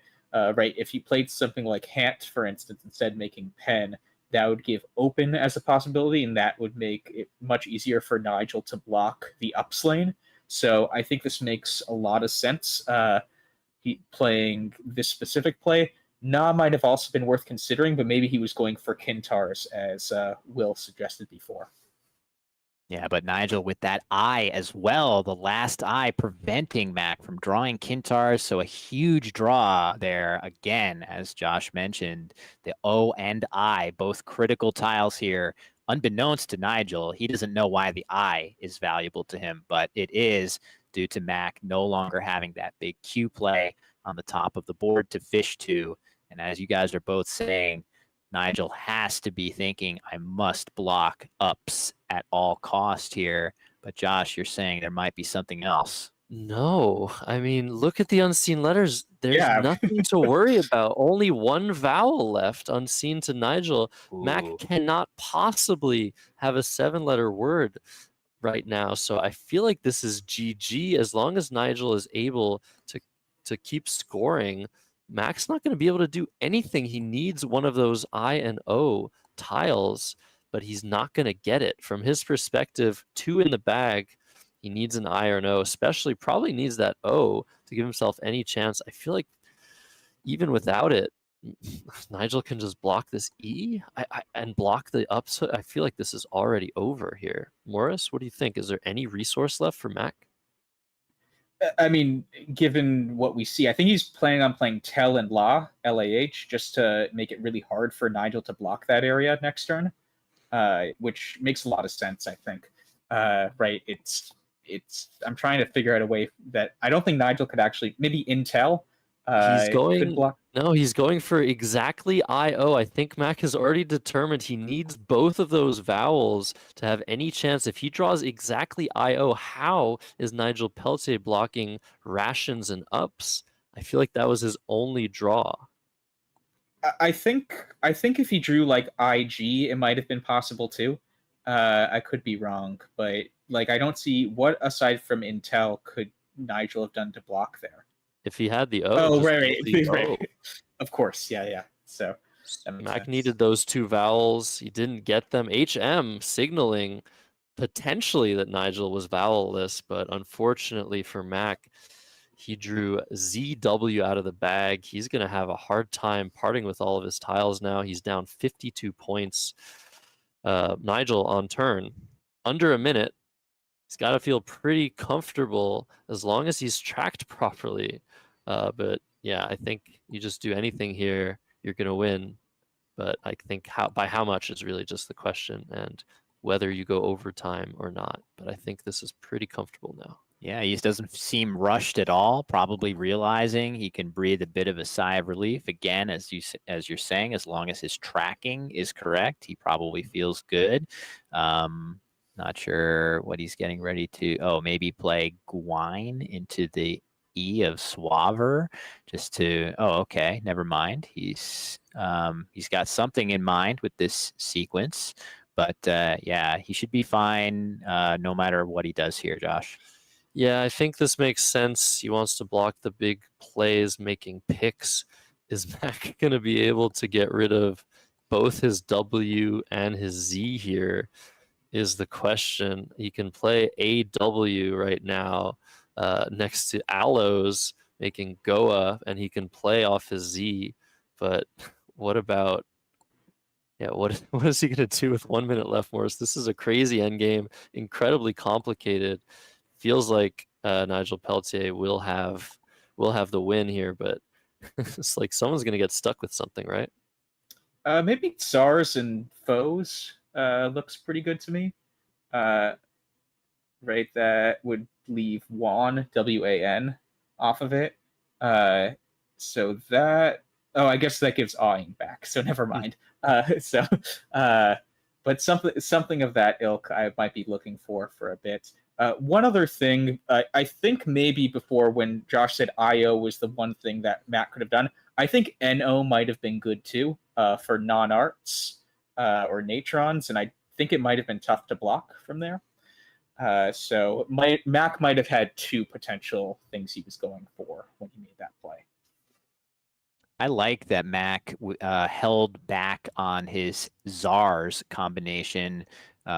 He's going to go ahead and play Zaz at the upper part of the board, but had he gone ahead and played Czars and Foes, it would have given an outplay to Nigel in awing, so nice job by him. But wow, flurry of moves there, Josh. Yeah, let's listen to the overhead mic here while the players confirm their final scores. They probably were lacking in that department. Nice game, man. What a game. Yeah, I when just the bag is couldn't empty. get the vowels I needed at the end there.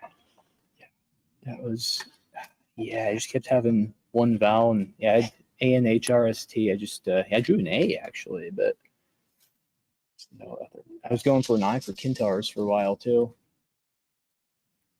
Yeah, if I got either an I or an E, but make sure. Yeah, this was crazy. I had ET blank. I don't think I could bingo. I like blocked everything here, unless I missed a 9. But I hope I didn't. Wow. Yeah, so all the. Okay, there's no 9. It's a little bit better. Yeah, wasted too much time. Huh.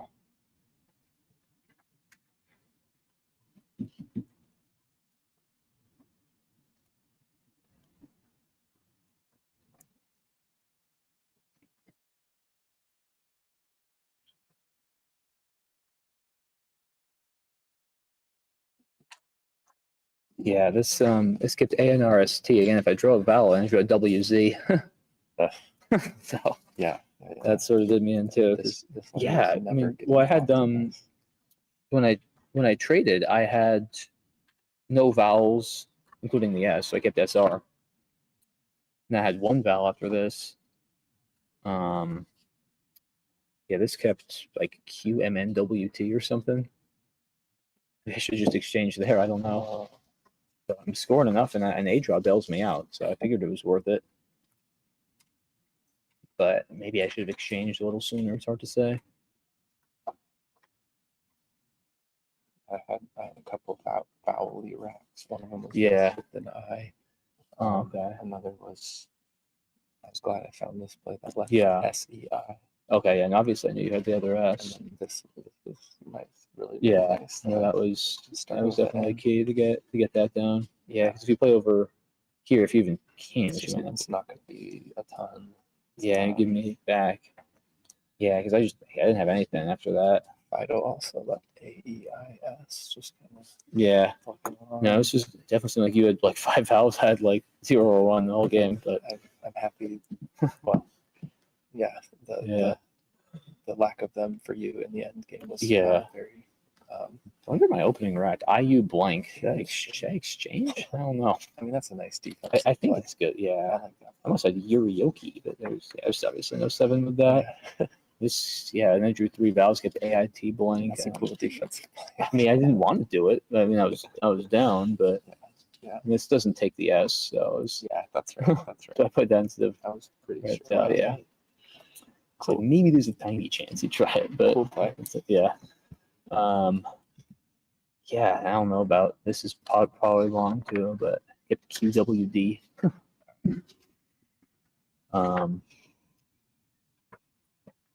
Yeah. So I guess you didn't have the other O when you played this, right? Because obviously that's a little bit of a risk. Right. Yeah. I got a little bit lucky. Or I should say, this play was not my most confident of the game. Yeah, well, we were also both. I don't think either of us probably managed our time as well as we should have early on, but weird toward the end. Definitely did. Okay. Take a quick breather. Yeah, me too. All right. Yeah. A very eventful game 3 going to Nigel Peltier, who takes a 2-1 lead in this best of 5 series. He only needs one more win to take Mack down, but Mack has faced worse odds than this before, hasn't he? Yeah, Mack, in his attempt, his epic quest to defend his title from last year, where, if you recall, he was down 2-0 against Ian Weinstein and fought his way back in incredible fashion. So he has experience with his back against the wall, winning those must-win games. Nobody should count him out just yet. And that was a brutal game, Morris. So many incredibly complicated positions. It is one that is going to take a ton of stamina to rebound from for both players, in fact. Yeah, I think part of the nice thing actually of using so much time at the end of the game is all those moves that were so complicated at the end just might feel like a blur now if you have to make so many of them back to back to back. So that might be a redeeming quality to some extent, having that kind of time management issues they're talking about in their post-game banter. But yeah, I think, though, the consistent theme across all these 3 games is whoever is down in these games finds clever ways to give them outside chances to win. They might not be great probability odds. The end of the game there for Mack, something like rations or non-arts, those kinds of draws would have won, but that's very few. But that still is a chance, and that's better than nothing. So they're fighting, which is something we'd love to see. Yes, it's been such a tactical series so far.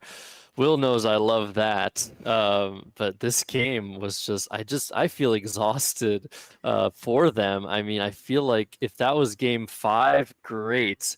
They're done with this, but they have to come back, sit down, play 1, even 2 more games. Man, it does take a lot of stamina. And Will, you know a lot about stamina on these long series.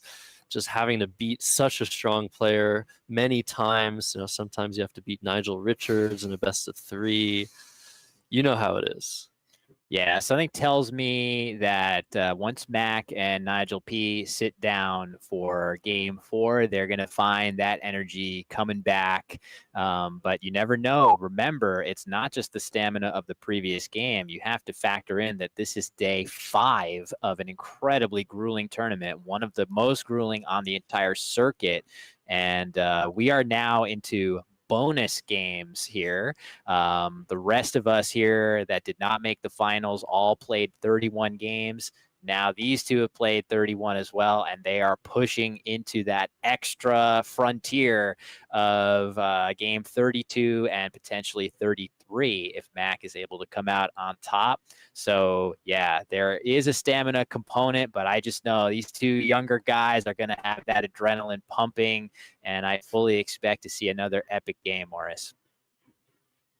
Yeah, it should be great. And I think another underrated part of a new page, a new game, is that in all likelihood, there's going to be a lot more conducive racks to scoring, bingoing, all that stuff. A lot of those racks towards the end, it was just like VWPCG kind of things.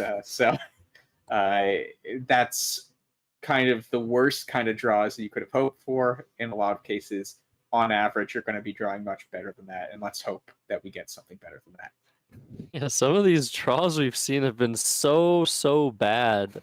Like, it feels almost like one of those Scrabble nightmares you have the night before a tournament, where you're just like in a tournament and you see like Cyrillic letters on your rack. I'm sure so many people in the community have had dreams like that, where it's worse than what you could possibly ever imagine. We've seen some terrible racks, but these guys are so good at getting through those marginal racks where you can play rather than exchanging when you need to.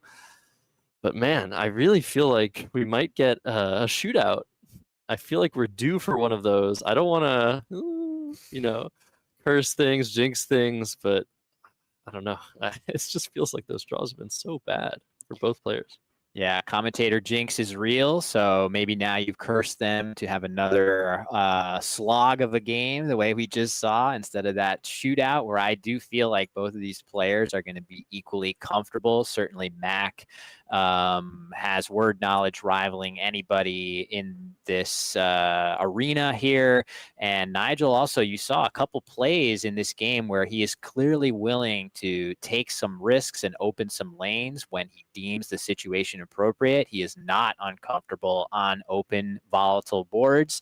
And that's the beauty of this game, is you don't know what type of game you're going to get when you sit down to play. Could be a tactical battle, could be a shootout. The key is to be comfortable in both styles of play. And Morris, I do feel like both of these players are just that.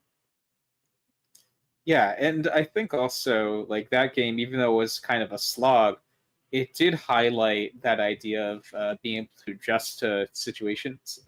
We saw, for instance, Mack make these plays when our immediate instinct was exchange. It's like, nope, I'm going to play 29, 30, etc. for a few turns, stay in the game. When Nigel P had kind of really vowel-heavy racks, he was very resourceful and made plays like aloes through a bunch of making a bunch of 2s and such. So I think they're sort of really good at adjusting on the fly, whether it's playing defense, offense, going for bingos, going for intermediate scoring, going for board dynamics ideas. We've seen a lot of adjustments throughout, which is great to see. Yeah, it's been awesome. I know, like, if we don't see a shootout, I'm gonna be happiest. I love these crazy little tactical battles. Sicko. I absolutely, that's like my favorite type of Scrabble. But like you said, well, you have to be ready to face any board. Anything could happen. Maybe you just draw great, and you just bingo 4 times in a row to start a game. Anything can happen.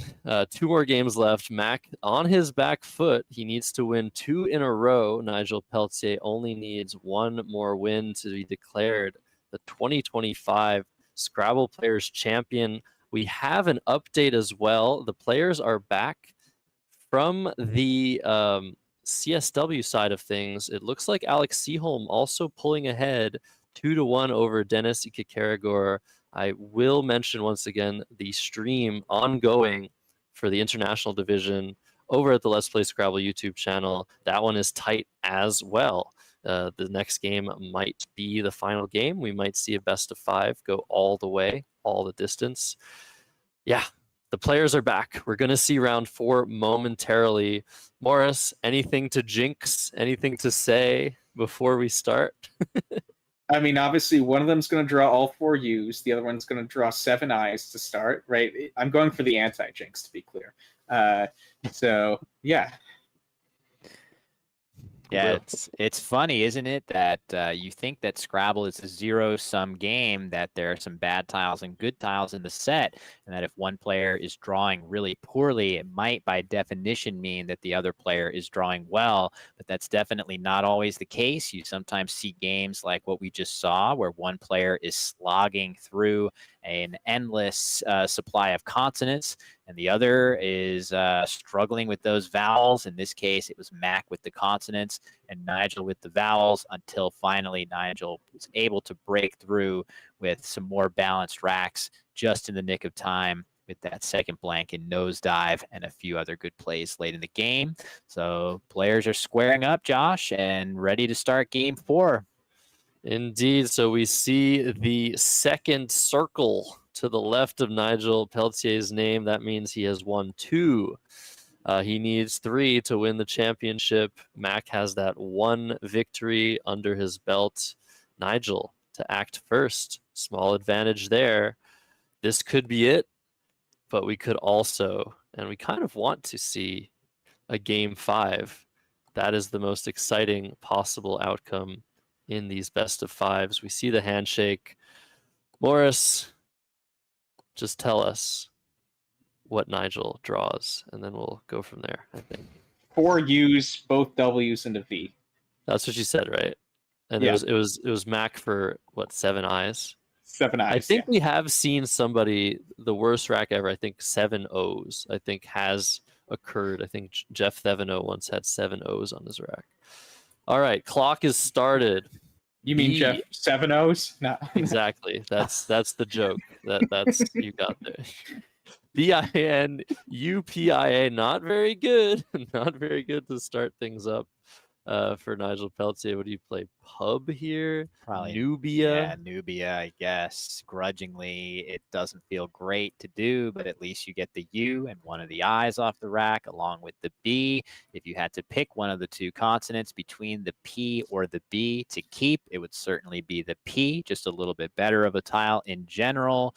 So I do think if Nigel sees Nubia, he would consider that, but it looks like he is getting set to play Piani instead, keeping the U and the B. Maybe a slight inaccuracy here, Morris. Yeah, slight inaccuracy. It's going to be close, though. This scores a bit more. But I would prefer Nubia as well. I'm not sure, actually. I kind of like this. You score as much as you can. You don't open any scoring spots for Mack by putting a vowel between the double letter scores. I'm not even sure I would consider this a mistake. I think it does the things very well. And I think it's also a good practical decision. As a very nice draw until that second U. I really shouldn't have said anything.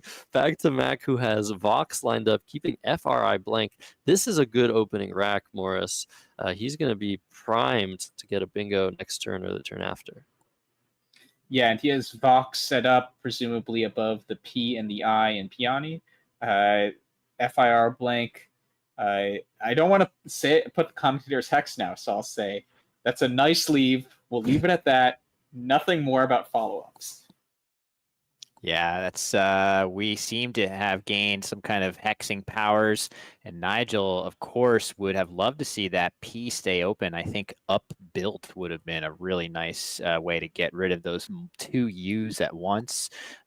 He's now going to have to figure out a different way to move forward there. I guess unbuilt is still available for a little bit fewer points on the scoreboard, but certainly maybe Tubulin as well seems reasonable if he prefers that positionally, but either way, he is going to have options more or less that accomplish the goal of getting rid of both U's at once. Indeed, yeah. I guess, would you consider Ulu here, Ethan, or is that too closed off? Yeah, Ulu looks pretty good. I feel like the B and the T don't have a great synergy together, but it is a way to get rid of both of those U's, which is the first thing you want to do here, and not open too much. I kind of like unbuilt positionally. It doesn't really open the board in a dangerous way, and the scores are close. So I think Nigel will be feeling a little bit behind no matter what he does. We have seen him make smaller plays, keeping the more balanced tiles, 2 vowels, 2 consonants. But I think if he's sure this is a word, he's going to play it. Yeah, unbuilt, coming down. A very nice way getting rid of those duplicate U's. And Mack to react will with FIMNRT blank. Anything you see here right now? It's just, it looks a little bit like another troll of a rack where he's got that blank and he's now got a whole bunch of letters to look through. And you would definitely be thinking, gosh, I have to have something through one of the vowels that have just been exposed there, the U or the I, but there is nothing. And Mack is probably the best equipped of anybody to quickly run through those vowels and confidently say, no, I just don't think I have a bingo here, and try to lose the minimum amount of time on the clock here, which this could be a bit of a time sink for a lot of players. But he'll be looking to almost certainly try to play one of his F or M here, Morris, and keep all those other good low pointers together. I really love the play he has set up right now. Fix it through the XI. Really strong idea. So RMN blank, you prefer to keep a vowel, but if you're scoring 30 points here, totally merited. Yeah, Fix It looks great. Doesn't really do much to open up big scoring opportunities for Nigel. It scores 30 points, keeping MNR blank. If you could just draw one, hopefully 2, but maybe even 1 vowel, that could be good enough to bingo next turn. It is important to note neither unbuilt nor the opening play of Piani take an S hook. Piani does take that C hook though, so we might see that come into play later on. So right now, I think Mack is just looking at the tiles on the board, making sure he's not missing an 8-letter word. If he plays Fix It, he's sort of inhibiting that U of unbuilt, leaving that I open. That will be his best lane, and creating a new one starting with F. So again, pretty likely after Fix It, Mack will bingo with that blank. Not a given, but pretty likely. Will?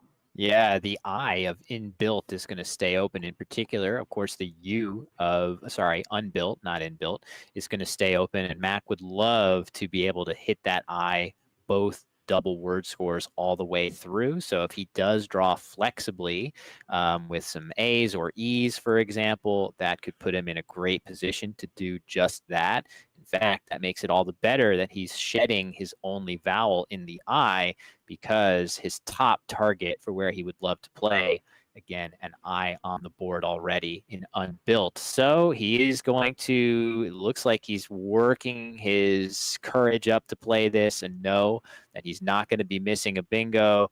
And as Morris said, he likes this play. And Josh, I think we all like it a lot. We do, but we're sitting here. We know Mack doesn't have a playable, valid bingo.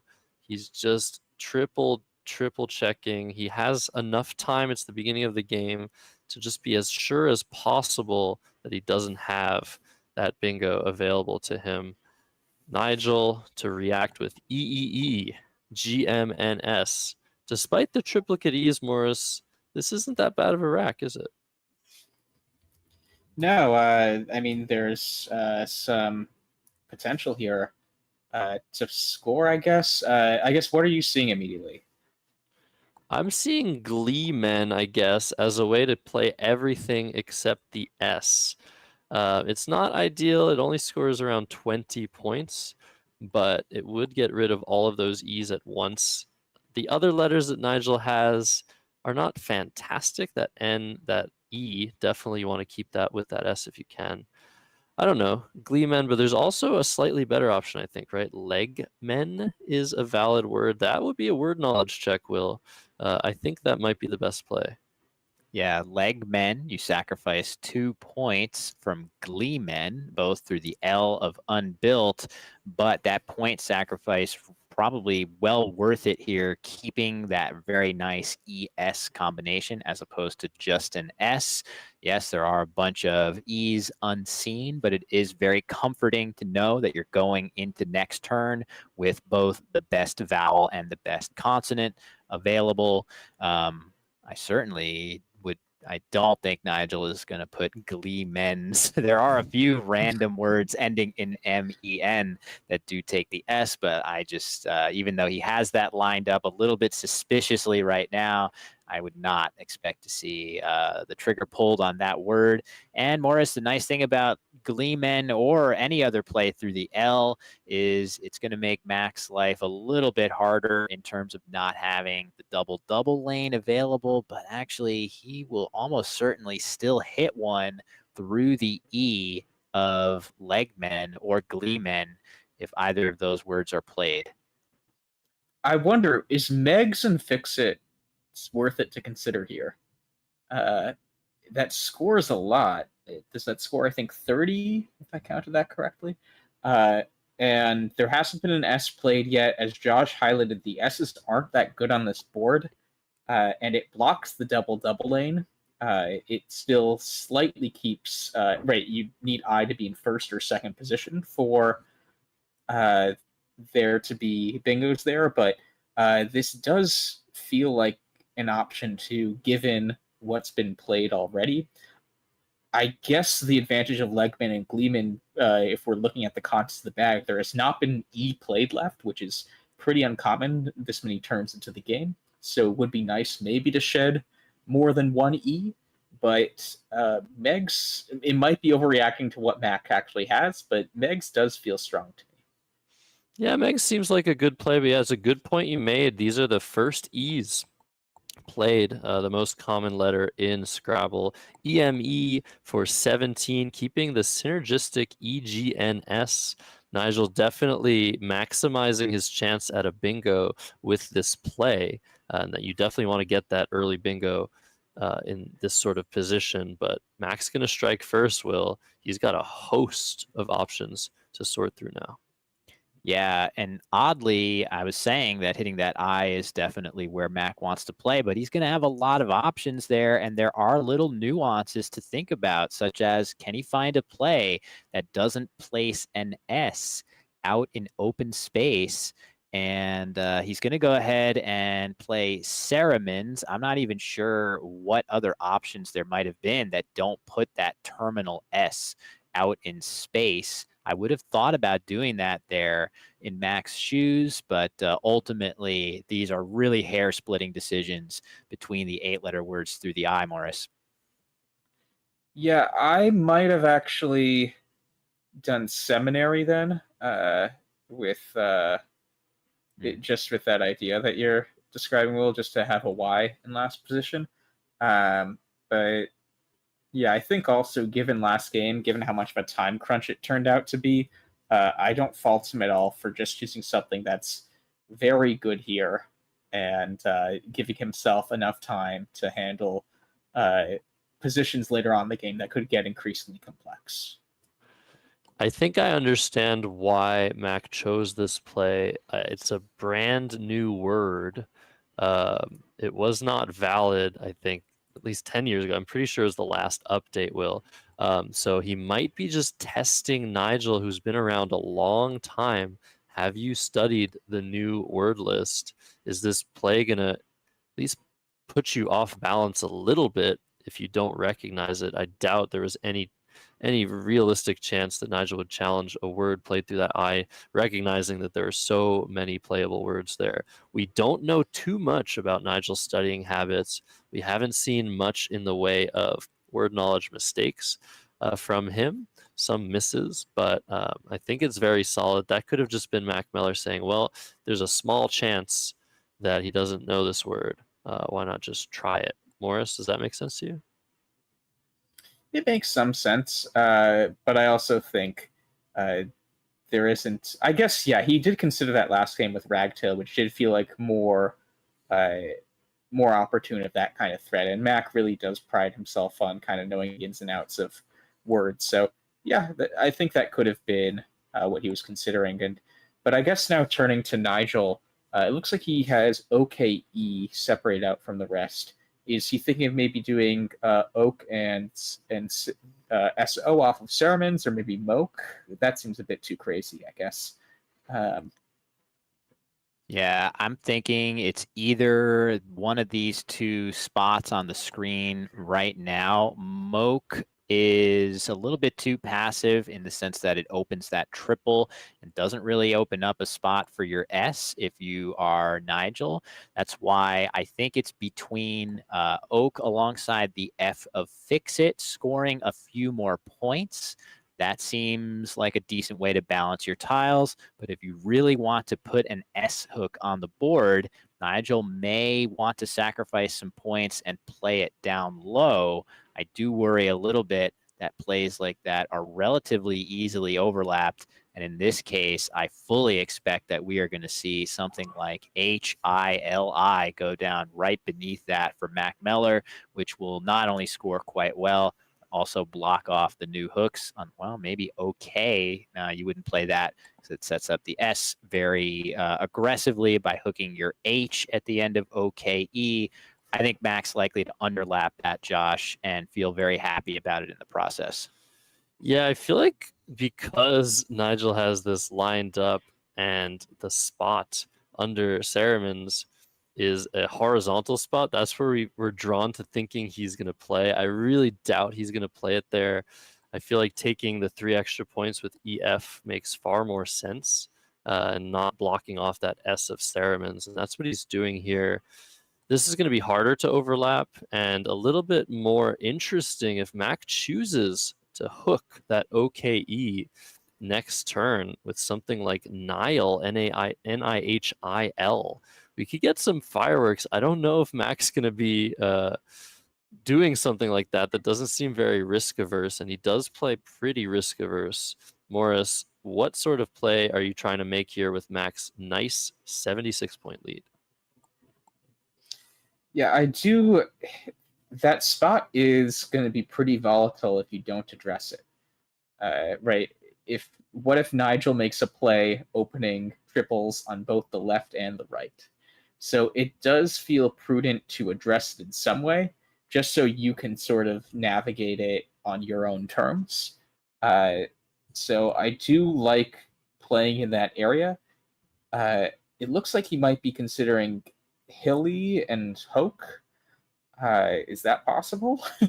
Oh, maybe he's just doing Chili to block there. Yeah, I understand that. It's definitely a strong. It's definitely a strong equity play in a lot of ways. ERN's a very nice leave, and you are blocking the E at the bottom of the board. That could be very nice for bingoing. But I do worry that if I don't take care of the spot that Nigel just created, it could get very open very quickly.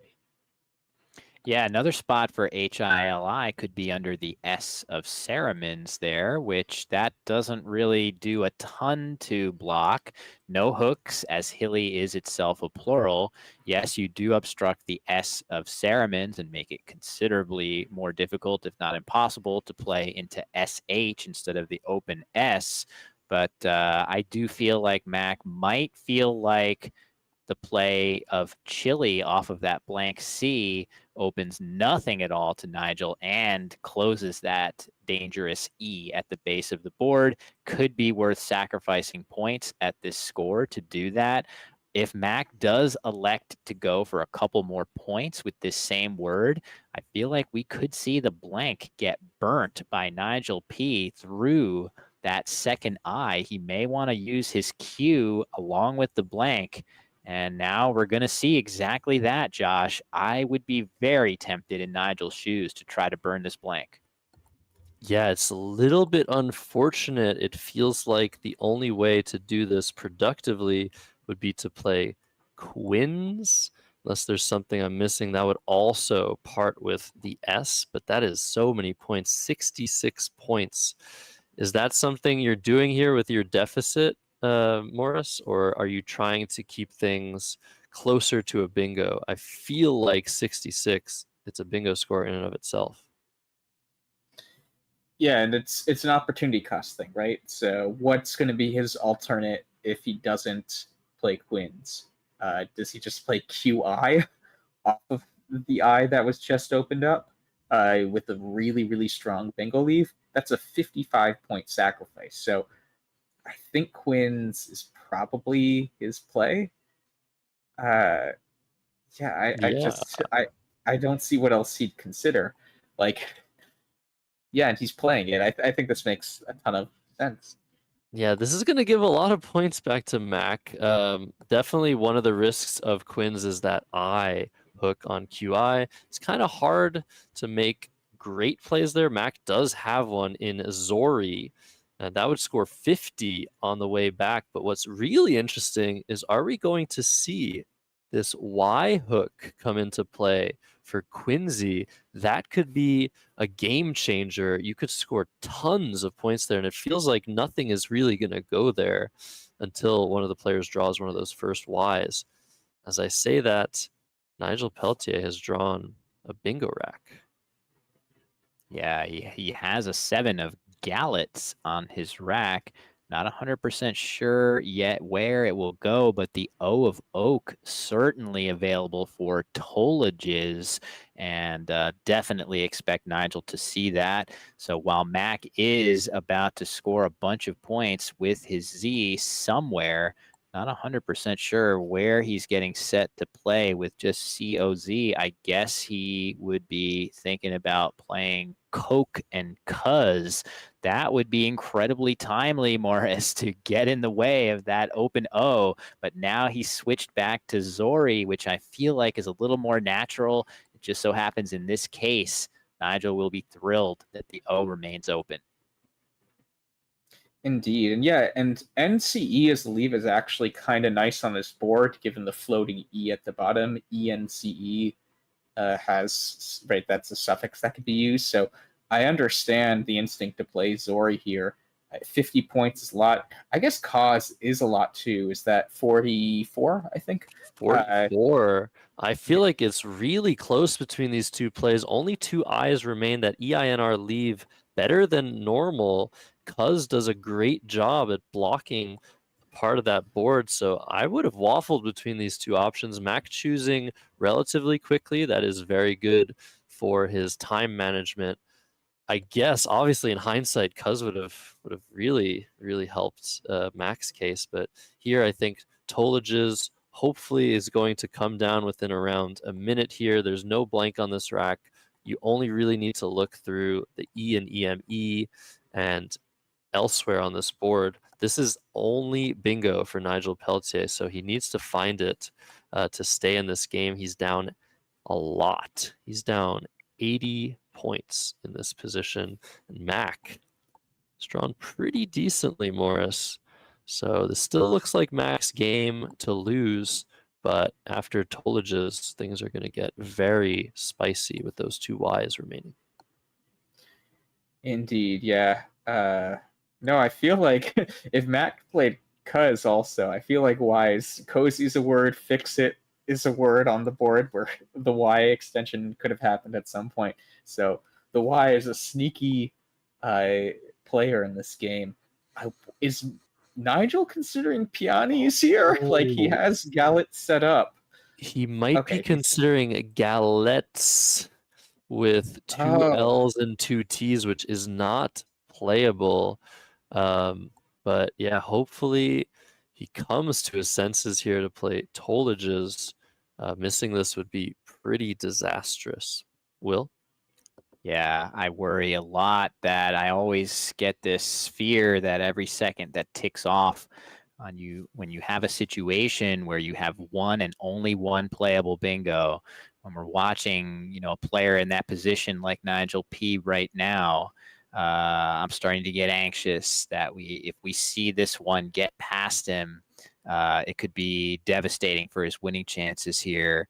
And it looks like he's considering other options that are just not even remotely in the same area as Tolages. So let's see. Mack would probably be able to do well through that O, maybe something like voicing to dump a lot of his clunkier letters up there.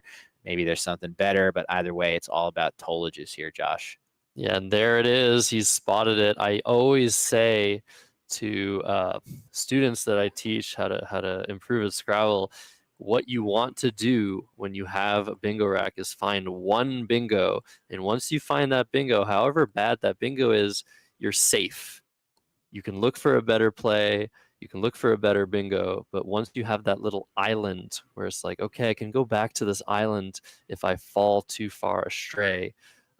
Yeah, I would have liked to see Tolages lined up before anything else was considered.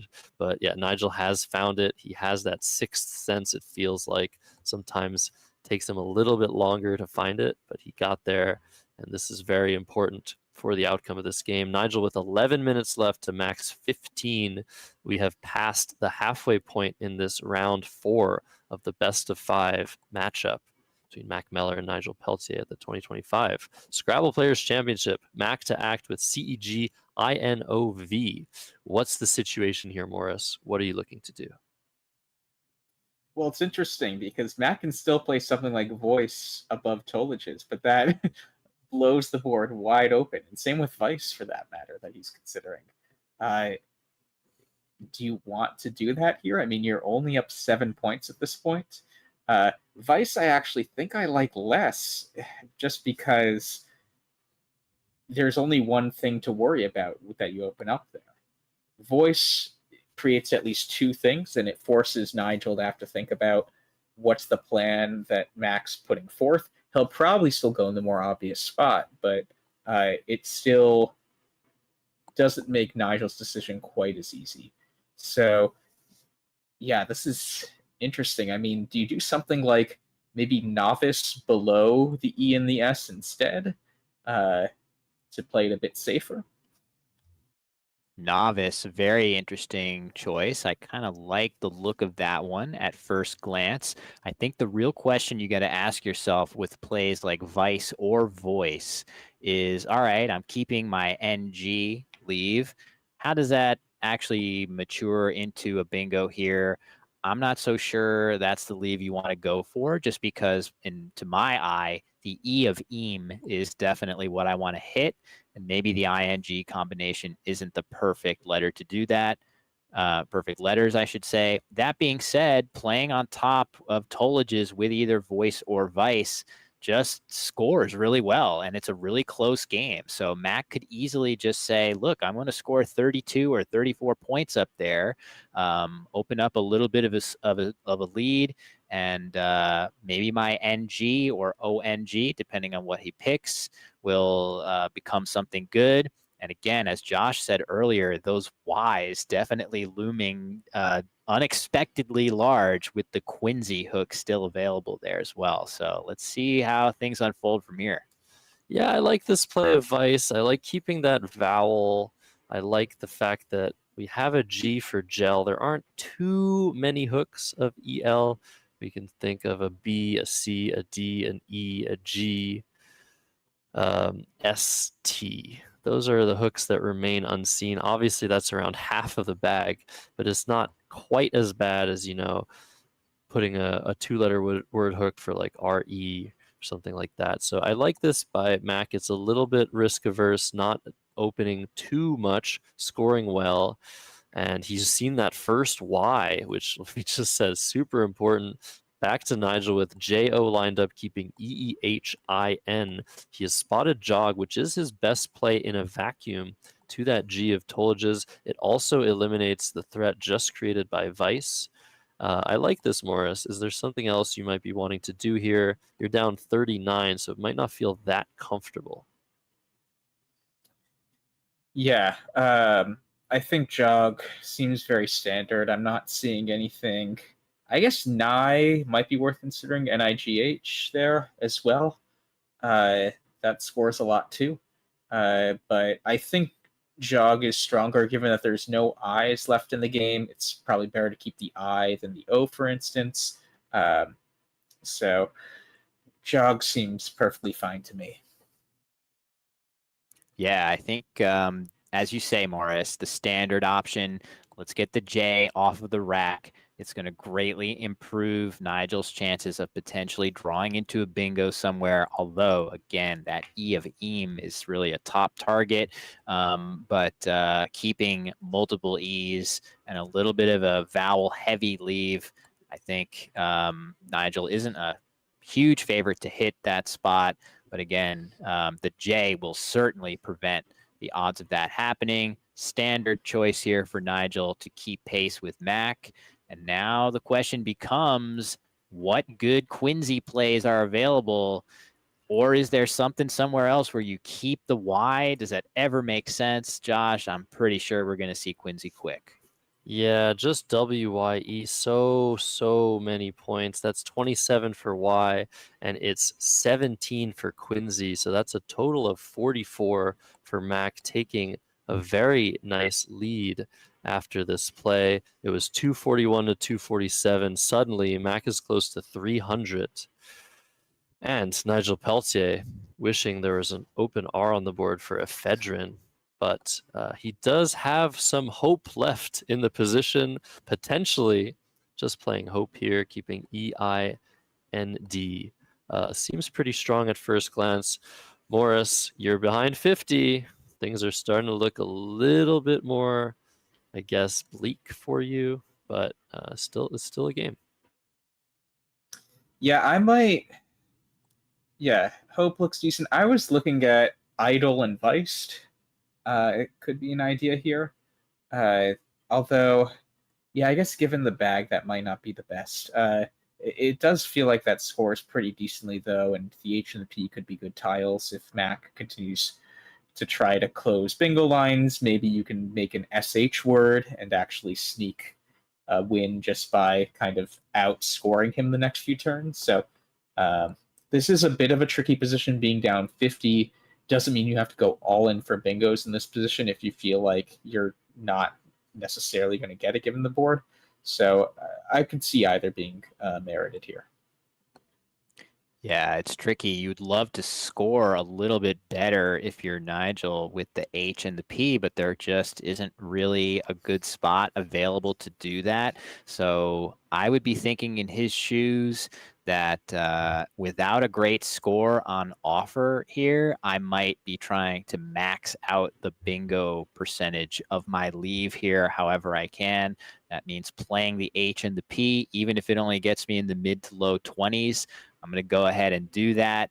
I would also try to play it somewhere that doesn't really obstruct anything terribly, valuable to bingo, and maybe hope is a decent way to do that. But you are sort of putting a huge target on the bottom E on the board if you do that, as by far the best spot to play an 8-letter word. So we'll see if something like hope through the O of jog is the play. Mack, with his very low scoring tiles without seemingly a bingo, he might look to make a very defensive play at the base of the board and leave Nigel with very few options. Josh? Yeah, I feel like anything you play in this area of the board, that's going to inhibit the bingo lane underneath. So maybe you even want to sacrifice a few points to play HEP instead of hope. That sort of sets yourself up underneath. that might be a better option in this scenario. That E, of course, of EME, very, very important for the rest of this game. Mack is not at exactly the right advantage on the scoreboard to be able to afford to just block that E and hope that something else doesn't materialize for Nigel next turn. If Nigel scores 20, 25, suddenly Mack's only up 20, 30 points himself. So he can't necessarily afford to block so well. But Nigel, very low on the clock right now. There are so many tiles left in this game. Such a complicated position. Again, oh my goodness, the stamina of these guys, Morris. I don't know what I would do if I were Nigel Peltier, but I would do it soon. It's tough. And one thing I'm also noticing from Mack's perspective, if he just drops the O to make OE blocking the EAM hook, he could go for things like generated next turn for the TE. He could long term. His tiles are very conducive to that TE lane, I think. So obviously, you don't take just 2 points in this situation, but it wouldn't shock me if that's going to be a theme we see from Mack's perspective. He's very aware of 9-letter words. It could be something in the cards coming up.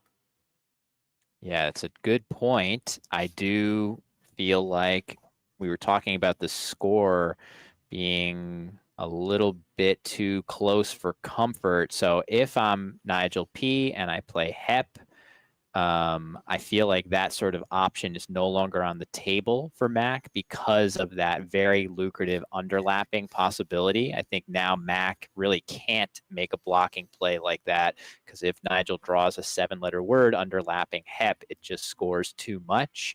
So I think that's going to change Mack's thinking here quite a bit. I really like this play by Nigel. It looks kind of like a board closer, but actually it opens deceptively more than it closes here, Josh. Yeah, and it's also important to note that if Hope instead came down, a 6-letter word atop here might score enough to just put Mack over the edge and be able to outrun bingos. I really like this decision by Nigel, not just because I came up with it. I really think it's a great play, a great counter option, and he's so resourceful when he's behind. Mack to act with AEEGNOR. Feels like there was a little bit of commotion in the empty playing room. Hopefully, whatever was going down has subsided, but hopefully it didn't affect the game too much. We are, FYI, for those wondering, operating under a delay, so there shouldn't be any shenanigans in that regard. But yes, Mack to act. I don't think he can afford to block that E of EME. But yeah, with a lot of game to be played, you can't be feeling super comfortable. Maybe Mack's just going to gun for that bingo himself. What do you think the best way to react to this situation is, Morris? It's interesting because most of the plays I'm generating right now would require playing at least 4 of his tiles. To block the new spot Nigel created. You probably want to discard the G, but it's your one constant that can't stack directly below the E. So something like, so Genoa, nice. I was even just thinking Gone could be a fine idea if you prefer the A, keeping the A as well. There are a lot of A's unseen though, so I think it does make sense to play off all 5 tiles. I guess, is it even worth considering playing Onager? No, I guess that opens the triple. So probably Genoa as Well, the Mack. interesting thing about Onager, though, is if Mack is worried about the worst case scenario of bingos from the J at the top of the board, Onager gives him possibilities to play a 5-tile word up to that upper corner that prevents the worst case scenario. So I think there could be some of that in Mack's thinking here of just saying, I want an easy way for the future to block off that J. But yes, you do run the risk of giving Nigel a spot to score well. But if he takes the bait and plays up to that R of Onager into the upper right, that could give Mack the initiative to block off the lower row of the board and basically create the board of his dreams, a totally dead one with very, very few options. Could be some of his thinking there, Josh. Yeah, I really like this play of Onager for Mack Meller for the reasons you mentioned. It looks like Nigel below 4 minutes is going to start speeding Guys, up. I need to interrupt. Do you see what? I know some 9s. I'm pretty sure Mack has a 9 right now. Yeah. Yeah. Yeah. This is a word. Wow. Pretty sure. Beautiful. Unbelievable. But it's not over. It's not over. Nigel could draw. Oh, not with that. Triple. Oh my goodness. He was still alive to draw defatted there for a minute with that DDEFT. So, but it's not in the cards. Holy crap. Beautiful play by Mack Meller. That is the Mack Meller experience, folks. He's going to find those 9-letter words instantaneously, Josh. And I do feel like the risk of opening the board there, well worth it, as long as he can dodge a big bingo right now. That assures him victory here. And it almost assures us a game 5 in this series. Yeah, an incredible find of trabeated. Great draw, of course. I mean, the unseen letters after Onager were pretty good, so it's no surprise both players have pretty balanced letters nearing the end of this game. But Nigel Peltier now down 97 points with a very quickly closing board. I don't know how likely, if at all, he is to come away with this victory, but we have seen him defeat much smaller odds in a previous game between him and Ori Swift. I don't know what he's going to come up with. He has 2.5 minutes to decide. Maybe you play DEF, just hope for a miracle. This play of Trabeated is on hold, though. We might see a challenge if Nigel decides that he is not likely enough to win this game. Morris, would you challenge? How sure would you have to be of this word to challenge? And we see the challenge happening. Yeah, it's understandable. I just happened this past 5-ish months to be studying some 9s, so I've seen it. But if you haven't seen it or haven't seen it recently, it's a really understandable challenge. So I don't fault Nigel at all. The classic head shake from Mack Meller, by the way. I'm like, well, sorry, man, I got it. And that is the end of this game for sure. Nigel could not afford to lose a turn in this situation, but he also felt he could not afford to let that stay on the board. So very nice job by Mack Meller to secure victory in this game 4. We're going to have a game 5, folks.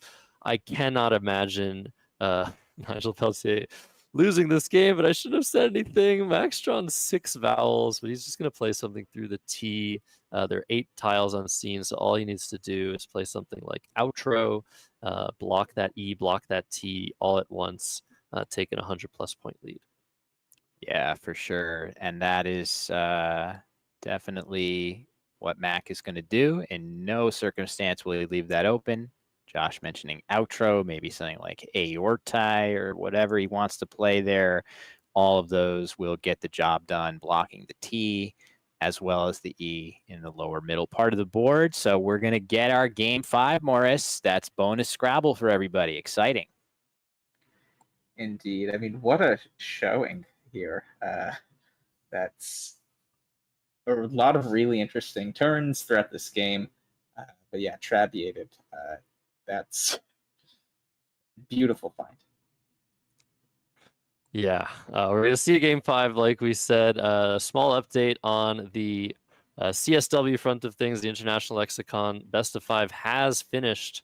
Alex Seaholm winning 3-1 over Dennis Ikakarigor. Alec, I think the first player ever to become national champion in the North American Lexicon and the International Lexicon in subsequent National Scrabble Championship, Scrabble Player Championships. So a huge victory for him. He was ahead pretty much the whole event. Those watching Let's Play Scrabble stream, I'm sure there were some fireworks there. That might have been the commotion we saw on Mack and Nigel's faces a few minutes ago, but that has just happened as this game takes its final, I still don't remember what word I'm supposed to use, throws? That sounds as good as any. Like that. Yep, and your suggestion. This is the outro. Yeah, the outro of this game coming down, as you suggested, seems very reasonable. Just what Mack needs here. And Mack extending the series to 5 games, like we're saying. And it is worth noting, Josh, as you mentioned, that Alex Seaholm winning another championship, an incredibly decorated North American player, is Alec. But Mack needs one more win after this game to do something that I believe has only ever been accomplished by Nigel Richards, which is to successfully defend a North American Scrabble Championship title. That would be an unbelievable accomplishment. Of course, Nigel Peltier is standing in the way and has put up many, many impressive games, and he is definitely not going to lie down and let that happen. So really, really excited once we wrap this game up to see what happens in that winner-take-all Game 5. I wonder if we can get Game 5 to be uttered in the same tones as Game 7 of the NBA playoffs and things of that nature, Josh. Yeah, well, if anybody is going to impersonate whatever voice that is you, Will. But Nigel looking at playing Coder just to score as much as possible in the top right. Maybe he draws something phenomenal with those last 4 tiles in the bag, and Mack misses it. Still got to try something in this spot. We know it is just about over. We're going to have a Game 5 for the third year in a row. It feels like this finals format is doing its job, generating the best possible content.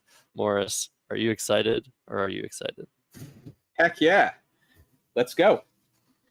So Nigel makes a good play on Coder.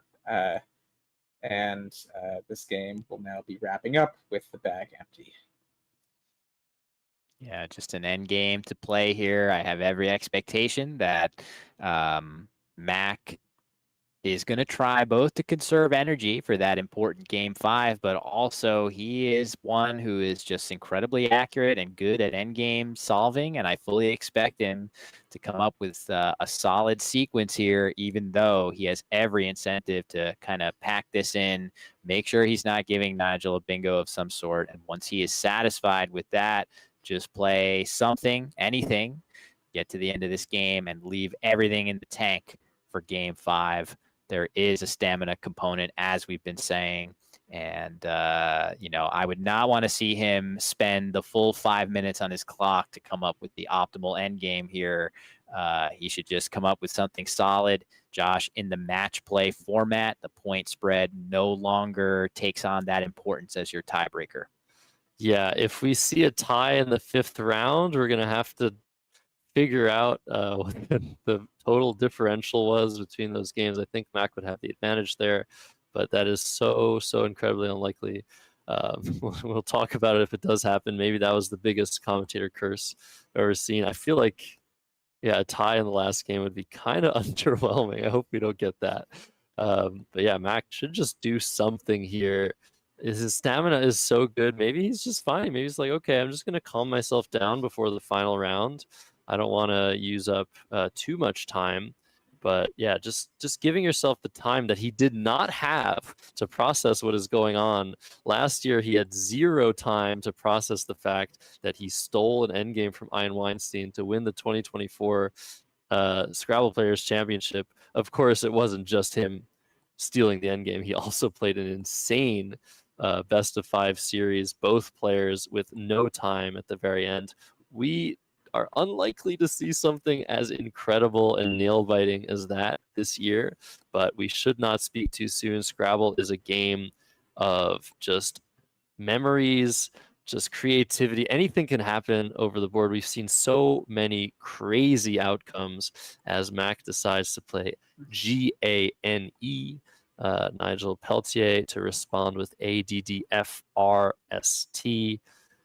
Once this game is over, the players will have something like 5 to 10 minutes to regain their composures and take themselves into game 5. Will. Yeah, it looks like Nigel wanting to play something before incurring that time penalty. For those that are unaware, that clock is not the end of the game. Once you hit 0, it signifies when you start losing 10 points per minute over time. And Mack going out with Uta on the top of the board there as his final play. Very nice sequence by him of gain into Uta. And it is going to be a final score of, it looks like 463 to 365, Josh, about 100 points ahead as Let's we listen to the overhead mic. got it. All right. Yeah, it's definitely getting. I was feeling good early. Definitely got a little dicey after you bingoed again here. Yeah, they had a nice. I guess you had the fattiest, I missed track. I think it's fattiest to go out. Okay. Oh no. Okay, never mind. I thought you had an I instead of an R. Yeah, I was feeling pretty good even with this play. Yeah. TED. Hmm. TED. Nice. Goes Yeah, nice to this the does not take a T. Right. Yeah. Yep. Yeah, I mean, I was like, well, as long as you don't triple, then you're in pretty good shape. But I had some parts of it. I had some nice things. Just the ED isn't nice, but I had yeah, on constant. I'm not sure I didn't miss something here. I had MRN blank.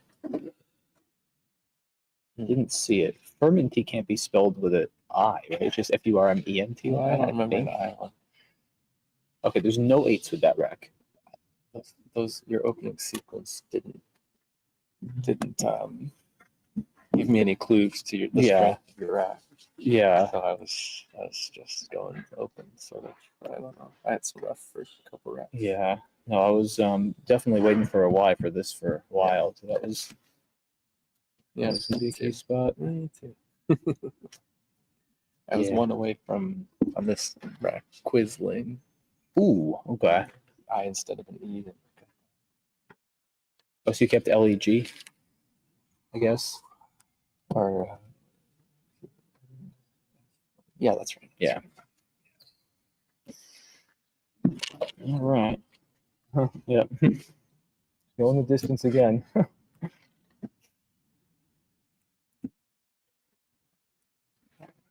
went first. It's going the distance again. Those are the words of a potentially fatigued 2024 champion, Mack Meller. One more game of Scrabble to go for these guys.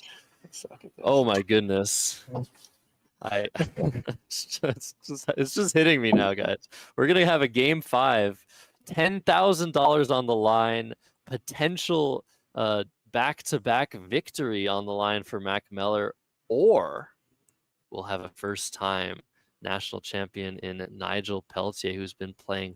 They've both been playing so amazingly well this series. Love all of the nuances that are going on. I mean, Morris, this is more than we could have asked for, and I'm glad we didn't necessarily ask for it until it happened. Nice. After Until was played a few games ago. No. So yeah, no, this will be really exciting. And I think one thing to monitor here is the time management. We haven't had a game yet where it's come down to going overtime to determine the winner. But now I think in every one of the games, a person's either gone over or been within 10 seconds of going over. So and it really speaks to how much both players want it, how much both players are trying on every turn. They don't want to get anything even minutely wrong and putting every single possible ounce of thinking capability they have into every decision they're making. Yeah, for sure. I think there's also the size of the moment, right? You just want to make sure It's not like, a regular tournament game in any other context. This is the finals of the North American Scrabble Championship, the Scrabble Players Championship, I should say. And you got to leave it all out there. But it is walking that fine line between using your time where it is going to be most valuable. Want to make sure that in those opening moves of the game where maybe you're thinking, 2 moves where it's a little bit splitting hairs between the two, that's not probably where you want to use that time. You need to save it for those really complicated endgame decisions.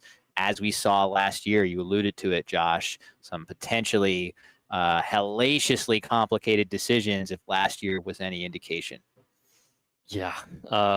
Time is of the essence, 25 minutes per side.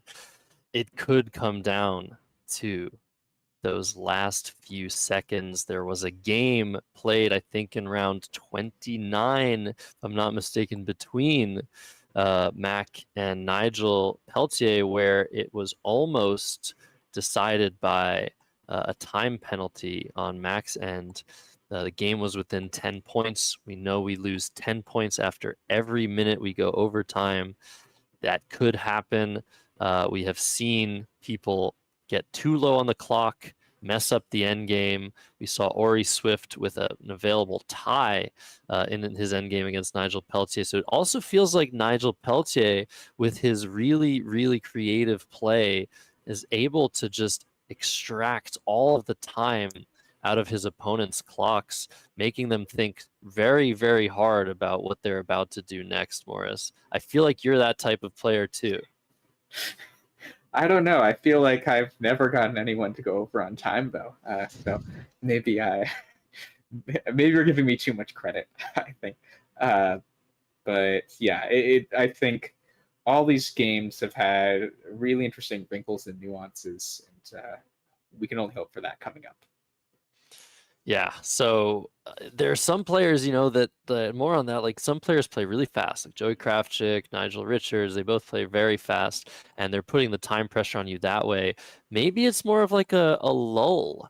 I feel like that game 2 or 3, whichever it was just, it felt like both players were just like in this weird zone of taking too long in every turn. Maybe that's what Nigel Peltier does to you. I haven't played him in too many years. It's a fun experience, though. He's such an incredibly creative, strong player. These guys are playing almost perfect Scrabble. We love to see it. Kind of wish, Will, you were playing.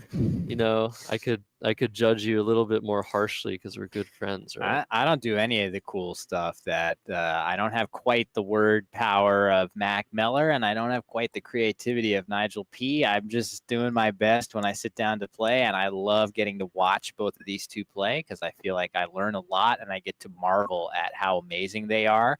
And yeah, in Mack's case, of course, we would surely rejoice for Nigel P. if he wins this final game to become a first-time champion. He has an incredible streak of landing in the cash zone in those top, 1 to 9 or 10 places. He's like as sure a bet as it gets to finish in that top 10, and that consistency is really incredible. It definitely speaks to the fact that this type of upper finish of second or first is maybe a little overdue for him, given how many times he's finished in the top 10, more than almost anybody else that's been competing here. But Mack Meller has a chance to do something truly historic on a couple levels. I mentioned it, that this would be a successful title defense in Scrabble, a game that is surely, as we're trying to tell you, it is incredibly skill-based, but there is enough luck that defending your title means you have to be so incredibly good. I think we can all attest that winning one of these things takes an unbelievable amount of luck. I have failed utterly to even come close to win again. And to do it twice in a row would be incredible. But Mack would also join that upper crust of 2-time champions, Josh, that really consists of just outright legends of the game of Scrabble. Yeah, I can think of Joe Edley, 3-time North American champion. Joel Sherman with the longest gap between victories of something like 20 years. Nigel Richards, of course, needs no introduction, winning 5 times. After that, Dave Wiegand, he's won a couple, and I think that's it. David Gibson is David the only Gibson other. is the only other one. Yeah, David has won 2 as well in pretty slow succession, same way as Joel Sherman. So to cement your name as a multiple-time North American champion at the ripe age of 25, 24, Mack is just pretty much, I don't know, the only person that we could ever imagine doing this. But Nigel Peltier, like you said, the consistency is incredible. There is luck in the Scrabble. So how does this guy consistently finish so high, while people like Mack Meller have sometimes failed to make even an even finish? I feel like he had a really terrible nationals a few years ago. I'm not sure if he finished 16, 15 or something like that. It just feels like Nigel Peltier is always there, knows how to handle the pressure. He's so cool. Forrest, what do you think? It just feels like he's an enigma, just like the other night. Yeah, that would be a good way to describe it, because it does feel like even when, like, there are periods when Nigel P hasn't been one of the top 10-ish players in the field in terms of rating at the time. Like, right, there are times when he's been a bit lower rated, like just had a string of either bad luck or just not kind of hitting his peak. And then he always just performs at nationals. Like, he could be the 30 seed and just top 10. So it could be that he's just very good at kind of not letting games get to him. I think it's really hard over a 31-game tournament to mentally be as strong at the beginning as you are at the end. And it's an underrated skill. I think that's actually an underrated part of Nigel Richards' prowess. Not just like we see such brilliance over the board, but if you think about it, he always flies in early to these tournaments when he's changing time zones to adjust the time zone. He packs some lunch. He bikes every day. So I feel like an underrated skill that we see for these people that consistently cash all the time is just their kind of habits around the game, just making it conducive to hitting their potential when the games actually happen. Yeah, it's a good thing you mentioned like just exercise. Obviously, super important. We talk about it a lot. Okay, this isn't just a mind sport. You need to be in good physical shape, like this guy over here. Mack Meller, every morning, he's getting up half an hour earlier than everyone else. He's going to the gym. There are a few players that do this, and they consistently have great results. I don't think we saw a Nigel P sighting at the gym, but maybe he was in his room just doing push-ups, doing sit-ups, just like running around the bed, jumping on the bed. I can only imagine. It just feels like his stamina is quite unmatched. But that's the case for so many of these top players. Honestly, it's been tiring to commentate, but people are asking me, Josh, you tired? I'm like, what do you mean? What do you mean am I tired? You're playing 31 games of Scrabble over 5 days, and I'm just sitting here talking. So like it takes so much out of you. Will, you know full well. You've played even crazier events. You played the Alchemist Cup. How many games a day was that? Mostly 10 and one day of 11 games per day. I've never really felt the feeling in my brain at the end of that day as if it was literally overheating. I felt like my head was slightly a degree or two too warm. That's the best I could describe it.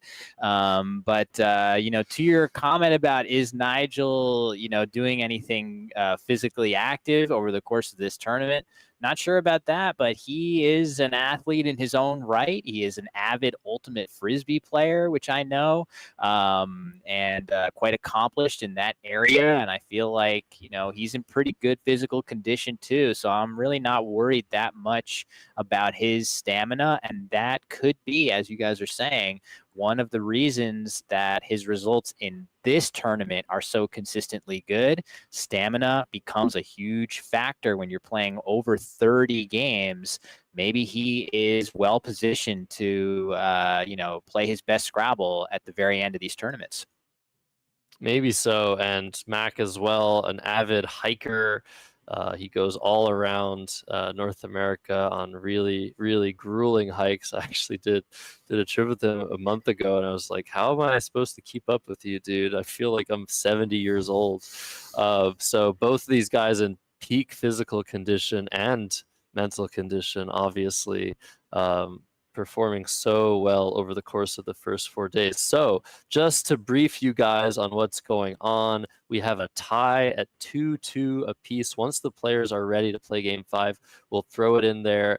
I promise you, we're not the ones keeping them from sitting down and playing, but we want to make sure that they're ready and that we see the highest quality Scrabble that you will ever find outside of nothing, I guess. I Yeah. don't think outside of anything. Just the best quality Scrabble money can buy, or just your subscription to the NASPA channel on YouTube can buy, and your subscription to Will Anderson's channel as well, right?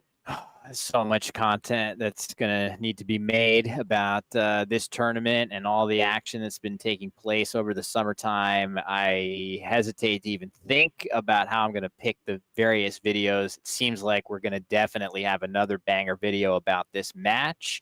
Hopefully game 5 gives us even more to enjoy. And yeah, Morris, if it's anything like previous matches we've seen, we're in for a treat. But Scrabble sometimes doesn't cooperate. It's important to remember some percentage of games, one of the two players is going to draw really, really well and make it incredibly tough for that other player to catch up. So I'll turn it to you. You guys asked me last game what would be their starting racks. What do you guys want the starting racks to be then for it to not be this blowout? I remember, I think it was you two commentating, or maybe you and Rafi commentating at Crescent City Cup, where you're doing this weird thing of like, what's the first blank gonna be? What are these? It's just so much fun. I'm finally witnessing it firsthand. Okay, first rack. Mack's gonna be first in this game.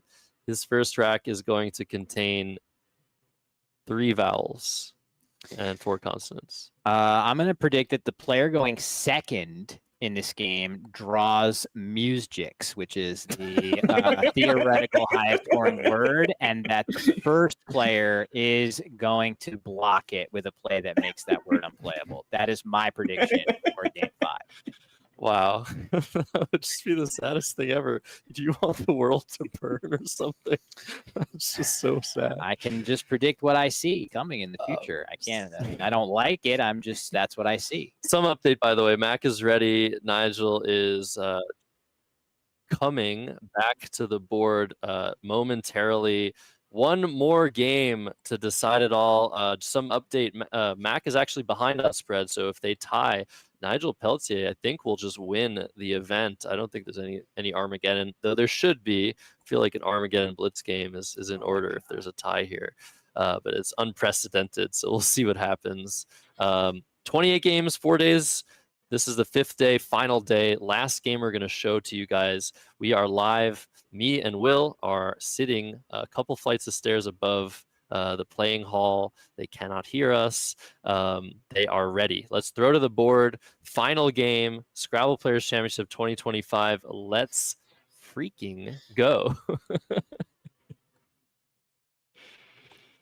So here we go. We're going to have either a repeat historic champion in Mack Meller. Again, we've been talking about how rare that is, or we are going to have a new champion in the form of Nigel P after this game. So either way, we're going to be crowning a champion on the strength of this game, which feels a little weird, Morris. Scrabble doesn't feel like it should come down to one game, but can't forget all the games that came before leading up to this moment.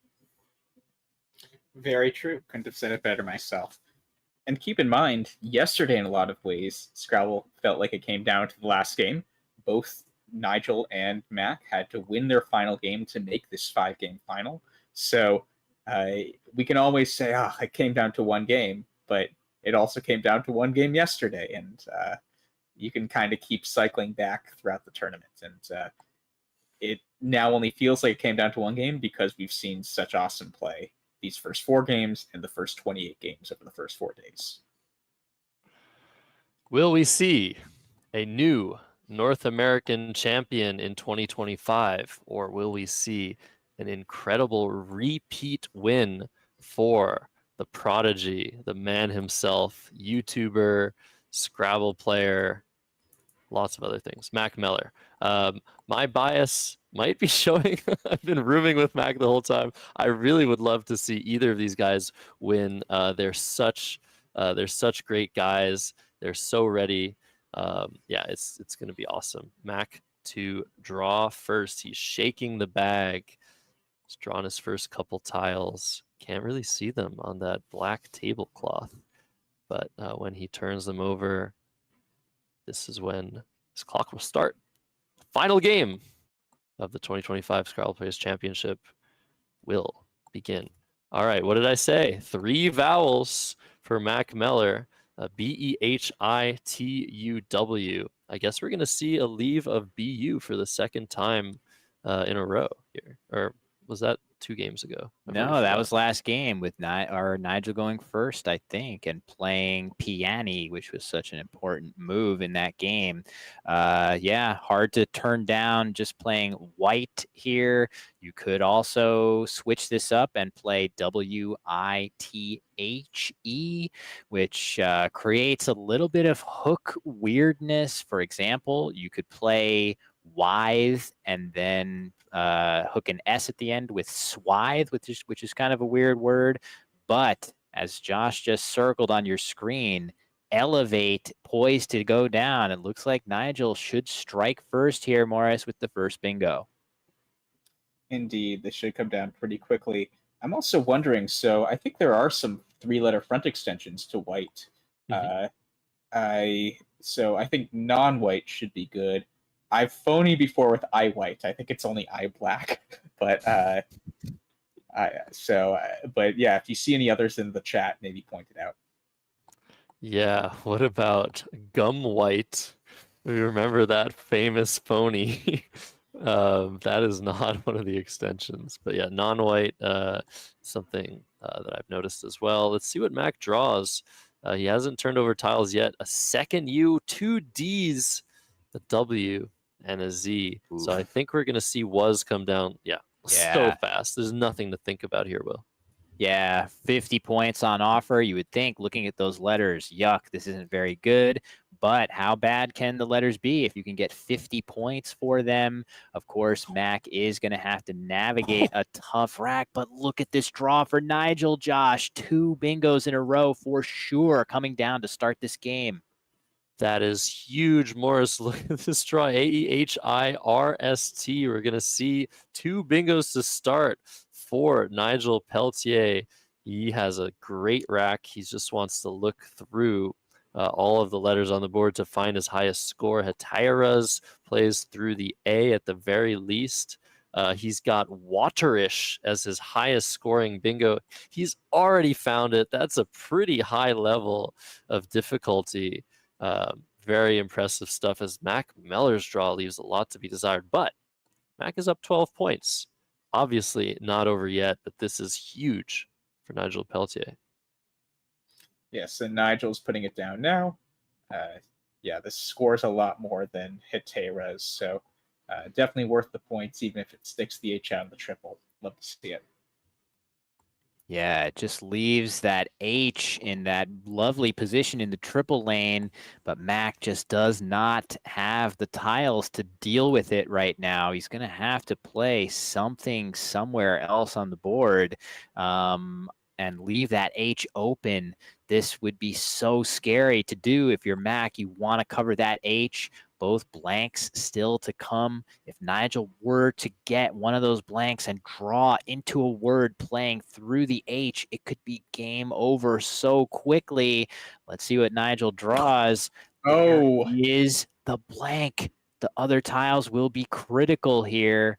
Ooh, I'm not sure if there's anything Acquiring? Well, acquiring is going to hit super hard, but at least the game will still continue afterwards, as a triple would be even worse. But yeah, Morris, Mack has butter set up on his rack. that's going to hook white to make whited. I feel like this is a very good play, and Nigel's going to hit another bingo to start this game. Yeah, butter seems like a good idea. Do you like butter or burden better? Yeah, burden is an interesting one. Keeping that D instead of that N. I think the idea with that would be to score a little bit more. I think Mack needs to bingo here. Both plays have similar synergies. I think keeping NR is a little bit better, but that's just my take. It really doesn't make a huge difference, but you gotta feel a little bit in danger if you're Mack Meller, but you don't know what's coming. 3 opening bingos for Nigel Peltier in this all-important final match.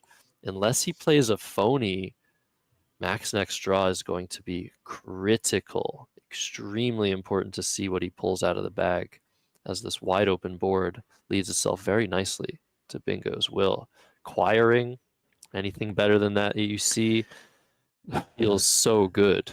Yeah, it looks great. I would say that's not the most obvious find. I do definitely expect, after a little bit of a think, Nigel will find that.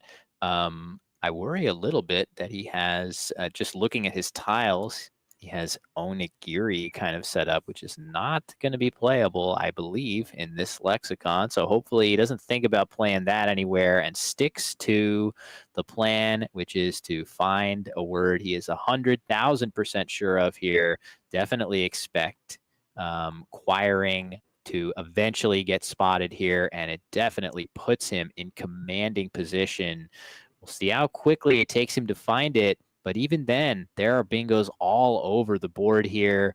Can probably find something through the A of elevate as well. So we're going to see a bingo here for sure. Only question is, what can Mack do in response to continue making this a game? Some good bingo tiles there, but Josh, I'm not 100% sure if he's going to be able to respond with a bingo immediately. Yeah, it looks like he's just 1 letter off. Pyranoid, the only 8-letter word with the letters on Mack Meller's rack. So this is going to be important. Nigel can score 83 with acquiring if he sees it. Of course, that ing, that's the first thing you think of, trying to form words from these 7 letters, but kind of difficult to think about acquiring as an option. There's also another difficult potential find through that A of elevate, ignorami. So if instead Nigel Peltier scores 82 with that play, which is also very strong, I think Mack Meller will have slightly better chances. It feels like his best plays are using that H of waterish, hyoid, hyanoid, stuff like that, hydro, but it's definitely Nigel Peltier's game to lose regardless of what happens. Morris, how long are you spending on this rack? It looks like he's set up ing. How much longer do you spend? I guess it depends how many points you're seeing here. I think probably an easier thing to find is Signor or Signori and Butters. That would be just right, making the S's blank. Is he finding it? Oh, look at that.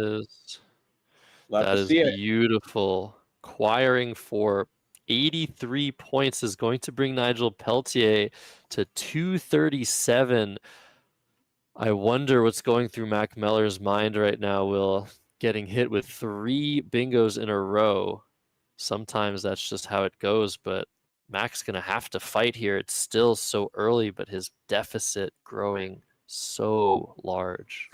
Yeah, if you're Mack, I think the best way to approach this is to start thinking about whatever your win condition could possibly be. Try not to waste any time bemoaning what is obviously very, very bad luck. You can see the score very lopsided right now.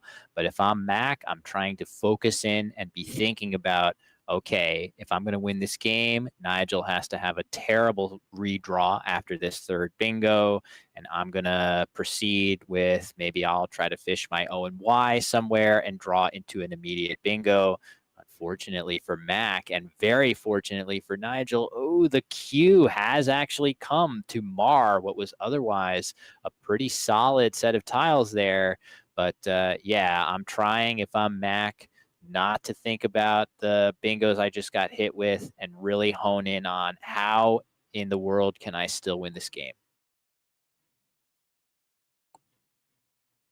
Yeah, and one thing I'll say also is that even though you're in the worst case scenario in a lot of ways, if my opponent just bingoed 3 turns in a row to start the game, look at how they're placed. There's still a lot of space on the board to work with. It's not like they're just completely exhausting the board at this point. And so Matt could still potentially, he's down roughly 2 bingos now. There's still a lot of opportunity on this board to bingo twice long term. Yeah, what is so crazy, the more I look at this position, the more I realize Mack's plays suck. Now that that H has been blocked, there's really nothing to do for 30 plus, leaving good tiles. It feels like the average score on this board is so high, but somehow that Y is not going to help Mack all that much to score or accomplish much. The question is how desperate you are here. Do you want to open more space? Do you want to go straight for that bingo, play just the Y, play just OY, maybe with boy? I mean, I don't like any of these options. YODH, you are sort of like creating situations you don't want. You need to bingo and you need Nigel Peltier to draw non-bingo tiles. If you make a play like boy, it feels like you're letting Nigel Peltier off easy with a lot of draws, especially that X. It's really looking bad for Mack. I feel like he's going to take a long time here, Will. What sort of play are you looking for? What sort of resources do you have? Yeah, I think the idea of playing the O and the Y and keeping that really strong diner leave makes a lot of sense. If I'm going to play those 2 tiles, I don't want to play boy. I feel like playing something down from the B of butter is very grim for that upper left quadrant of the board. I would be much more apt to want to play YOU into the U of was for a small point sacrifice, because the Z down low, that's a bingo lane where you're often going to be playing through the Z with IZE. Those bingos are deceptively not that strong, but playing YOU somewhat protects that Z. Maybe you can draw some kind of miraculous 8-letter bingo starting with Z, and by playing YOU, you do not obstruct any better parts of the board, such as the B of butter, where you can double, or any of the tiles on the right side of the board, like those really nice bingo tiles in Waterish. That is not a play that you're going to feel good about if you're Mack, but it might be the way to go here, Morris. Yeah, I like that suggestion a lot. And it could allow for long-term opening up the bottom right as well for bingoing. You could imagine a 6-tile play going beneath you and then creating a line to the second triple. So that feels like a productive move when you can't score a ton this turn. It does. It does. I like that suggestion from you, Will, of you. 2 points is probably not going to make the difference. It doesn't usually in these sorts of games. Mack is now looking at yin, maybe playing that on top of Waterish. That creates a sneaky little spot for an R, which would sort of do a great job at maintaining space on this board. The problem with yin is so many letters go here, and you could probably just imagine a high-scoring play in response from Nigel just shutting that down. So obviously Mack needs a lot of help, not only from the bag that he is drawing from, but from the racks that Nigel Peltier has. So far, it seems like Nigel will be cut a little bit short on his next move, but he has such an easy spot for the Q, keeping decent tiles, LOONGS. You can probably draw into a decent amount of bingos with that leave. So Mack's going to have to avoid a lot of obstacles and draw very well to come back in this game. But we've seen worse odds for the player in front of Mack. Nigel Peltier down 190 points against Ori Swift on a similarly open board, was able to cut into that lead turn after turn and ended up winning the game. So anything can happen, and I'm curious to see what does happen. Mack has spent over 6 minutes on this turn. It makes so much sense. You have to make sure you're not missing something. You have to make sure you're not missing a high-scoring play. A great way to dump your Y. He's looking at Yin here, Will. I don't know if I like that play. Yeah, in his defense, this is an extremely difficult position already, down by so much. Maybe he's thinking, if I can just dodge a really big play of the type you described, Josh, of a 5-letter word going across, hooking it. Maybe Mack wants to try to hook his D there and then set up edit for himself on the top row. If he doesn't hit a bingo immediately, there could be multi-step plans like that he has in mind, and just not the draw he needs with those 3 vowels. And to your point as well, Josh, the Q dump is so simple and easy. And if Nigel were to draw something like an I, he would have soloing and butters, which could be the nail in the coffin here. A lot is going to hinge on this draw for Nigel. Anyone rooting for Mack is rooting for Nigel to whiff on this draw. Oh, and there is the I, Morris. The I finds its way. Commentator jinx intact. Jeez. Yeah. Nigel's looking like he's in command position. I was even wondering, would he have played Goons last turn over QI just to have potentially blocked any threats that Mack was trying to set up there? But yeah, this looks pretty over after this play. Yeah, so many words on this rack. Soloing Olingos, Logions. I don't think Nigel is going to miss this bingo. I don't know of any plays Mack could make that would inhibit the spot for Butters, but you might have that sense. You might do something unexpected with this rack. He's looking at playing oboe. This makes so much sense. OBOE, setting up that D makes a lot of sense here. I think this is what he's going to go for, and I feel like that's what I would play too, Will. It seems exactly what you want to do with this terrible situation. Yeah, oboe looks solid. Another possibility for those same letters in that order would be ooze on the bottom row through the Z, but I do agree that oboe more realistic to set up a spot for your ED suffix to go down. Not sure if he's picking between those 2 options here, but yeah, you might want to leave that Z open. Again, at this score, you really might be needing an 100+ point bingo off of that Z. Unfortunately for Mack, and very fortunately for Nigel, I fully expect soloing to come down quickly, cutting off that possibility next turn. Morris, this is looking very, very good for Nigel Peltier. And nothing to add there. I guess I think, yeah, oboe just is kind of natural here. Working with that top left part of the board is going to be important long term for Mack to get, at this point, 2 bingos, or 2 bingo scores, I should say. I guess, so 3 bingos down. I mean, there are still enough tiles for Mack to draw really well this turn and bingo, bango, bongo. It's maybe a 1% chance after soloing, but it's still going to be a 1-ish% chance if I had to guess after the bingo goes down here. So oboe coming down. This is solidifying what is to come. Nigel Peltier, if had any question about the validity of soloing, which I don't imagine he does, is now going to be able to bingo down to that O with a number of possibilities.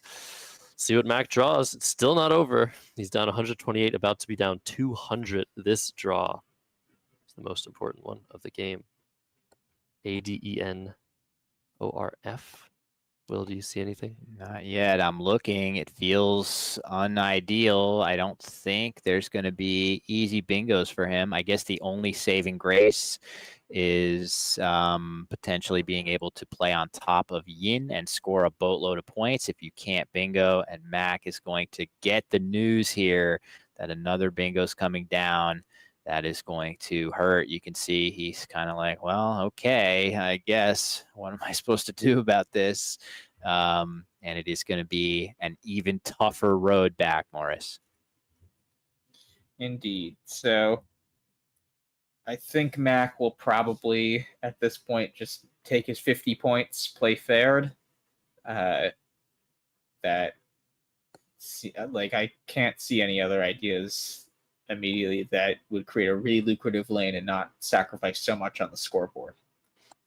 Yeah, but you know what? Like in a position like this, it feels like Mack needs more than 50, right? He's down 200.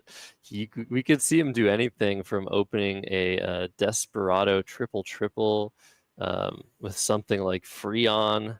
That's oh my god! Look at what Nigel Peltier has just drawn. Yeah, Banalize at least through the Z. This is just complete annihilation. I don't see a path back for Mack Meller, but you know what? It's been quite the road. I'm calling it, guys. I'm calling it, but you know what? These guys have played tremendous Scrabble, both of them deserving of potential victory here. Just went in favor of one of the two.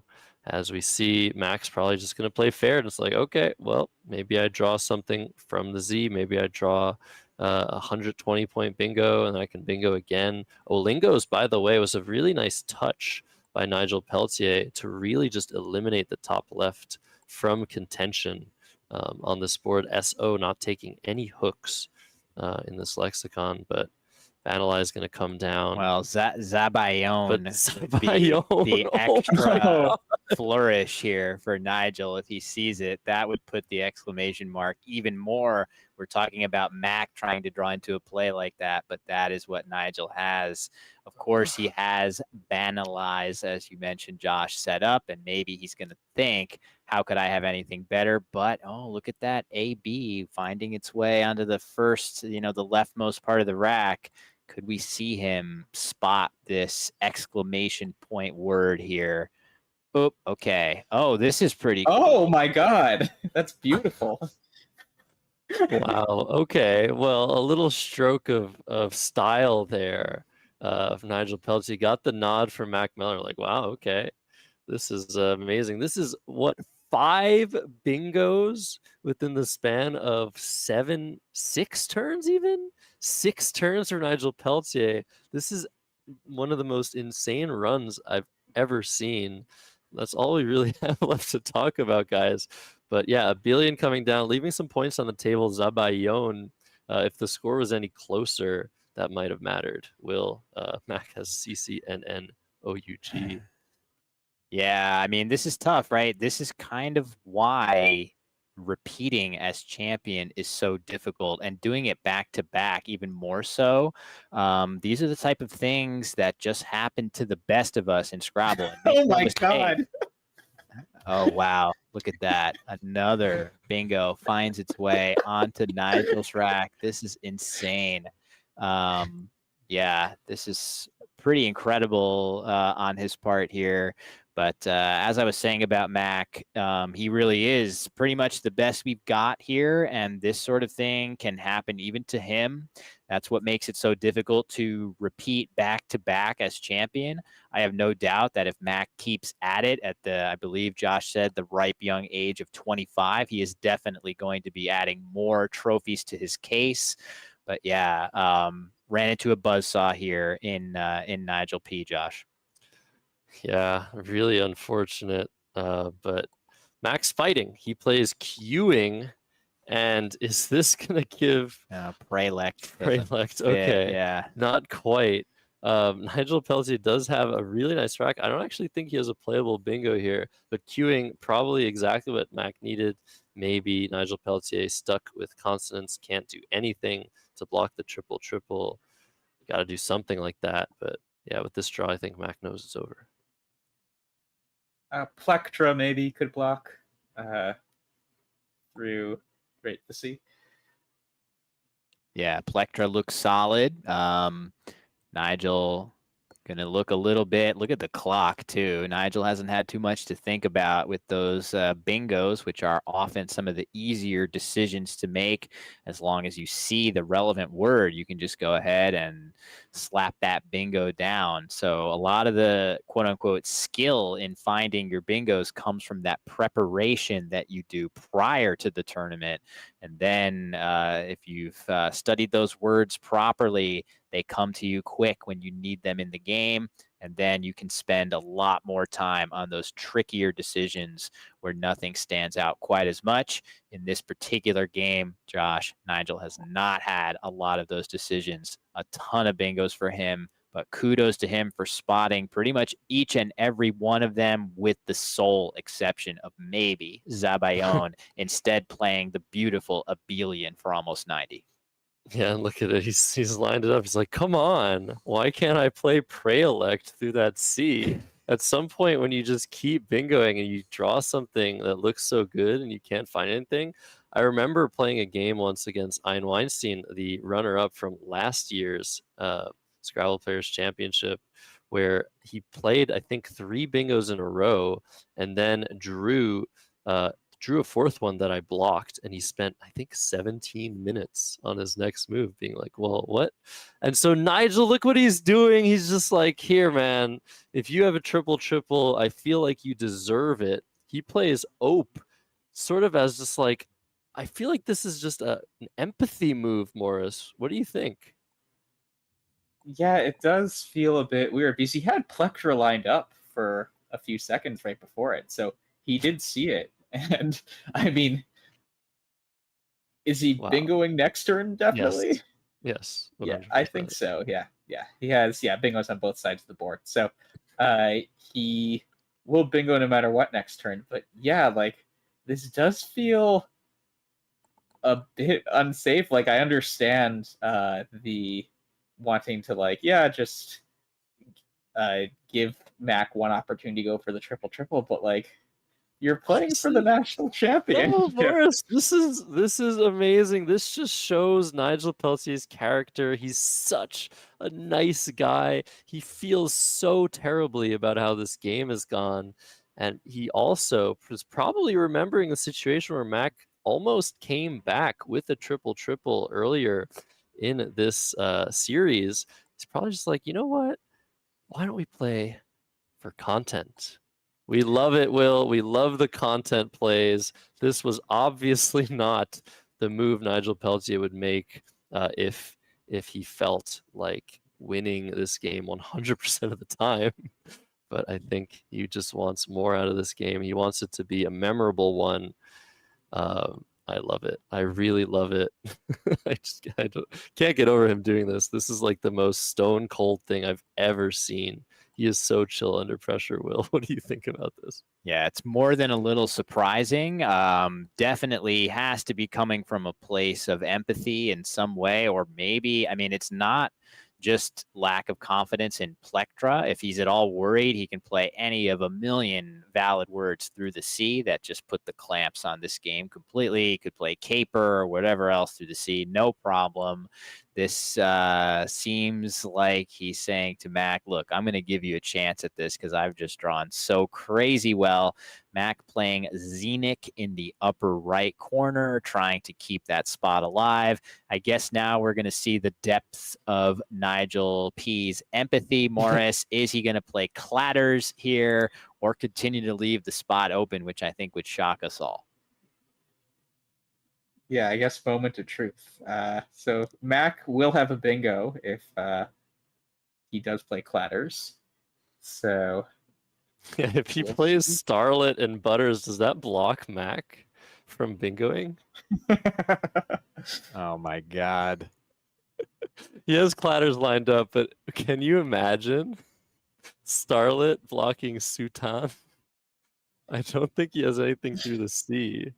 I think Nigel Come on, Nigel, don't do it to us. Okay, Clatter's coming down. This is the nail in the coffin of this incredible 6 bingo game so far.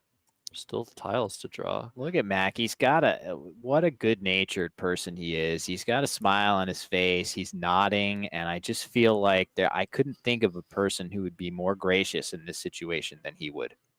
Yeah. So Sutan coming down with Butters. Finally, Mack plays, I think, his first bingo of the game to take him to the 300 mark. Nigel Peltier has drawn a terrible rack. What an unlucky fellow he is. Yeah, he's really, I feel for him with that draw for sure. But do we see anything good through that E of Soutane? Morris, you spotting anything in there? Not immediately. Yeah, it's tough. So tough. Brutal. My heart does go out to him. No, I mean, all jokes aside. Oh no, he has Ervil.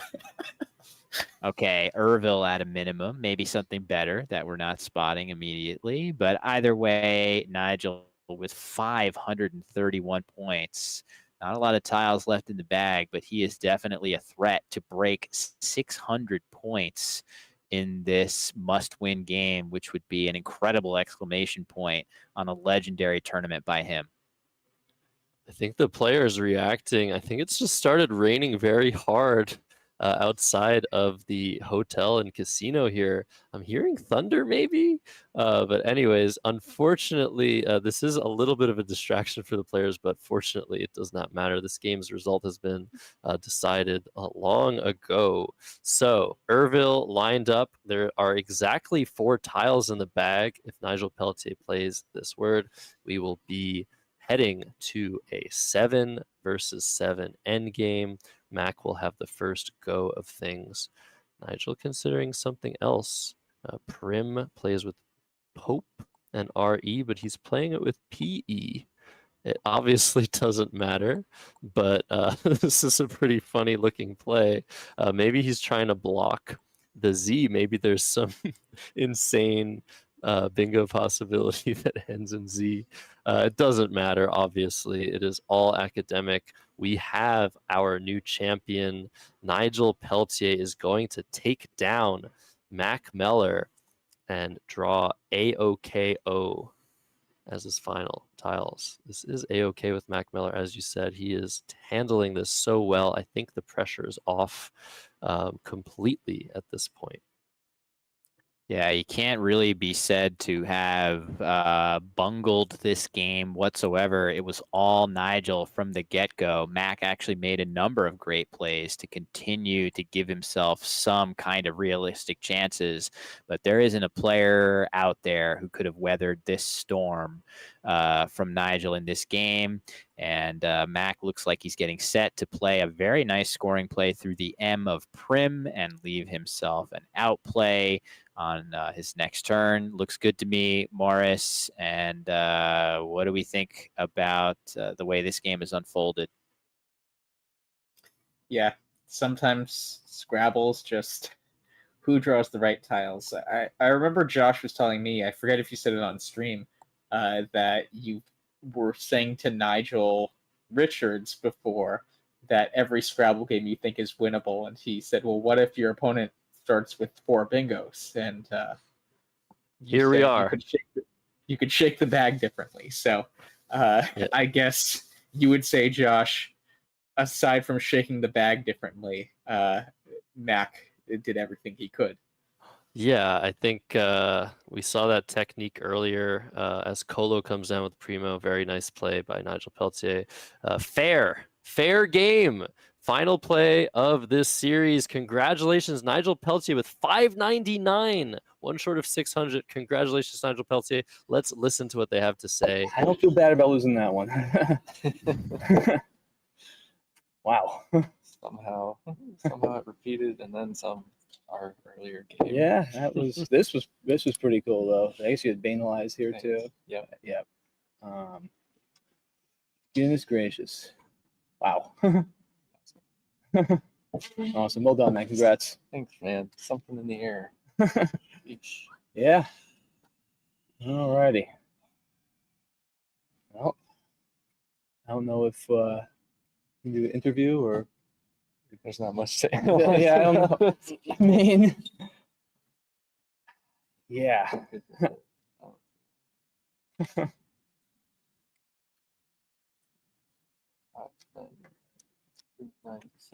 Yeah. Just a little bit less dramatic than last year at the end. Just a little bit.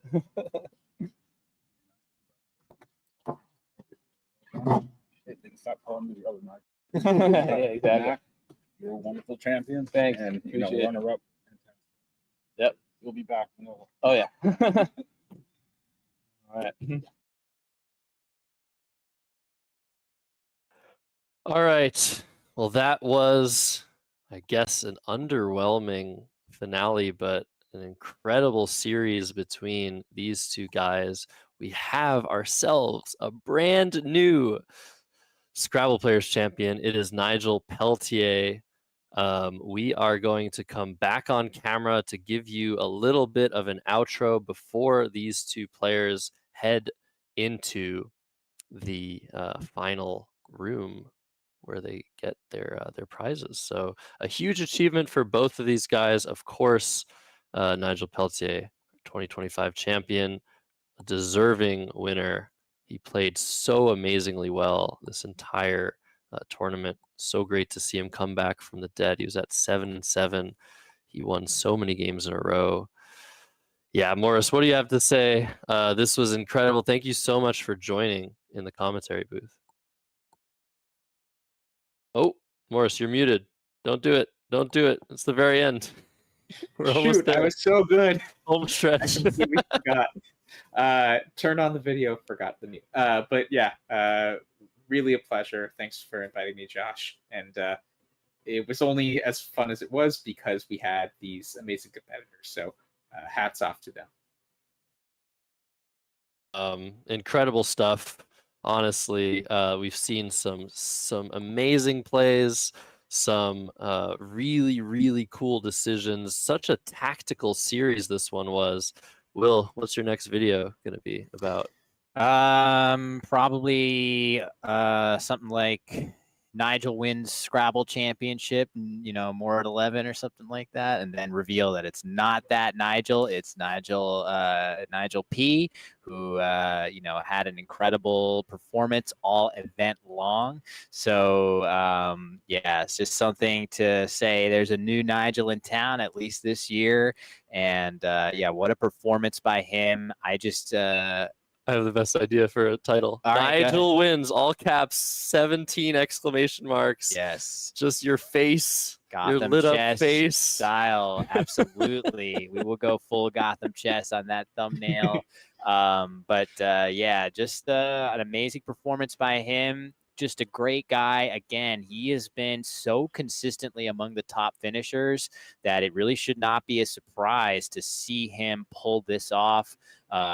Just really awesome to see for him, and for Mack, a little bittersweet to come that close to the incredible feat of a successful title defense, something so rarely seen in a game like Scrabble where there is a non-trivial luck component. He should hold his head high that he played fantastically throughout the entire tournament, and I'm not sure if we have our winner here, and I will be vacating my seat to the 2025 North American Scrabble champion, Nigel Peltier, in just a moment here. So I will we'll do our little switch over and we'll congratulate our new champion.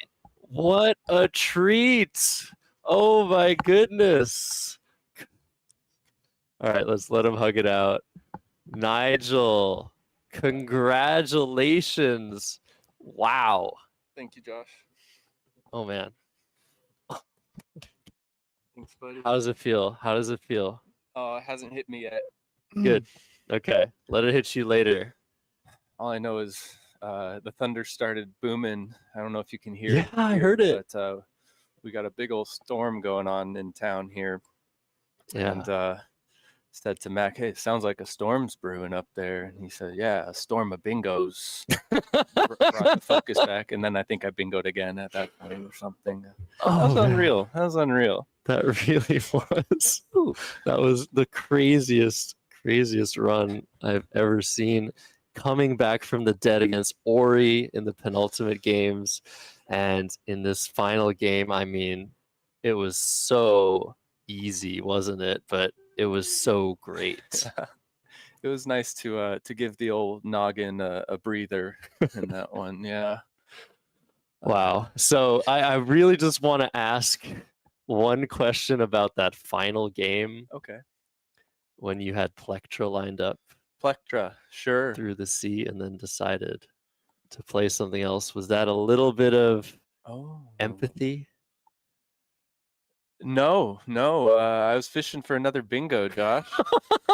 Alter, as most experienced players would recognize, as one of the more solid 5-letter leaves, and I figured there's still tiles in the bag.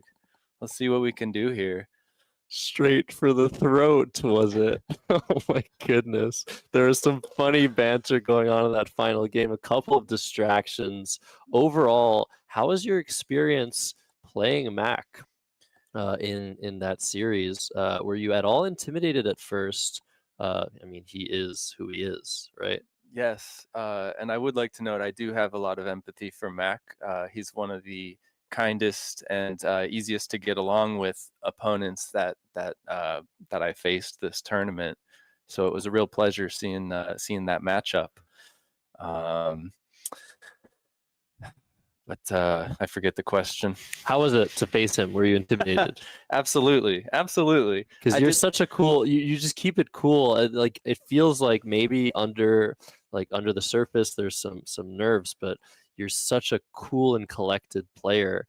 But this is the highest stage. Right? That's right, Josh. I tried my best to maintain that. I was getting some feedback from multiple directions throughout the tournament that they were noticing my calm demeanor. So I made a point to try to latch on to that, keep it going. I think there's something to that. It helps. So everyone gets rough draws. Maybe not every game, but every tournament. There's going to be some rough situations, some rough positions, maybe some unwinnable games. So getting used to those and handling it, and being able to just let it slide, let it move on. That's a big key for sure. How important is it to you? Because this is the tournament you play pretty much every year. I think every year you maybe not 2022, but it's been a few years at this point. But I've played a lot of them. Yeah. You're always in the fold. We kept mentioning that, Morris and I and Will, like that you just always seem to be in it. I always tell that story of when you went on an incredible run. Like, dude, where did you come from? You're like, yeah, well, it's crunch time. I tell that story to so many people. How important is the national tournament for you? Oh, you can feel the excitement in the air. The 31 games, but what it's really about is the competitors here, the opposition, across the board, as well as just the vibes in the air for the whole event, because everybody is traveling here from all over the country, all over the world. And they're here for a reason. They're trying to bring their very best game. They prepare all years for events like this, and I would say that brings out the best in me. I mean, I feed off of that energy from the rest of the field here, and I don't know. There's something about that, but. Yeah, just try to focus in. That's about well, you did that and more. We do have one question from Morris. You should be able to hear him in your earphones. We can bring him back to the scene for this one question, and then we're gonna probably take it away and let you accept your prize. That is Morris right there for you. Hey, Nigel, congratulations. Oh, thank you. My one question was, you had a 173-point game in this tournament also. What was that's right. That's right. Yeah, was that like a weird turning point at that point in the tournament? You know, it sure felt like it felt a little rough at the time, but that one as well. I appreciated who I was playing. Robin was very kind about it, and helped me to take it in stride. That was one for the ages, though. That I've never scored that low, and I've never been that far overtime by quite a lot in my entire life. So I'll have to go back and run that one through the analyzer. Good question, Morris. See where I Just went to remind the guy of his worst moment of the tournament after Well, no, he's just. That's awesome. That was the perfect question. I hope you find that game. I would love to analyze it if possible. It seemed like an insane situation. But anyways, we have some people to thank, especially you. Congratulations again for winning. It is so amazing to watch. You've been close so many times, but we are going to, I think, end the broadcast. I'm going to let you go down, accept your prize, and we're gonna end things soon. But Nigel, thanks so much for coming up. Thanks for talking to us. You know, I didn't expect it. I was just like, oh, someone else? I've been in here all alone this whole time. I got Will here. I got you here. It's just great, man. I guess I feel like a person. Yeah. Well, thank you, Josh, and Morris. Everyone that's been in the booth, y'all are doing a really great job, and the people love what you're doing. So keep it up, and we really appreciate your perspective on these games. All Thank right, you. congrats, man. Thank you so much. Let me take that from you. Yes, sir. I'll be hugging you later. I'll be congratulating you later. Good job. All right. That was Nigel Peltier, our 2025 North American champion. Oh, back alone here, Morris. But wow, what an amazing broadcast. We hit a little bit of a hitch starting the game 3, but we were back in style. Thank you so much for joining us. We're just gonna put this slide down. I don't know if I'm gonna be talking during this slide, but I think I will. Yes. All right. So why don't you start doing the honors? Why don't you thank all the staff? Because I guess I'm a part of that. I don't want to thank myself, Morris. Can you read that? Sure. So hats off to all the staff who makes this event possible. They're kind of unsung heroes for most of the tournament to just make sure games progress, pairings progress, everything in between. So that includes Art Moore, Diane Moore, Alan Stern, Jeffrey Nelson, Chris Seaholm, David Kleonsky, John Merlau, Jason E. Dulski, Carrie Bottorff, Sarah Rosenbaum, John Shu, Christian Shu, Heidi Robertson, Bill Cole, Josh Sokol, Kristen K, and Andrew K, who've been operating the stream, Josh Greenway, who's operating the other stream, Steve Grobe, and Daniel Stock. So thank you so much to all those people. They include overall directors, MC of the event, annotators, division leaders, everything in between. So that was so helpful. And I guess, Josh, I'll let you do the honors the rest of the way. Yeah, of course. I didn't want to thank myself, but no, huge thanks to all the staff. I got to meet them. This is my first time on staff. They did a fantastic job. Honestly, a special thanks to Christian Andrew making this incredible broadcast possible. We did achieve 1,000 viewers just a few moments ago, and it's all thanks to their amazing work behind the scenes. They won NASPA People of the Year for a reason. Next, NWL commentary. Okay, so I was in the booth this whole time, but Matt Canick all throughout the weekend was helping me call the shots. Charles Ranke and Annette were here on Monday. Morris, you were here yesterday and today. And of course, Chris Canick yesterday afternoon. The CSW commentators, Matthew O'Connor leading the way, Neil Gann, Charles Ranke, Elise Bickford, and Nitz Chugti. Thank you so much for making that second stream possible for the first time in history. And of course, I would be remiss not to mention Josh Castellano, Wave and Toe, making all of these amazing scripts we use to help you out in word definitions, with the scores, with all of the overlays, letting you know what's going on in real time during the game. And special thanks to George Bissonette and Will Anderson. Will for joining the fold earlier. after the 31 rounds, and George Bissonette for providing the board that we were using for this finals.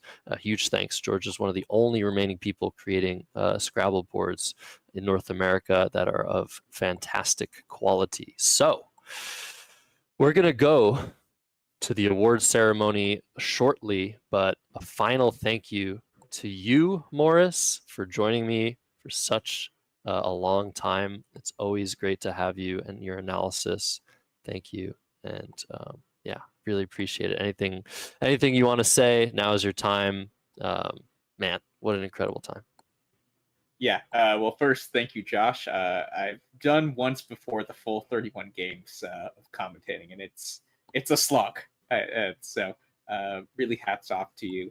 And then I guess the last thing we didn't thank were the players themselves.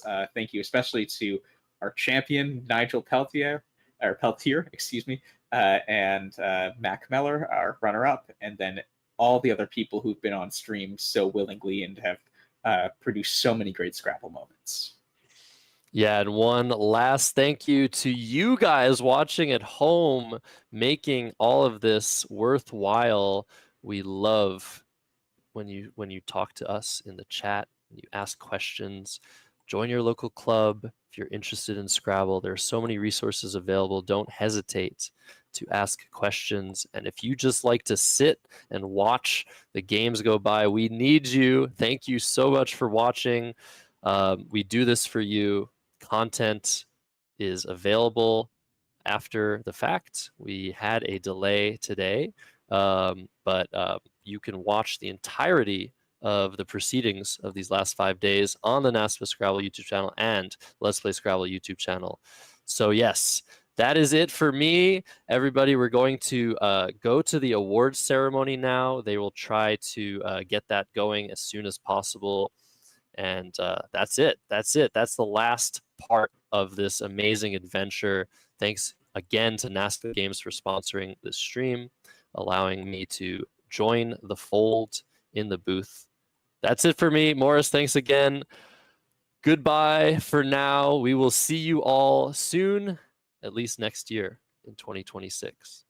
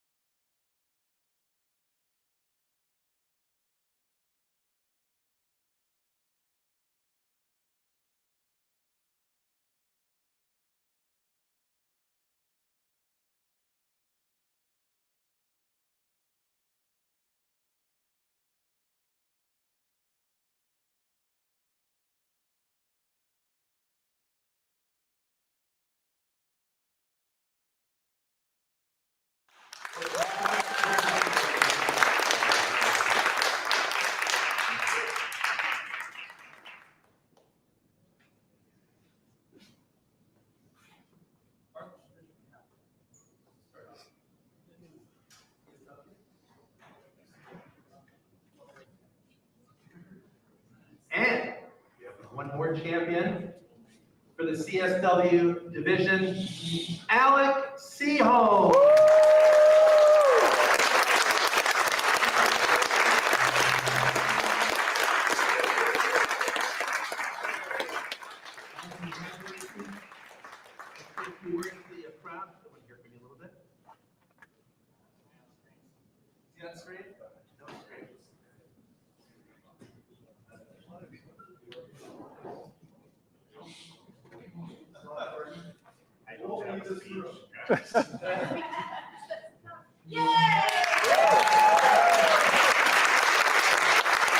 Obviously, we have a few words other than over the board.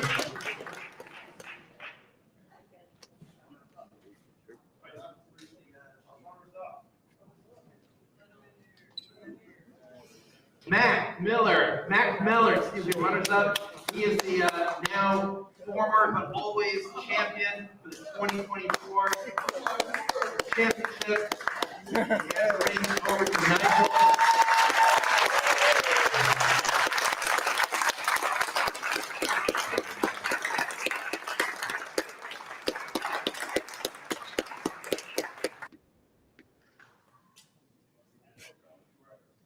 And runner-up in CSW, Dennis E.K. Garegor.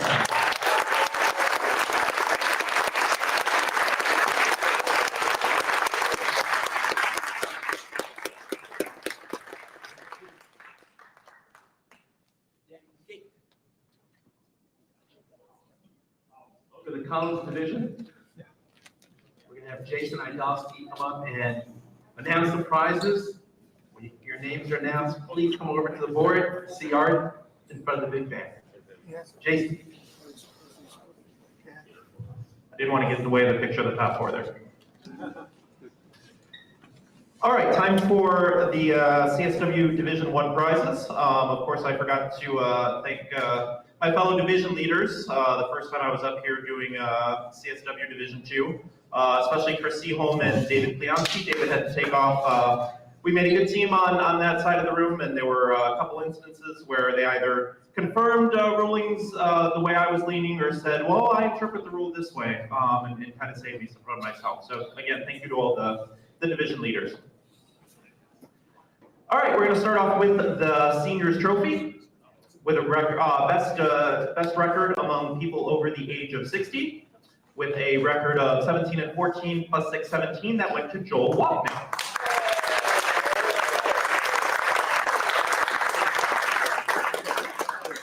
Unfortunately, Joel had to take off, but he did get that trophy before he left. Only one class, or two class prizes total. The division was split in half, so these were best records among people seated in the bottom half. Coming in second in that with a record of 15-16 plus 783, $150 goes to Tim Weiss.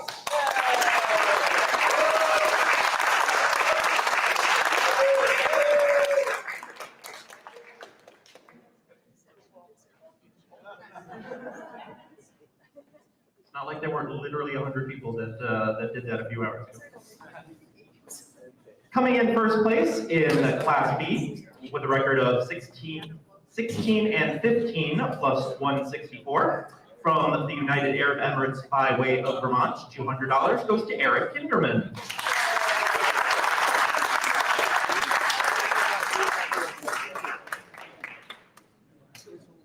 Coming in sixth place with a record of 18.5, 12.5 plus 1,247, playing in his second SPC since 2010. $300 goes to Sammy Okasaga.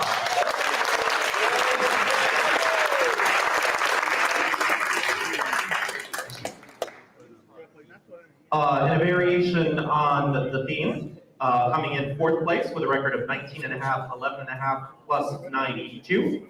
Playing his second SPC since 2012 and having basically the same first name, $400, and fifth place goes to Sam Rosen.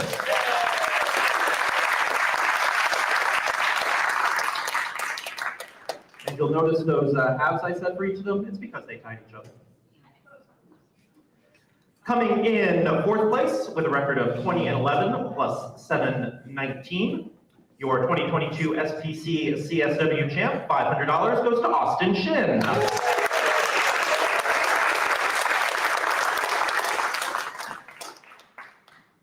Coming in third place with a record of 20-11 plus 818, his first ever top 3 SPC finish, $600 goes to Ben Schonbrun.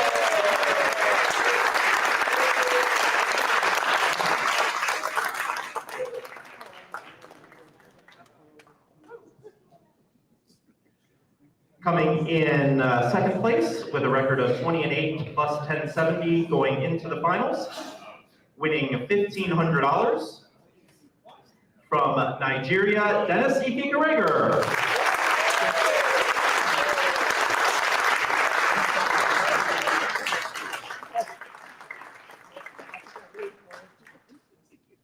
So I believe these, the best of 5 finals, I can't remember exactly when they started, but I do remember in 2019, as CSW division leader, I was, the one in the playing room, like in case there are any directors calls, which did happen in CSW. One of us has to be in there so they don't have to, so they don't have to go far to find a director. And as soon as the NWL division was decided, Carl Johnson extended his hand across the table and said, "First of many, I'm sure." And that image still kind of lingers in my mind because it shows what a class guy Carl is, and it shows, what a great talent our CSW winner is. But then, the world shut down. We didn't have a championship in 20 or 21. And then in 22, he finished third, and in 23, he finished third, and in 24, he finished third. And so, it was, it's a challenge to, to make the final among such a great group of players, even when you're so good. So it was like first of many, like, well, maybe not, but no, it almost certainly will be the first of many. And this will probably be the second of many. With a record of 21-7 plus 1475 going into the finals, winning the final over Dennis 3-1. His new rating is going to be somewhere north of 2162, which is what it was at entering the finals, and then he beat an incredibly good player 3-1. So it'll be approaching 2200, which is Wellington type stuff, really. $4,000, the trophy, and the title of SPC CSW champion, Alex Seaholm.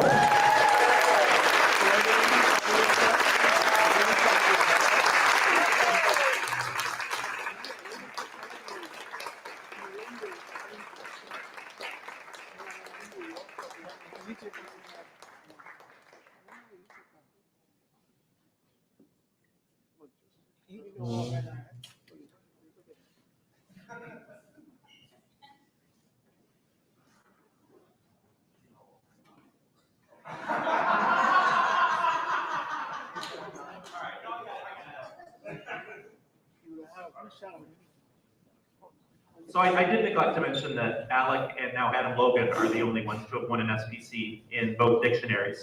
So, applause. So I gave him the trophy, said now you got them both. He said, we're going to have to invent a third dictionary just for you. And Alec turned to him and said, I'm not learning French.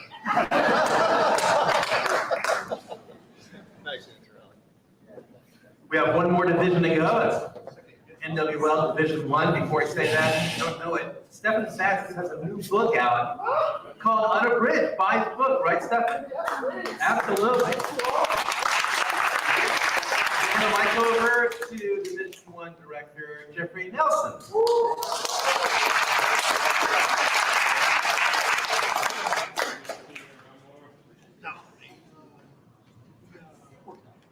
Our summer camp of crucial verbalism, hashtag Collinsword, the draws to a close. Let's remember the acquaintances we made, the hatchets we buried from years old slights, and yes, the closed down, locked tight boards that ended with 6 passes and 1 person who shall remain unnamed with a score of less than 200. And who knows, maybe someday that person might achieve some sort of greatness. There's no way to ever know. No one will ever know.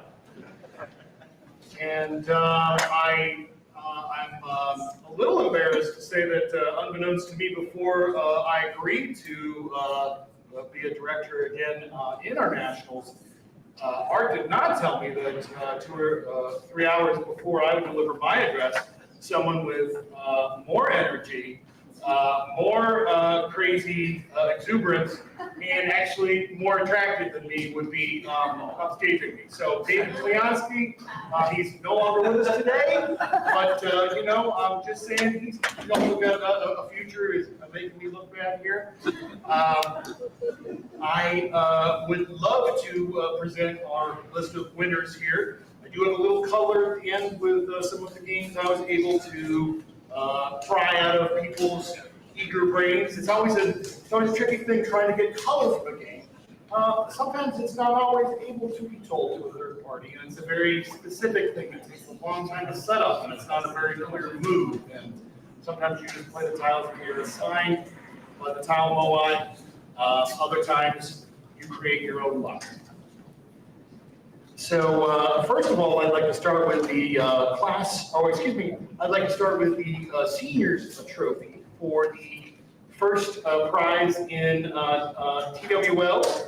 We have a whippersnapper by the name of Chris Cree, who went 18 and a half wins from age 54.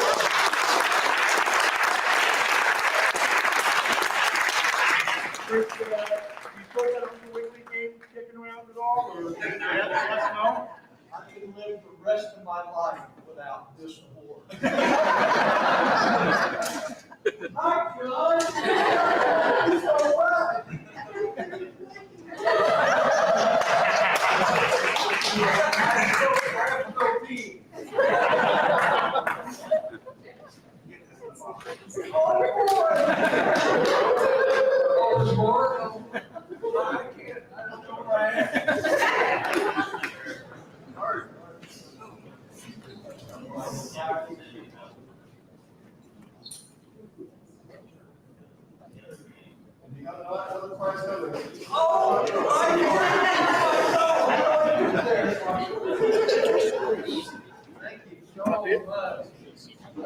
Well, I suspect the secret to staying young maybe to keep laughing. But either act or whip.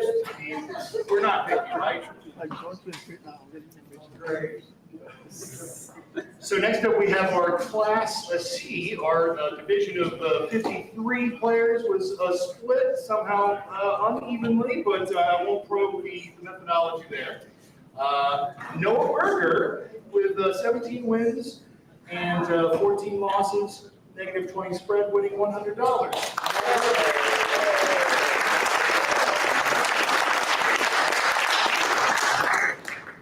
Exceeding expectations placed on him by the game in the second place class prize, all the way from Alabama, winning $150, Eric Harshbarger.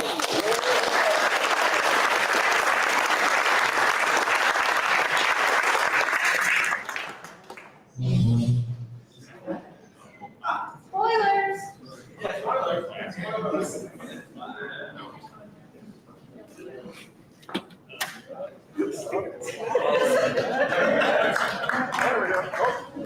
Who's running this? Now comes a Scrabbler who has not only exceeded expectations with us regarding his age on this celestial plane, but also his station in the Scrabble rankings, winning $200, first class prize for subdivision C, Chris Cree.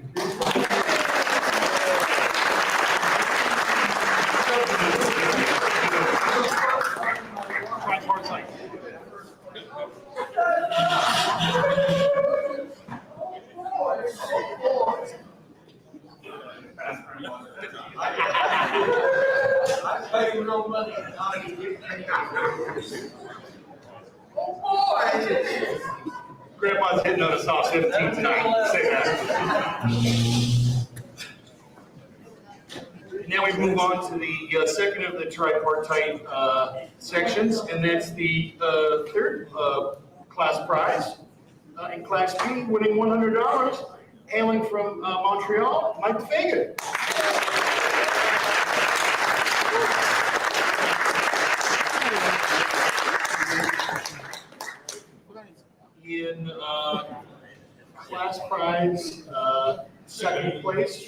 for Subdivision B, winning $150, Marty Gabriel.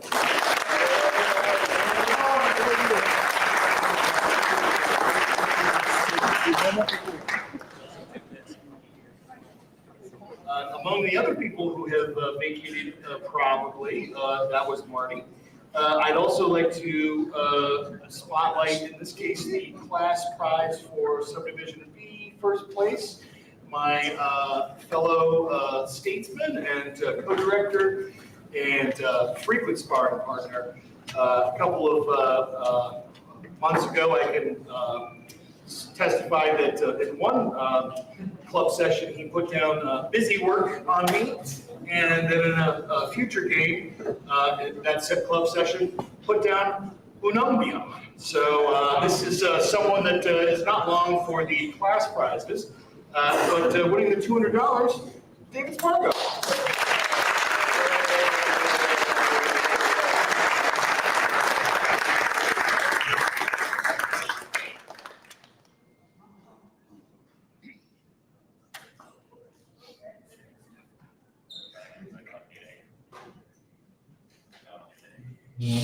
And now we're on to the general place prizes. Winning 10th place, sort of fresh from a Scrabble CW victory that features the likes of Kuroi, is winning the $100 with 18 wins, Rafi Stern.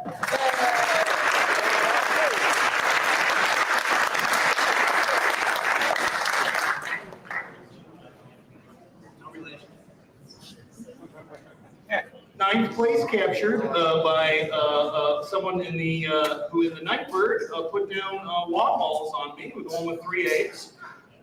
Ian Weinstein, $150.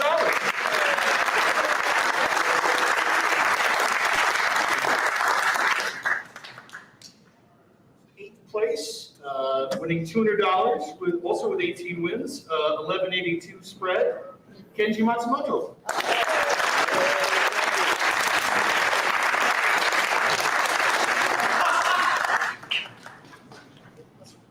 In 7th place, winning $250 with 19 wins, 386 spread, our fair caster and media extraordinaire, Will Anderson.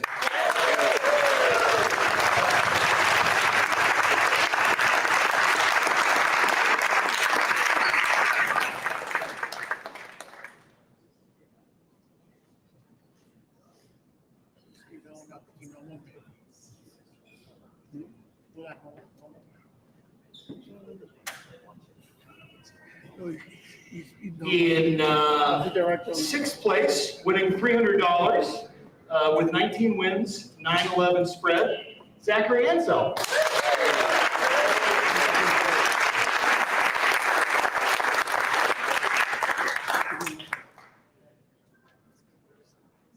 In 5th place, winning the $400.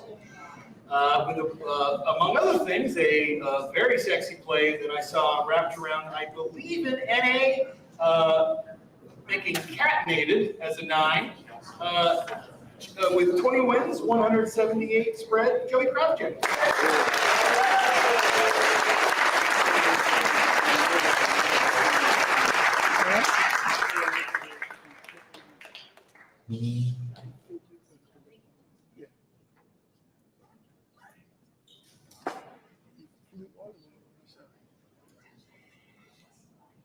Winning $500 for 4th place with 20 wins, 971 spread, Canada's own Jackson Smiley.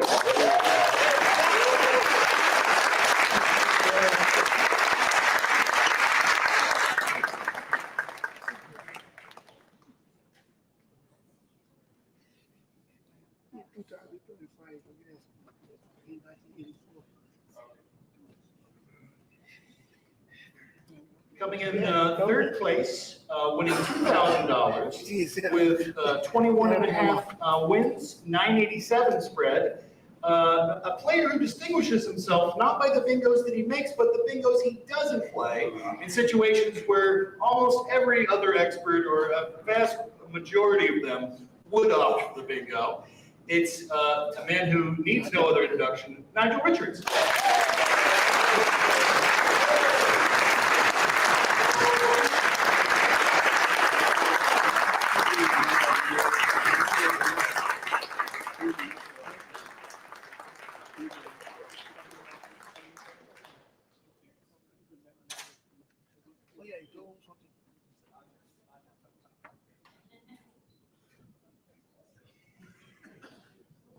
And next we have the second place.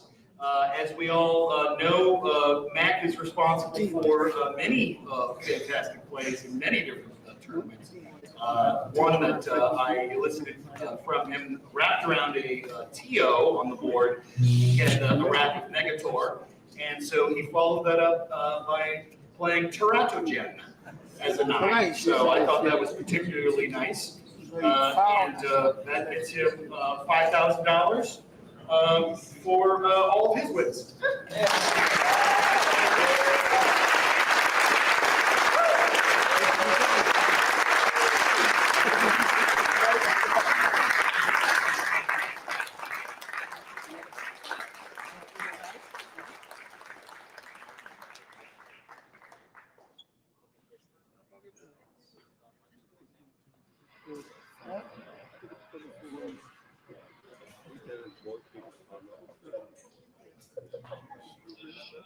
And coming into first place, winning the $10,000, the trophy.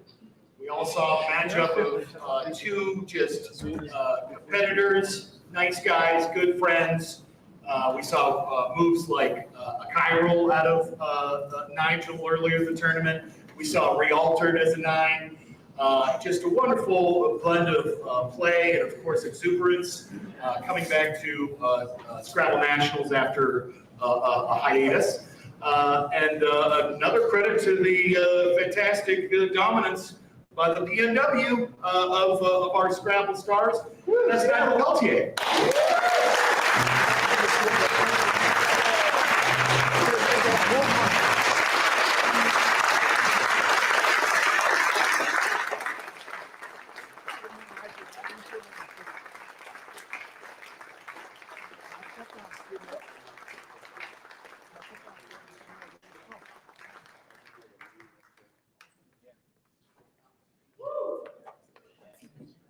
Maybe never to be beaten, possibly matched in a clinching game, 6 bingos.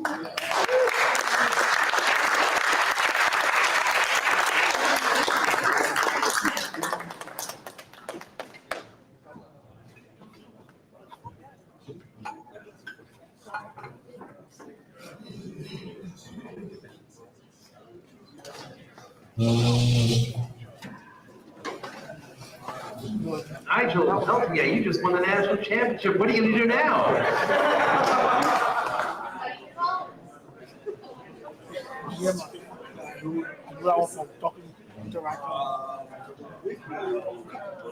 That is a wrap for the 2025 SBC. See you next year somewhere. Hopefully a lot more of you will be there than the word this year. We had a great crowd, over 300. Let's have more next year. Safe travels going home. Thank you.